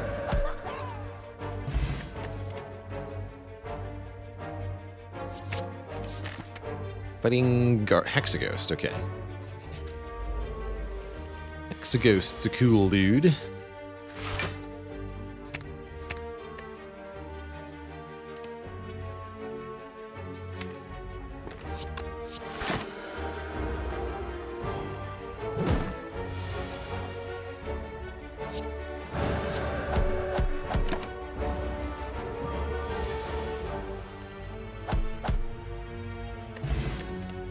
Get whapped. Meditate's also a cool dude.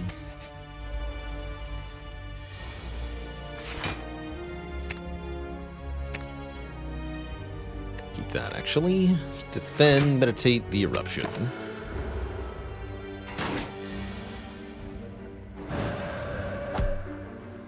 One off lethal.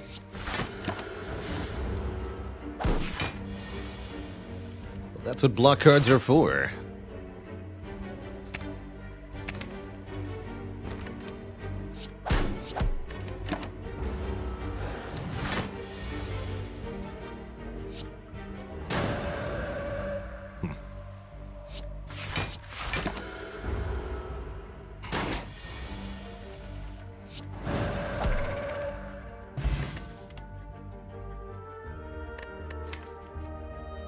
Already gotta meditate, huh? Sure. Click the unmastered card. Why not? Oh, actually, that's a big payoff.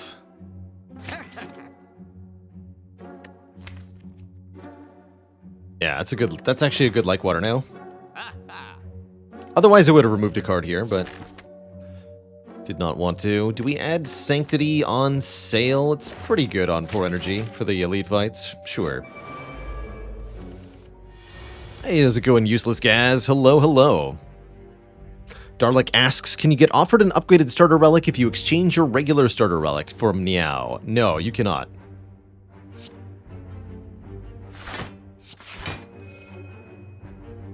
You may not.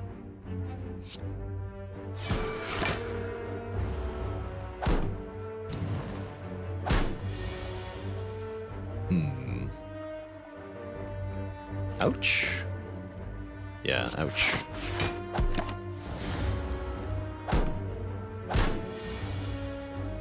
For some characters, the fact that you cannot find this upgraded starter relic anymore can be considered an upside rather than a downside.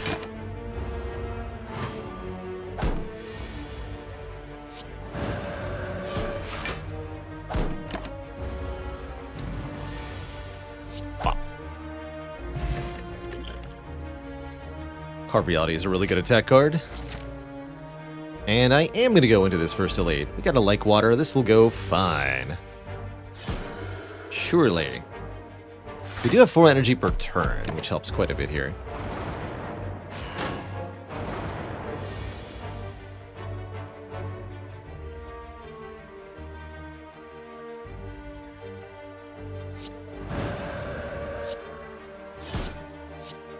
Bonk.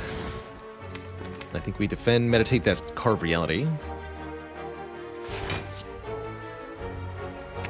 Seems pretty good.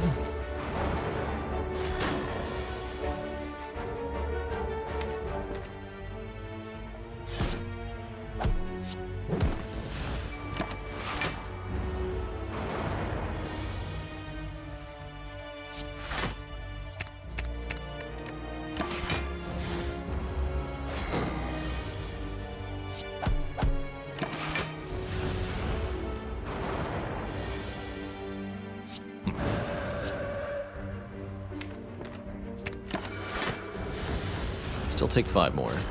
Not the best elite fight, but certainly not the worst. Score a courier. And a brilliance or an indignation. Don't really like the consecrate. Indignation as second wrath entry is okay. Mixed feelings on it. No, let's skip these.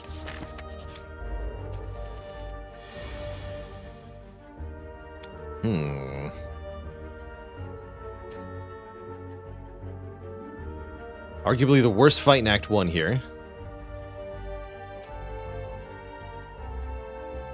We can do Fear No Evil, Eruption, Vigilance. Pretty weak. Bummer. Yeah, that's bummer. Ow.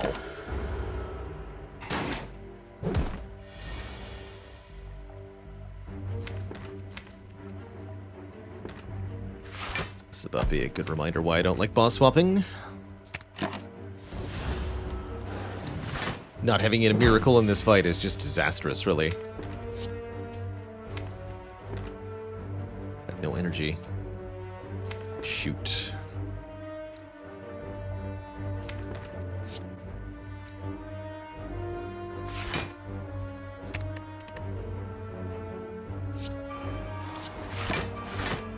Choosing not to draw there. Here we go.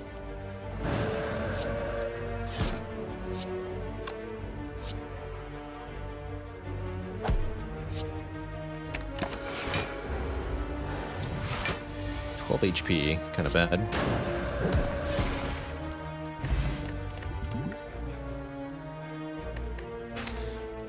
Definitely a deck that's okay with a Mental Fortress, but it's really not helping that much. How did things get so bad so fast? Because I took a like water, that's why. Ugh.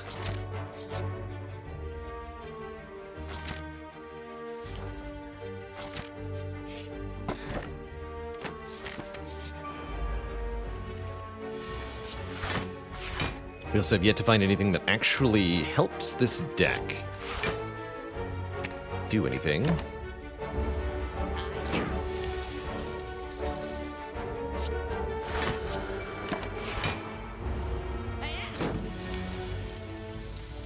Easy.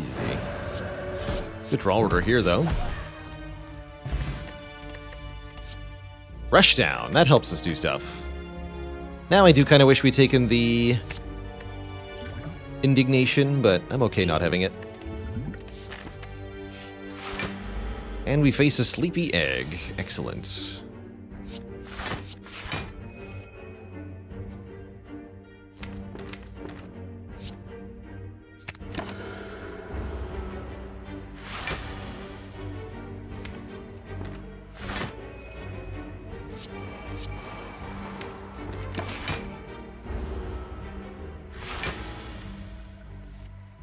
Oh, even more excellent.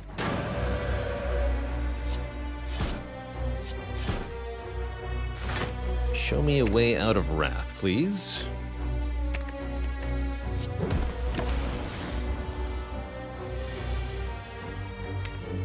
Perfect. Currently taking 1. We could make it 0 with the Essence of Steel. Let's do that. Let's do that. Give me Sanctity back. Play Sanctity again.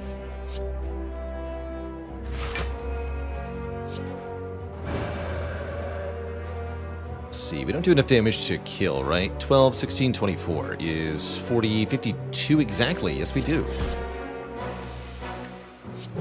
Okay, well, that was a bad Essence of Steel then. Certainly a bad Essence of Steel. Okay, fair enough. How about a lesson learned to make up for it all? We can slowly upgrade the deck and make up for the fact that I took a like water. Let's do it.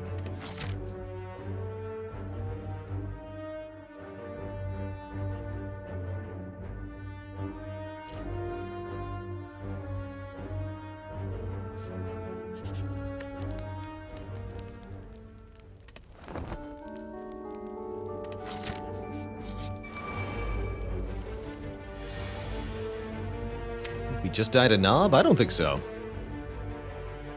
Fortunately, we're not even fighting Knob. That makes life even easier.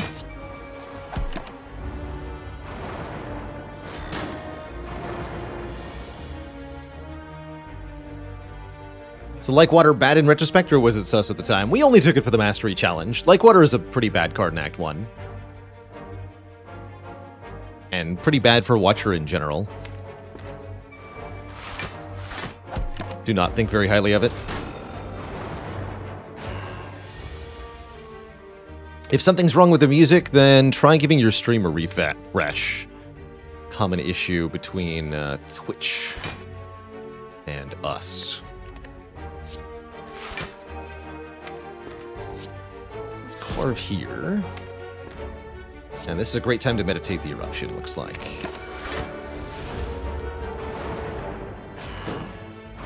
With Fear No Evil coming up. In fact, I might be able to kill both of these.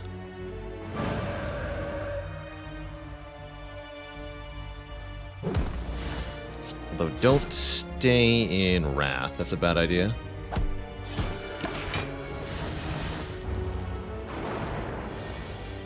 Or was it?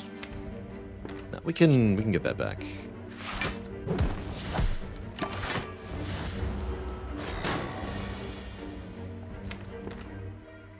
Well, that won't be good enough, huh? Alright, around we go.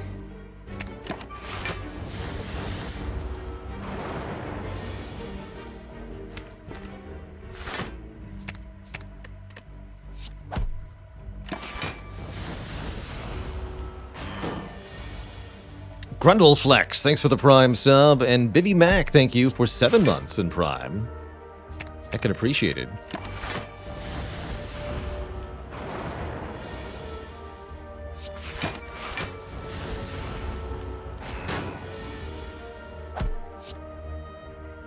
There we are.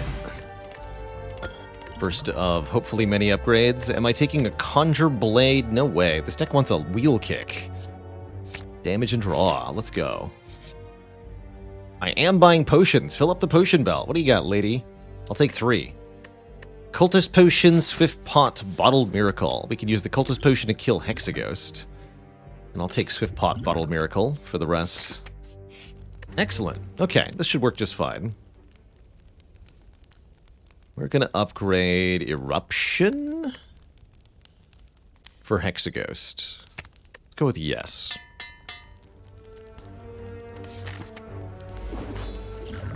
Caca. That's what I said. Go meditate to defend here.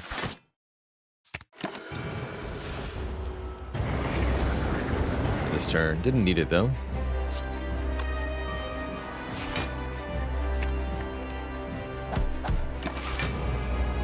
This Cultist Potion gives us 1 strength per turn, which should allow us to overwhelm the boss pretty easily.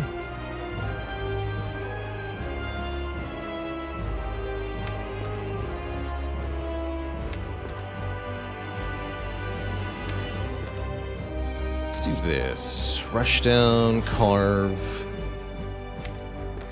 Keep the rest.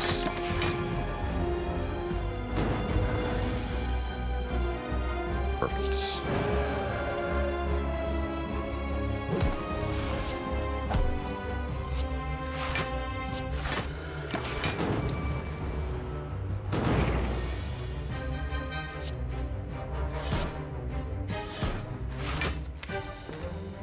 My Wrath back, thank you.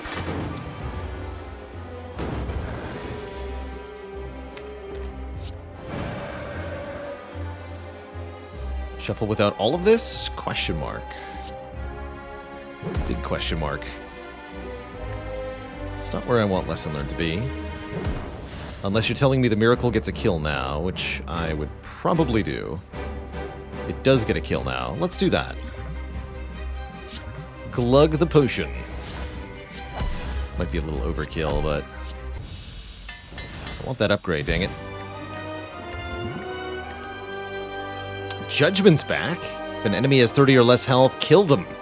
It's actually a pretty good Act 2 card, especially in any slower Watcher decks. I think this actually could be pretty good. Can compete with Lesson Learned for kills, but having a way to kill minions quickly and easily is really valuable. Especially with Meditate. I'm going to take this. Definitely awkward with Lesson Learned, but no biggie. As for an Energy Relic, how about no more upgrades? We just let the Lesson Learned do it. Seems fine to me. Could also boldly go Coffee Dripper, get upgrades from Fires and the Lesson Learned. But I don't think we need to do that. Redshift, thanks for 14 months of support. Heckin' appreciated. And what are we doing this act? Ugh, what a lame act layout. Yikes. Awful. Just awful. Ugh. Guess we do value card removes a fair bit. Removing unupgraded cards. Guess we could do something like this. A lot of chances for Colosseum. Colosseum could redeem this run. Guess we'll take all the fights early.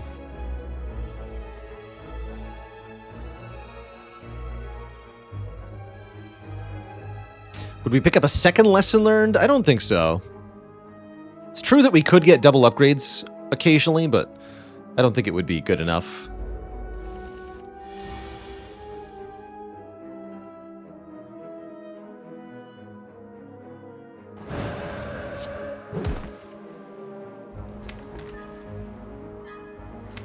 I'll be taking that back.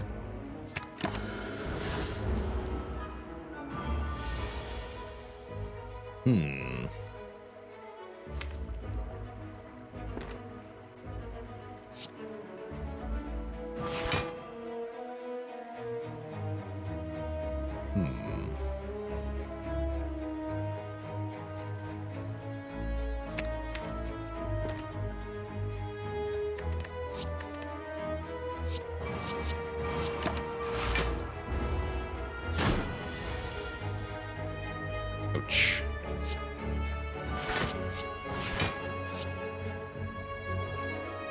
We'll log 24. It'll have to do.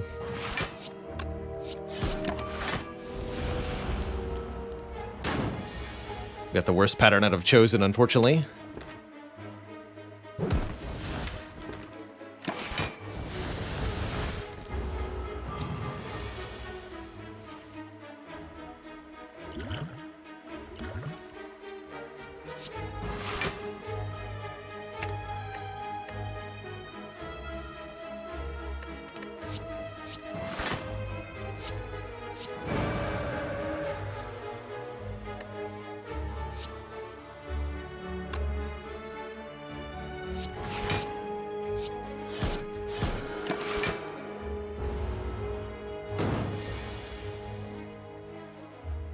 You gotta be kidding me.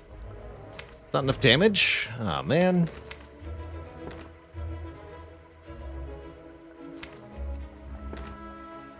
Yeah, we're 3 short.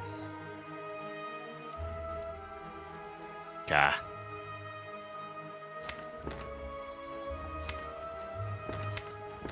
That's pretty terrible.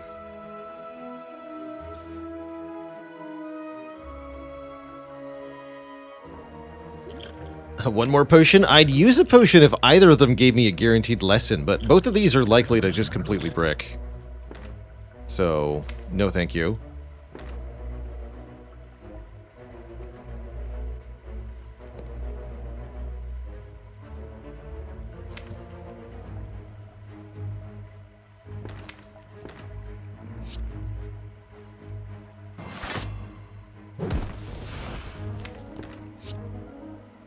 Just take 5.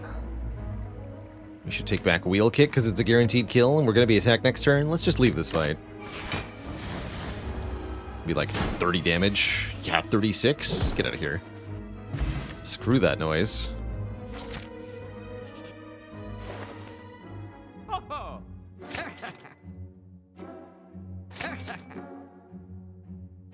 Guess we're taking those. The Wallop because it's a really good card. The Like Water for the Mastery here. Now we just have to actually win. Easy.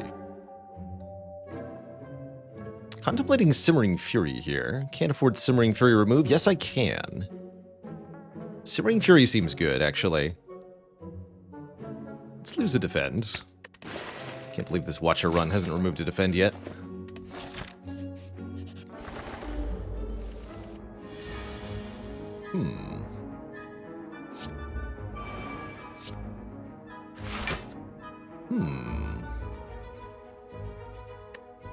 Unlikely this will work. Let's just discard this for now.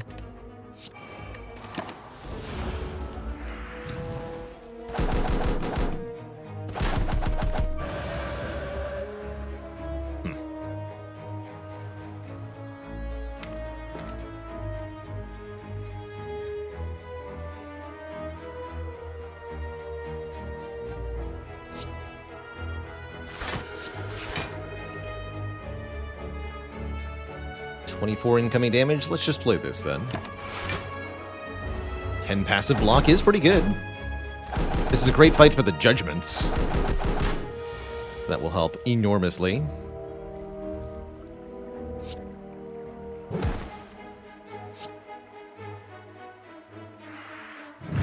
Like so.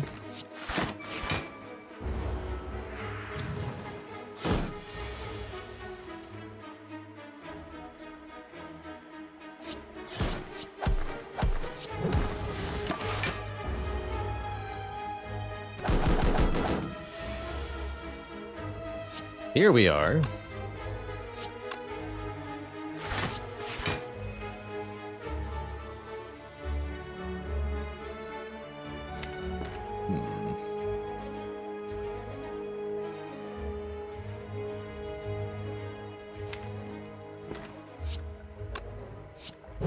Kick you.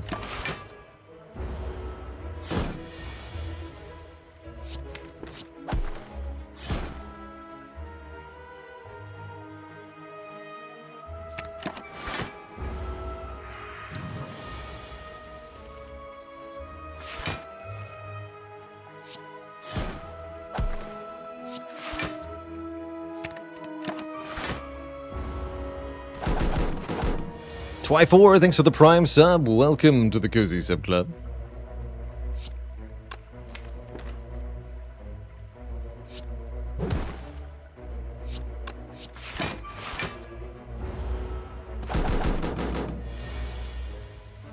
Why not meditate the lesson learned? Because it wouldn't have killed in my hand. I don't want to put lesson learned into my hand and then not be able to do anything with it. That doesn't help me at all.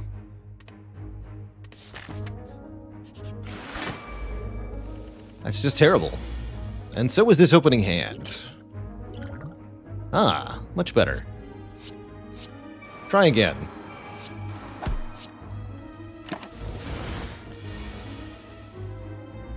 Excellent. That's why we keep the skill potion. Although, no calm yet. Bit of a bummer. Don't want to judge this thing.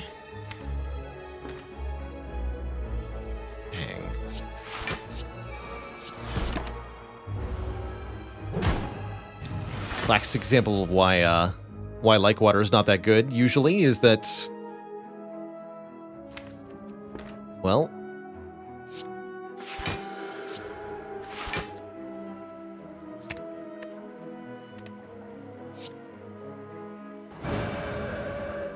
if you can't get into calm, it doesn't do anything.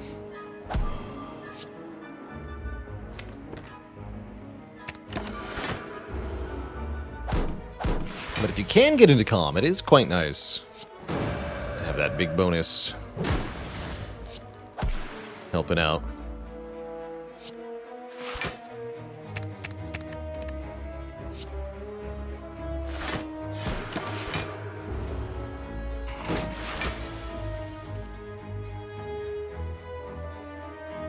Got 22 damage in my hand. It's got 23 health. Alright, hold on.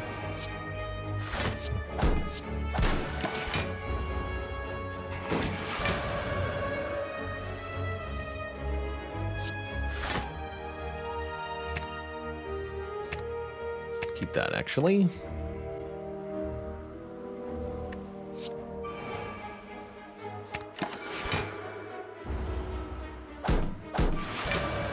Here we are. Upgrade Wheel Kick. Get our skill potion back. And if we want, we can take an Empty Body or a Battle Hymn Plus. Useless Gas, thanks for 2 months, by the way, and a Neuromania with 29 months. Must be one of those prime subs everyone's talking about.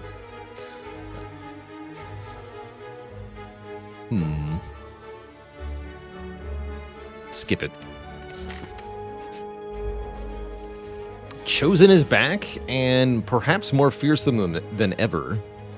This could be a very, very short fight for us. In a bad way.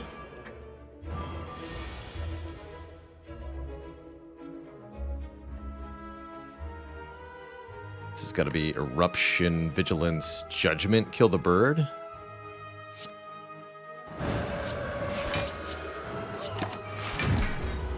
Take 30. 9 by 2. That's not too bad. Thank you for having mercy, you stupid chosen you.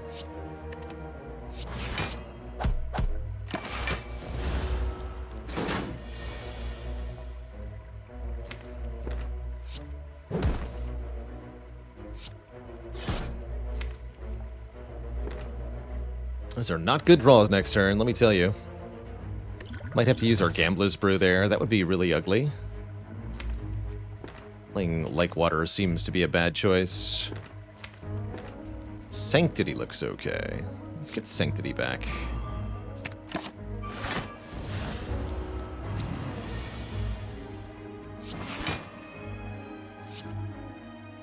Alright, that'll have to do. Take a little bit more.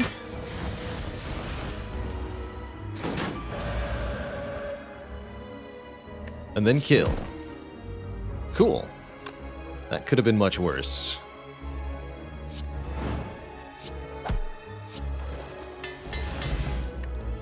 Get an Ancient Potion in case we run into any more Chosen. We're going to use that. And a Cut-Through Fate is a very good attack/draw card that I am quite happy to have. Alright, we get to face the Gremlin Leader here. More like Gremlin Bleeder. Pretty good turn 1, all things considered. We can kill both gremlins, we can block for 5 with Like Water, and we won't get attacked next turn. Pretty good turn to consider another skill potion, though, as we are in some immediate danger. Taking 13 here. Let's use it. Wave of the Hand makes us take a bit less. Alpha's also kind of amazing here. Alpha would solve this problem, this fight, big time. Let's take it.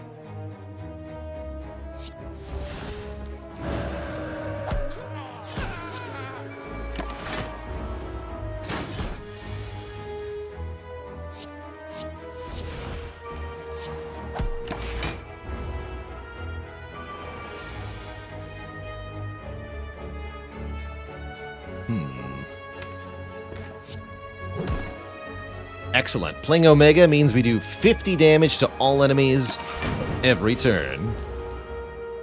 Doesn't get much better than that. Alright, we would like to try to find our lesson learned.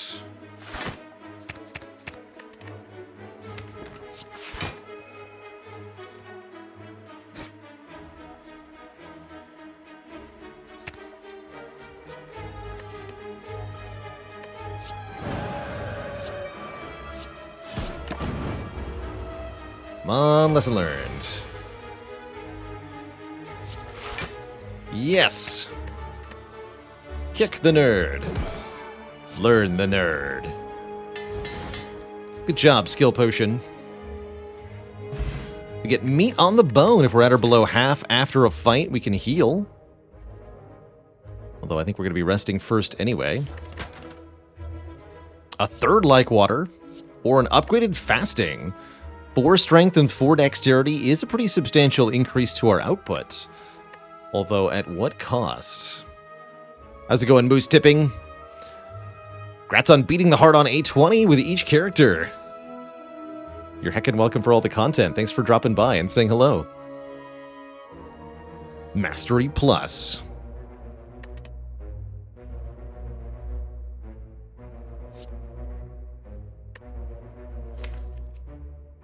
3 Life Waters is a lot of block.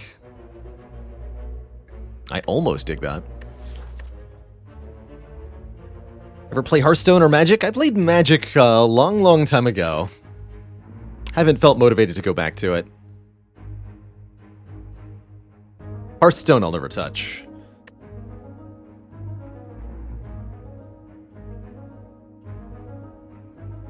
As I get older, I've tended to stray more and more away from anything that's designed as kind of a 1v1 head-to-head experience.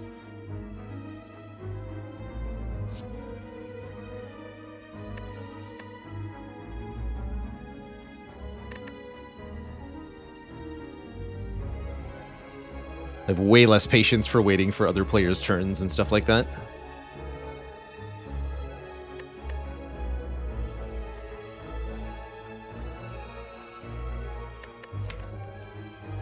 You should probably skip. What about Devotion? That seems bad.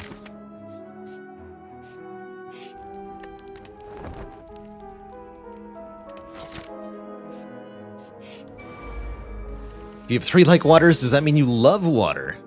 If you love water so much, then why don't you marry it, huh?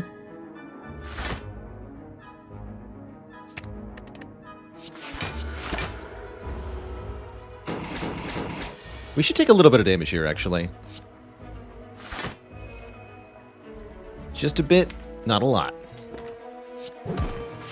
Get kicked, nerd. Ah, the damage I wanted. Good work.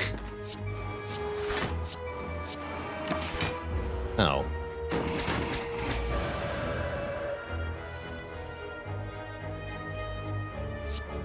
Bonk. Could definitely get this thing into judgment range, but I'd prefer to lesson learned.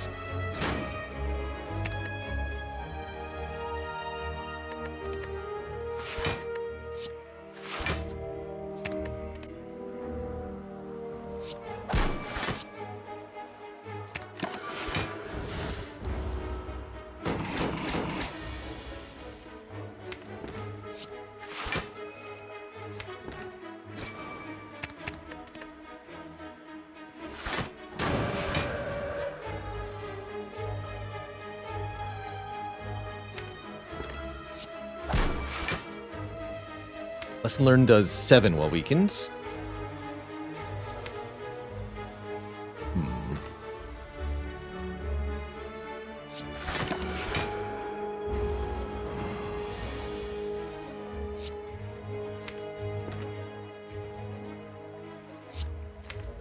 I don't want to draw it off of Third Eye Sanctity, but this works, right? 6 plus 7? Yes, that gets there. Upgrade Strike and heal 12, the power. Do we want a Crush Joints, a Worship, or a Study? Crush Joints is vaguely okay. Again, more unupgraded cards, though. Not that good with the Lesson Learned. I've seen a few auto-battlers. Mecha Bellum. If I was going to try any auto-battler, Mecha Bellum is probably the best, but... still whatevs. How come I didn't get Pyramid this run? Well, we skipped Pyramid on the last Defect run, and I think that's got a lot to do with it. Art of War. I like it. Mercury Hourglass. Could make it very difficult to land Lesson Learned. Let's skip the Hourglass. Normally I don't do that, but I think today's the right time. Do I still want to go this way? Yes. Question mark.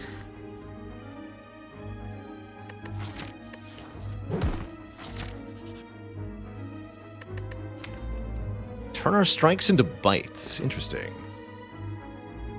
With the Fusion Hammer, that's not too... with the Lesson Learned, rather, that's not too bad. Although we're trading 2 unupgraded cards for 5 unupgraded cards. No, let's not do that.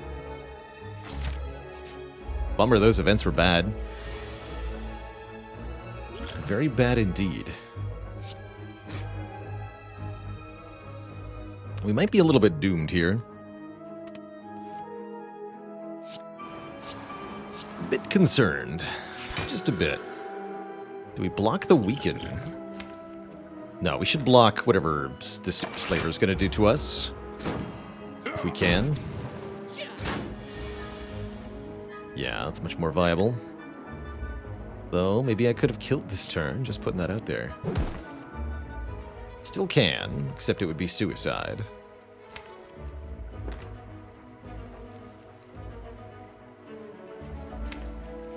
So you're telling me there's a chance.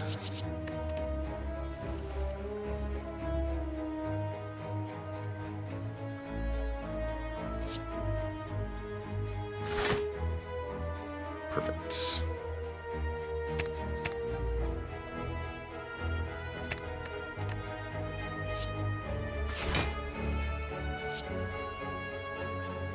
Nope, not that yet.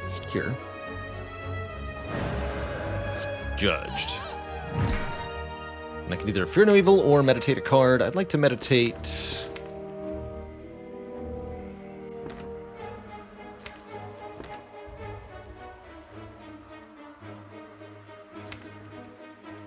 Carve reality?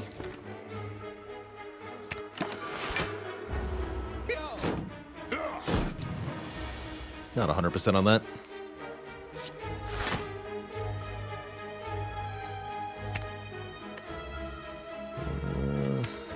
It's a bit iffy.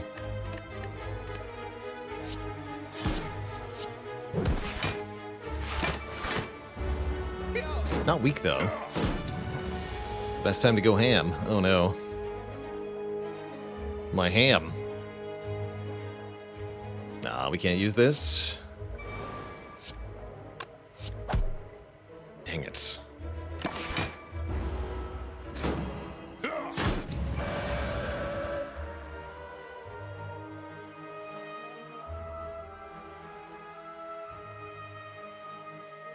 $15.30. Do like this. Tell me this is a kill. We dead? No, we live, technically. But nobody's happy about it.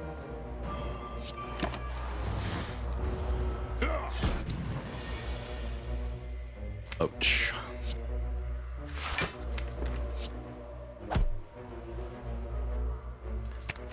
Well, the good news is we get lots of healing. And we can restock the potions. It's not that bad. Oh.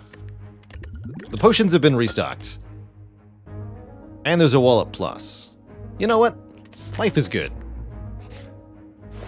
Life is very good. There's also another Simmering Fury, another Rushdown, even more potion restock, card remove,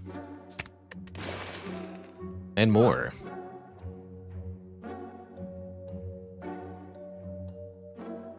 Second Simmering Fury is quite interesting, actually. I really like it in this deck. Double Simmering Fury, double Rushdown. Let's try it here.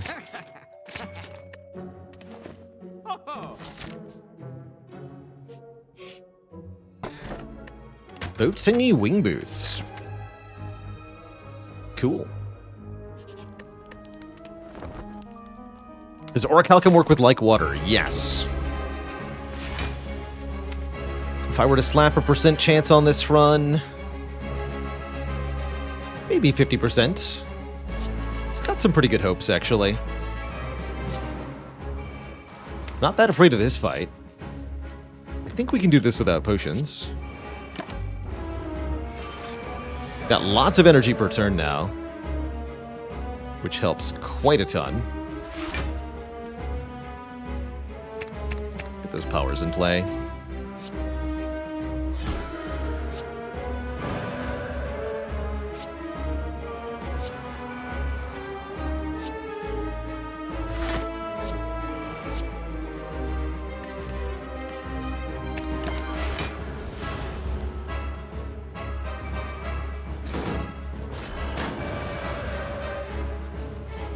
We can draw a lot of cards now.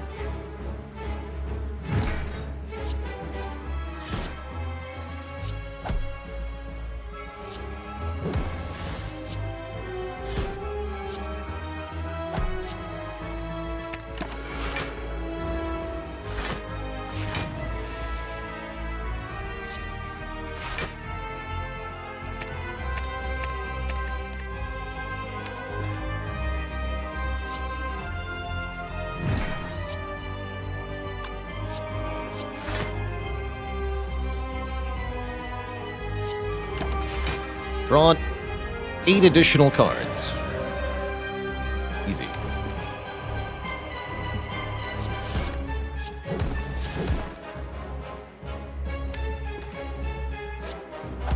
Vigilance, so let's get back...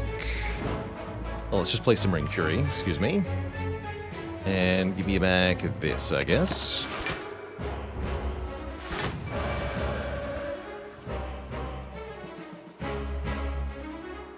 Bonk. Bonk. Blonk. 55 block.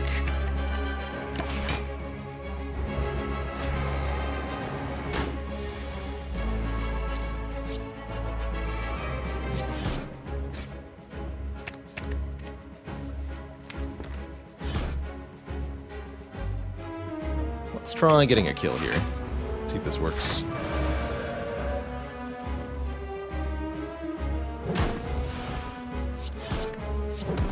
Sure does. GG. Easy Bronze Tum-Tum fight, as expected. Yeah, now that we've removed a few of our starter cards and we have the double Simmering Fury, these 2 Like Waters are actually putting in pretty good work. And as they get upgraded, they're going to be even better. But the stakes just got raised because we're finding our second copy of Judgment here. We need to win with 2 copies to master this card, and we are going to do it.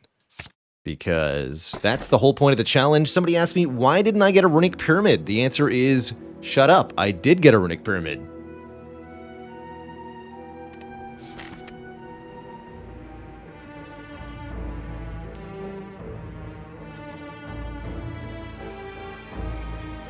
Easy. Well, that should make it a lot easier to get a win. I really like Pyramid with the amount of card draw we have. It makes the Wallops, the Judgments, and of course the Lesson Learned a lot more reliable too. How do we discard our Judgments for the Heart Fight? We just play with a 8-card maximum. Easy. Easy peasy. Not sure if I want events or not. Oh, we have Wing Boots. Hold on, we have Wing Boots. We have Wing Boots. Jump once, jump twice. We can do 4 elites at most. That's not that good. Still something, though. Yeah, it's still something. So we want to go here, then. If we want more elites. Defect skip Pyramid, and what happened? Well, the Defect is no longer with us. That's what happened.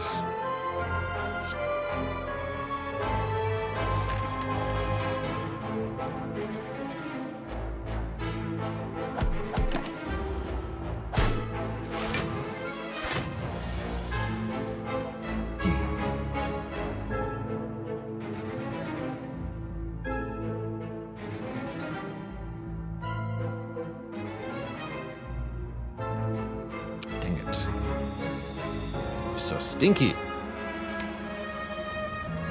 Yeah.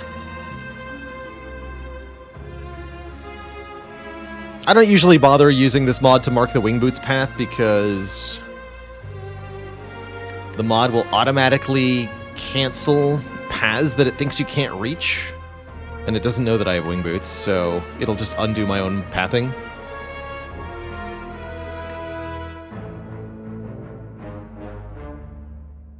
Well, I guess that's what Meat on the Bone is for. No.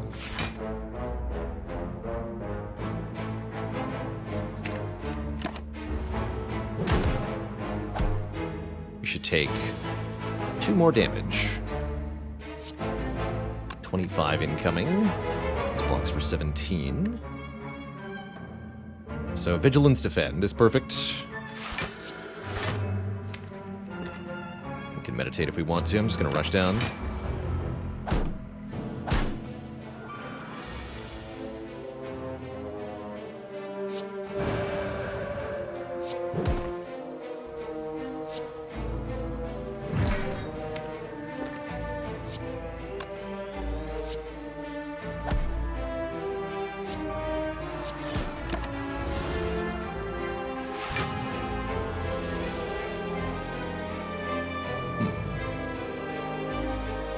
Not quite enough damage, though.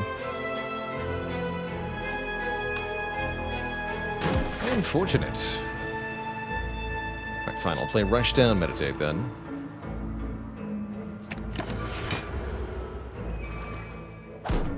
Definitely have hand clog now, that's for sure. Can no longer draw as many cards per turn.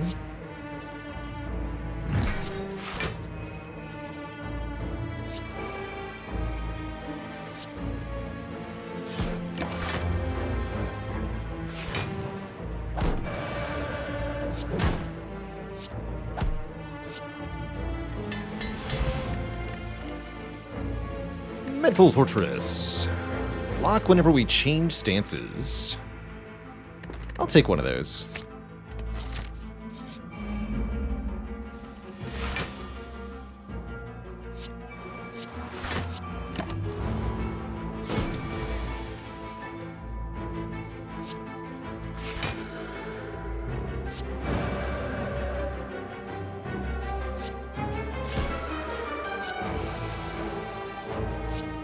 Full block, give me back that eruption.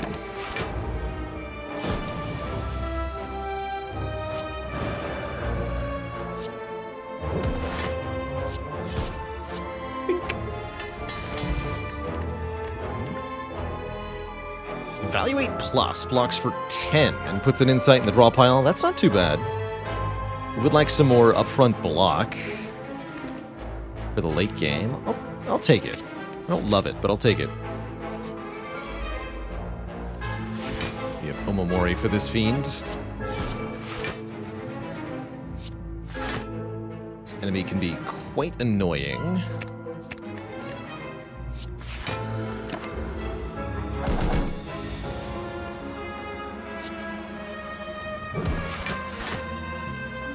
You can do that, that's fine. I'll allow it.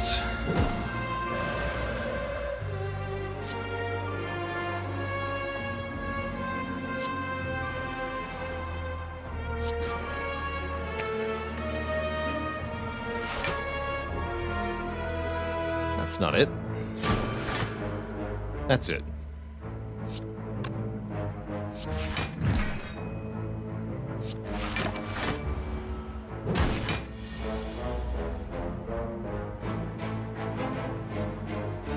You have to stop, though.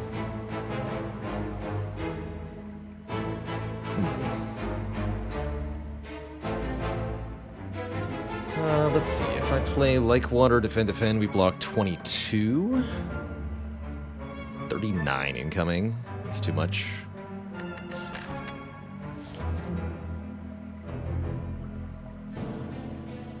Otherwise, I have to change the attack intent, and that's not likely to work out either. Cel Barona, hello and welcome. Thanks for the Prime sub. You're heckin' welcome for all the learnings. May there be many more. Ow.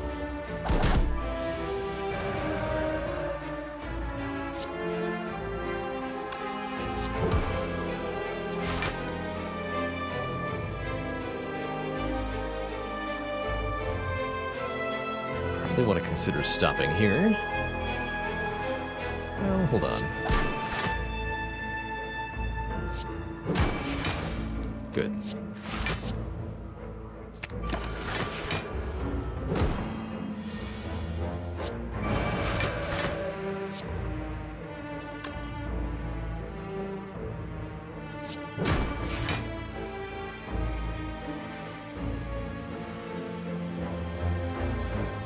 13 plus 15 gonna kill? No, it's not.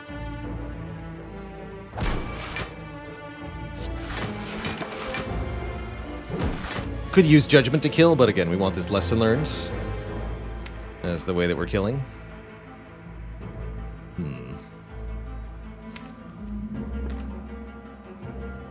Are we able to do that, though?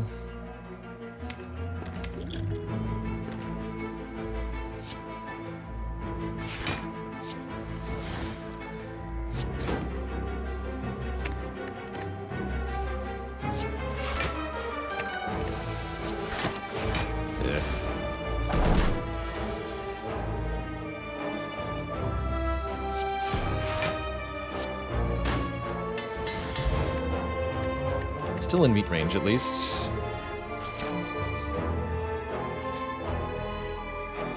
No. Yes.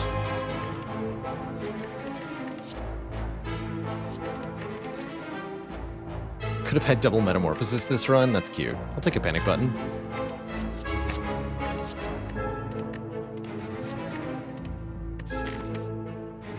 Purity is interesting. Purity can get rid of the judgments when they're not wanted. Let's take a Purity. Sure. That seems entirely reasonable. Like here, for example, purities are not, or the judgments are not all that welcome.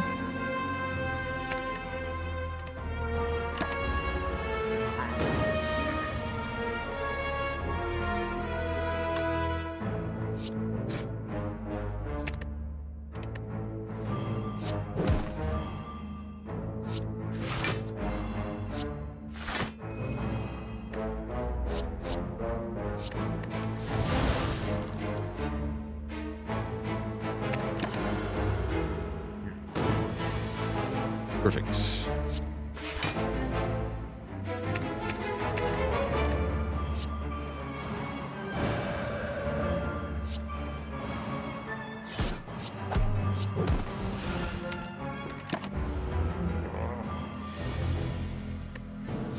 Too many powers, though, ultimately. This deck has a few too many powers.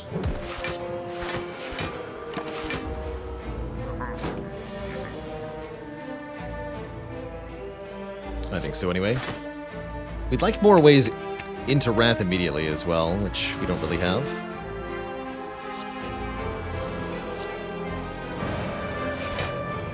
So, Simmering Fury. Can I wheel kick Fear No Evil? Is that a thing? I don't think that's a thing, right? We have to block 45. I'm not doing that without Wallop.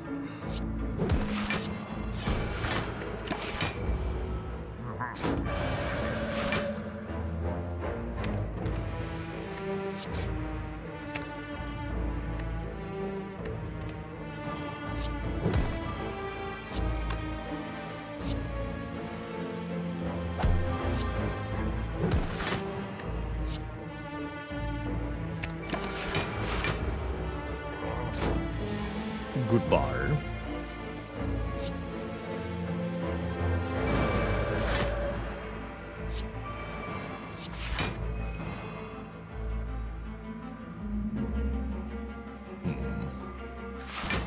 We better panic button this turn.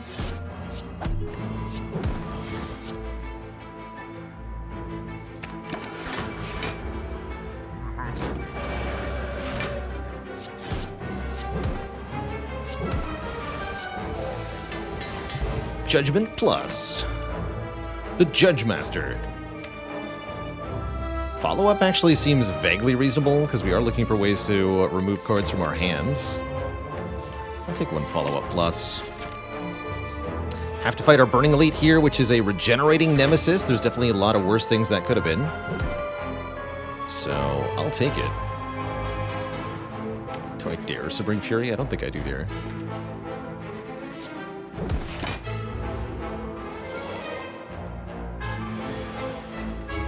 Good.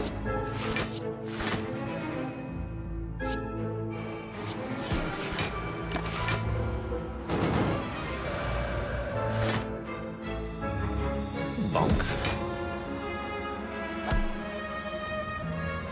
28. This didn't work out.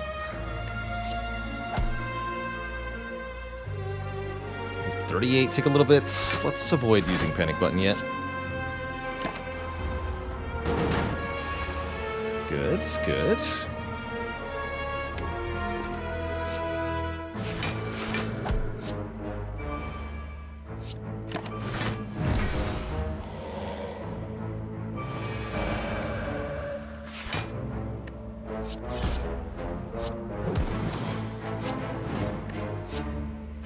Looks like we could probably kill with Judgment. Yeah, we could do Lesson Learned, kill with Judgment. But I don't want to. Shouldn't have to.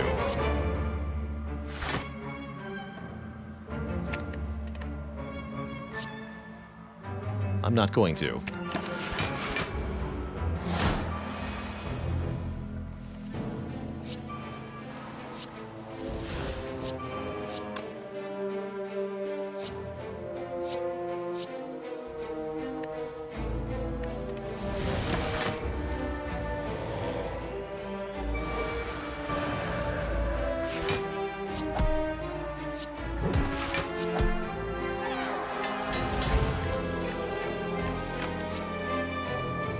Meh. These are all pretty good potions. 2 wing boots charge left, so we can jump over here now. And then once more somewhere else. Grab the key. Yes, okay. Giant head rematch. Here we could take a little bit of damage for meat on the bone, probably. Probably.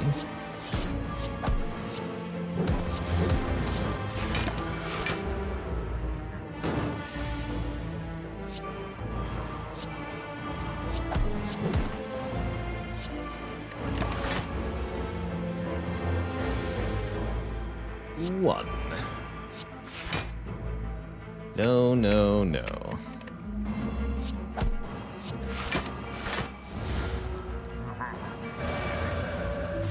There we go.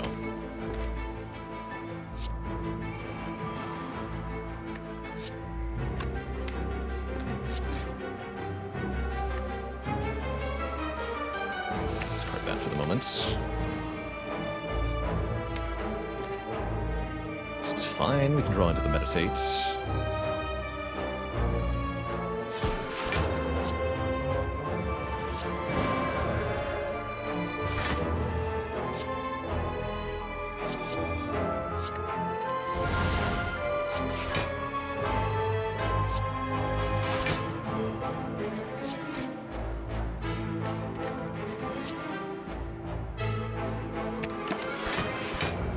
Maybe a time for the fear potion here. Don't forget to take 5 damage.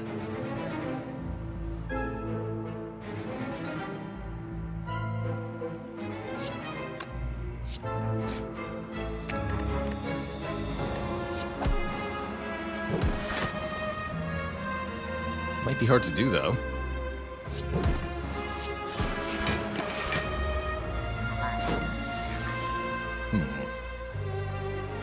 Might be very hard to do.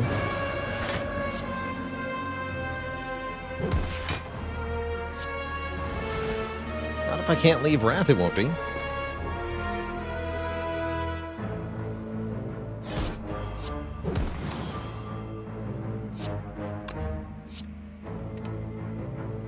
Okay, well that's way too much damage now.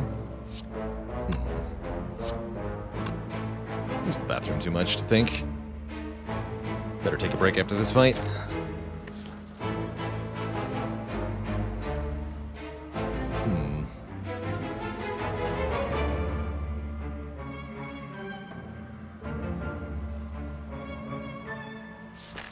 Whatever, this is fine.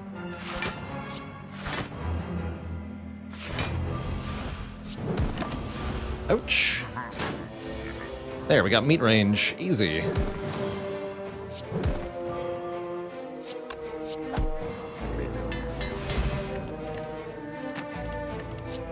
And a singing bowl for more max health. I like it. Alright, I'll be back real quick. Twitch chat. Don't go nowhere.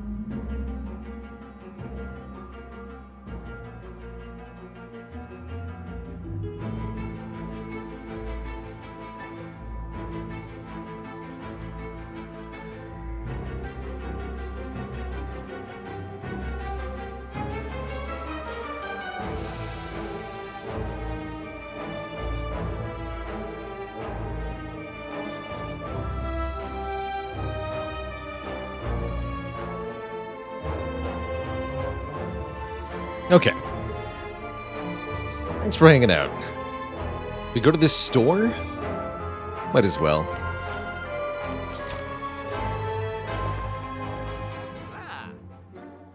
Preserved insect is here. Master strategy is here. How are we beating bosses? That's my worry. How the heck do I beat the heart? It's not like we do that much damage. Is the problem. Feels like we're going to need a way to make the heart vulnerable. Indignation could do that. Indignation's also another wrath entry, another immediate wrath entry. We've been wanting that. I'll take it. Wave of the hand could help a lot as well, dealing with heart. Let's take that as well. And then remove a card, or what? Yeah, we should remove a defend. Or the remaining unupgraded strike, even better. Lose it. Good talk.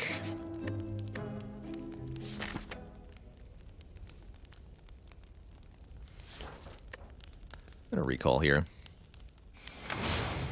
Does Wave of the Hand proc when Like Water goes off? Yes. Yes, it does.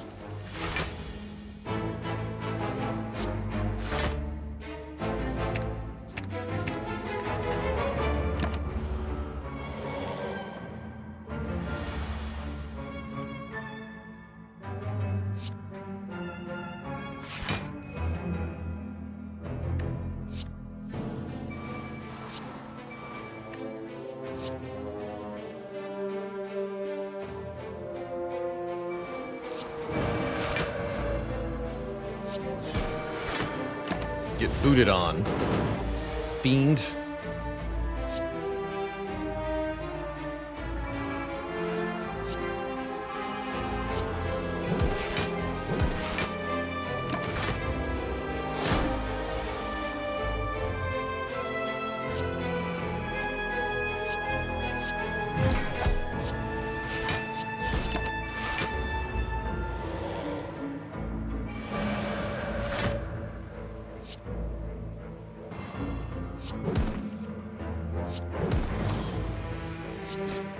Yeah, vulnerable adds a ton of a damage output to this deck. Uh-oh.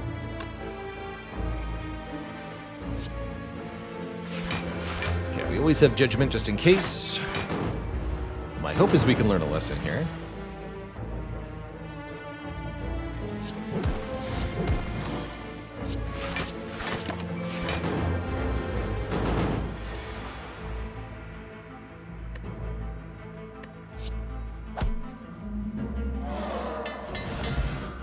Double upgraded Judgment.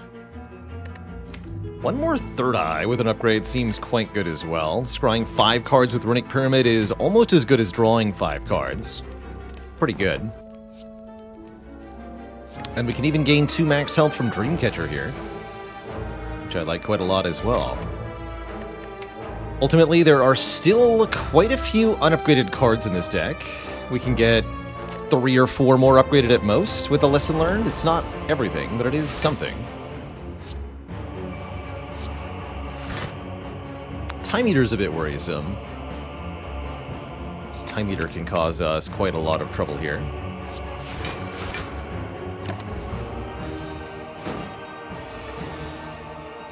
Yeah. That's about right.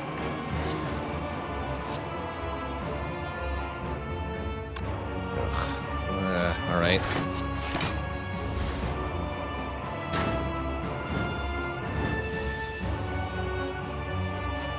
Oh boy.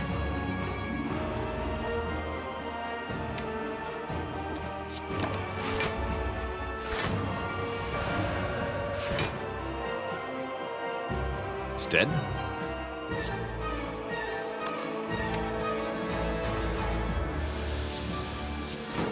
Not just dead. Okay.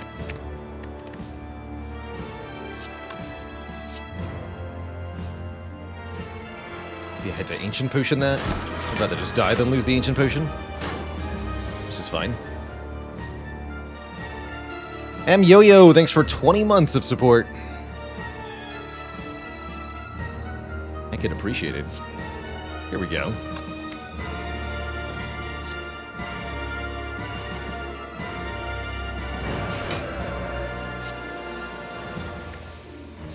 Bonk.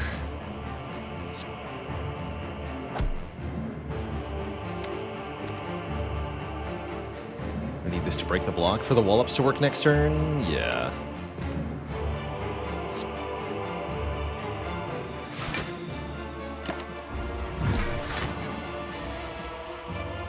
Us being weakened is kind of bad, but what can you do?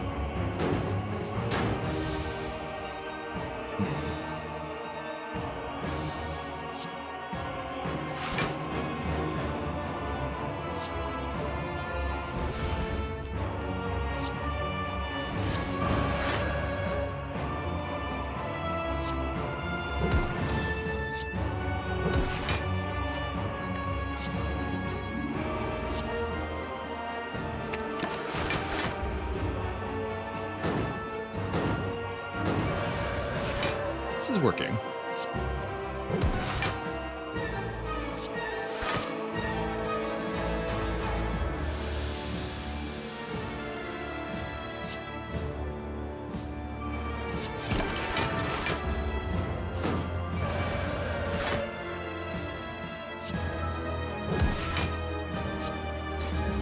This is almost working.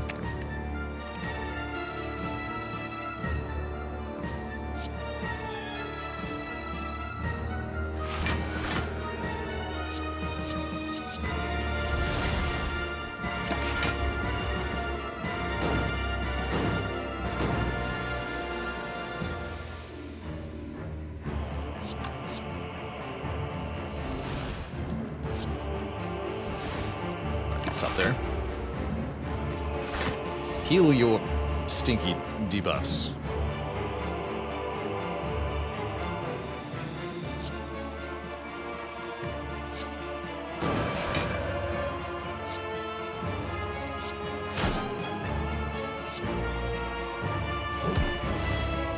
One more week at least here.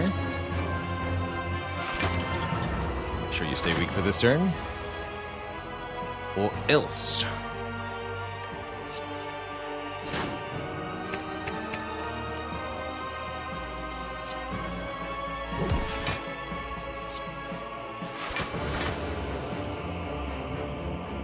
$54. Or block in 53. Take one, that's fine.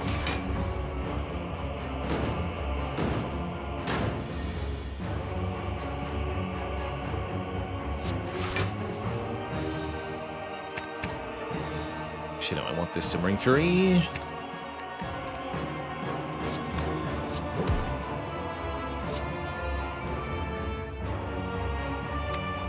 Next turn's gonna be ugly. I think this turn is the panic button turn. Oh goodness, I can't block with Wallop. Ugh. That's not good.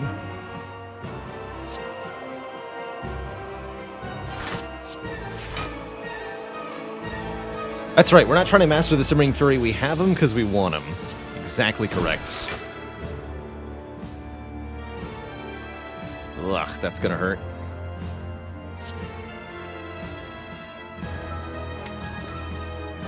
Means I sort of need to Simmering Fury here.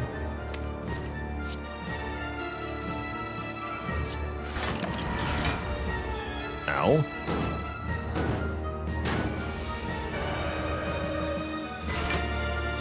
Damn it.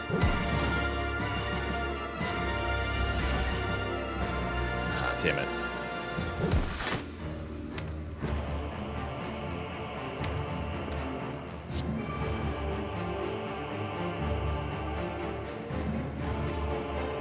Should maybe have used the Fear Potion.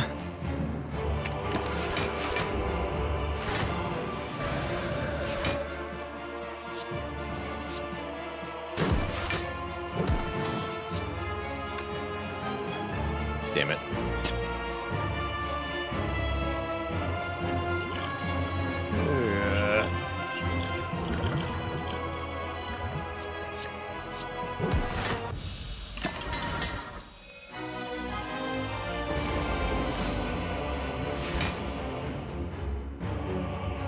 Pretty much spells GG for the run, but maybe it's possible.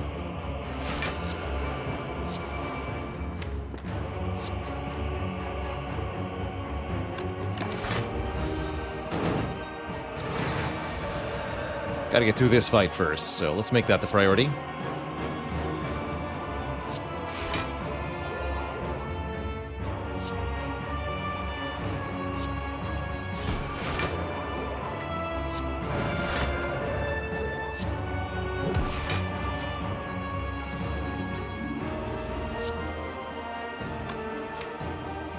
Alright, give me back, what, Sanctity? Eruption. Eruption. Alright, they're weak for a few turns. That'll help.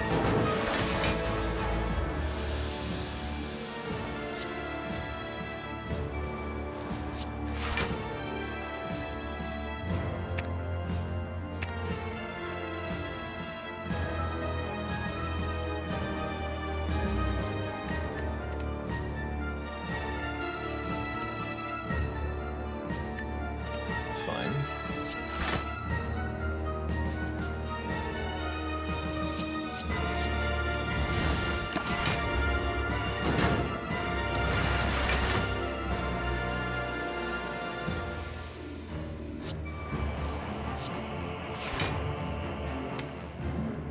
There's no Wrath exit in the draw pile. Bummer.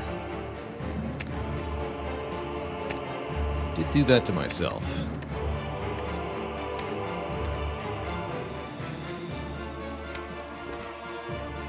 Heck it, we gotta go here. Make it work or don't. I don't care. Just do it.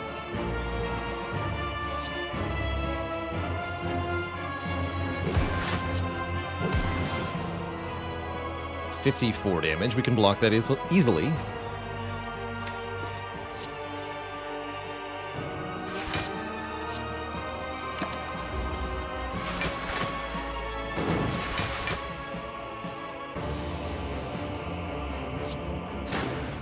There we are.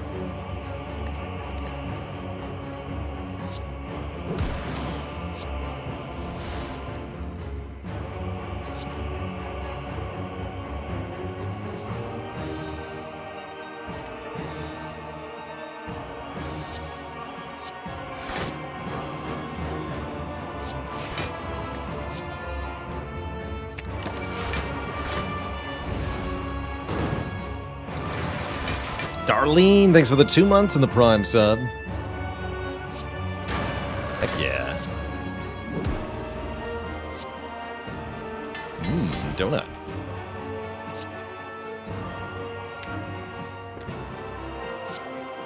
I need to find the Wrath exit. Good, there it is.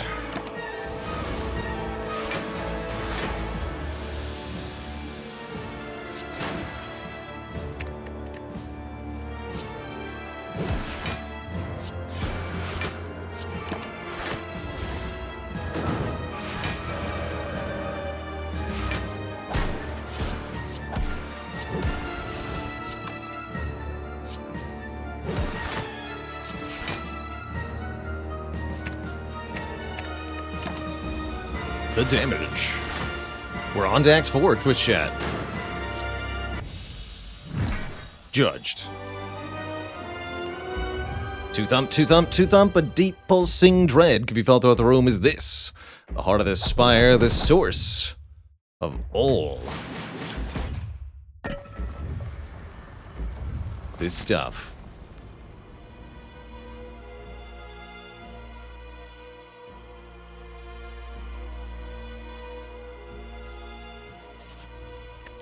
Sleep time. This is a good card. All of this water. Another Entropic Brew, slightly out of our price range. How cruel. Guess a Dexterity Potion's fine.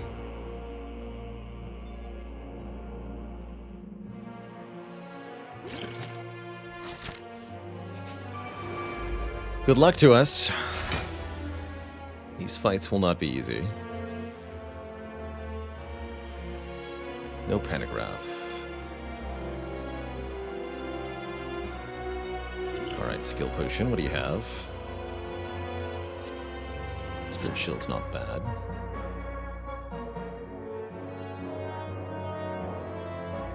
Yeah, spirit shield's not bad.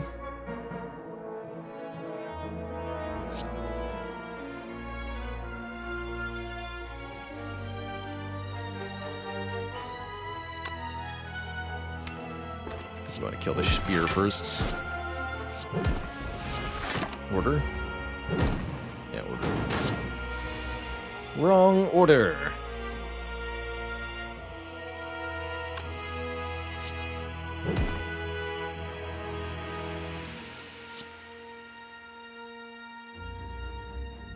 Shoot.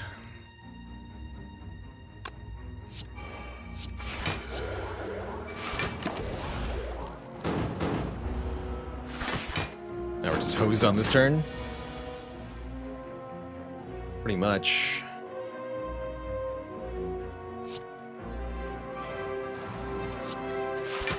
Pretty much.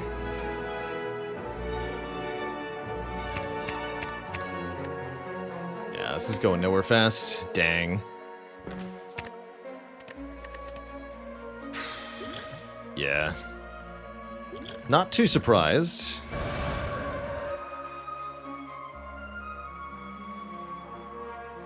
Considering the deck and all. But it's still a bummer.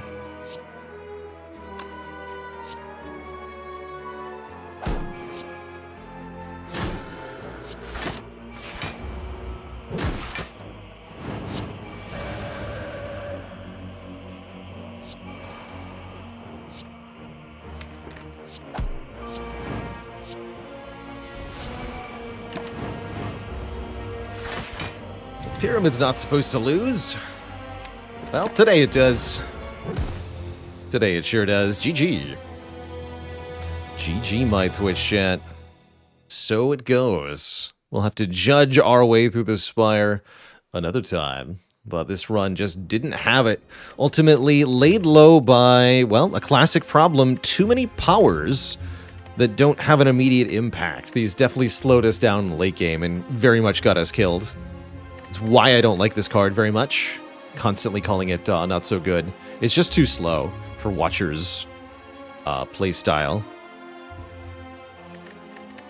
Fortunately, Twitch chat, that is all the time I've got for today. So we'll have to wait until tomorrow for some more Spire action. We'll be back at it not later than noon Eastern time, going with Ironclad next in the Spire.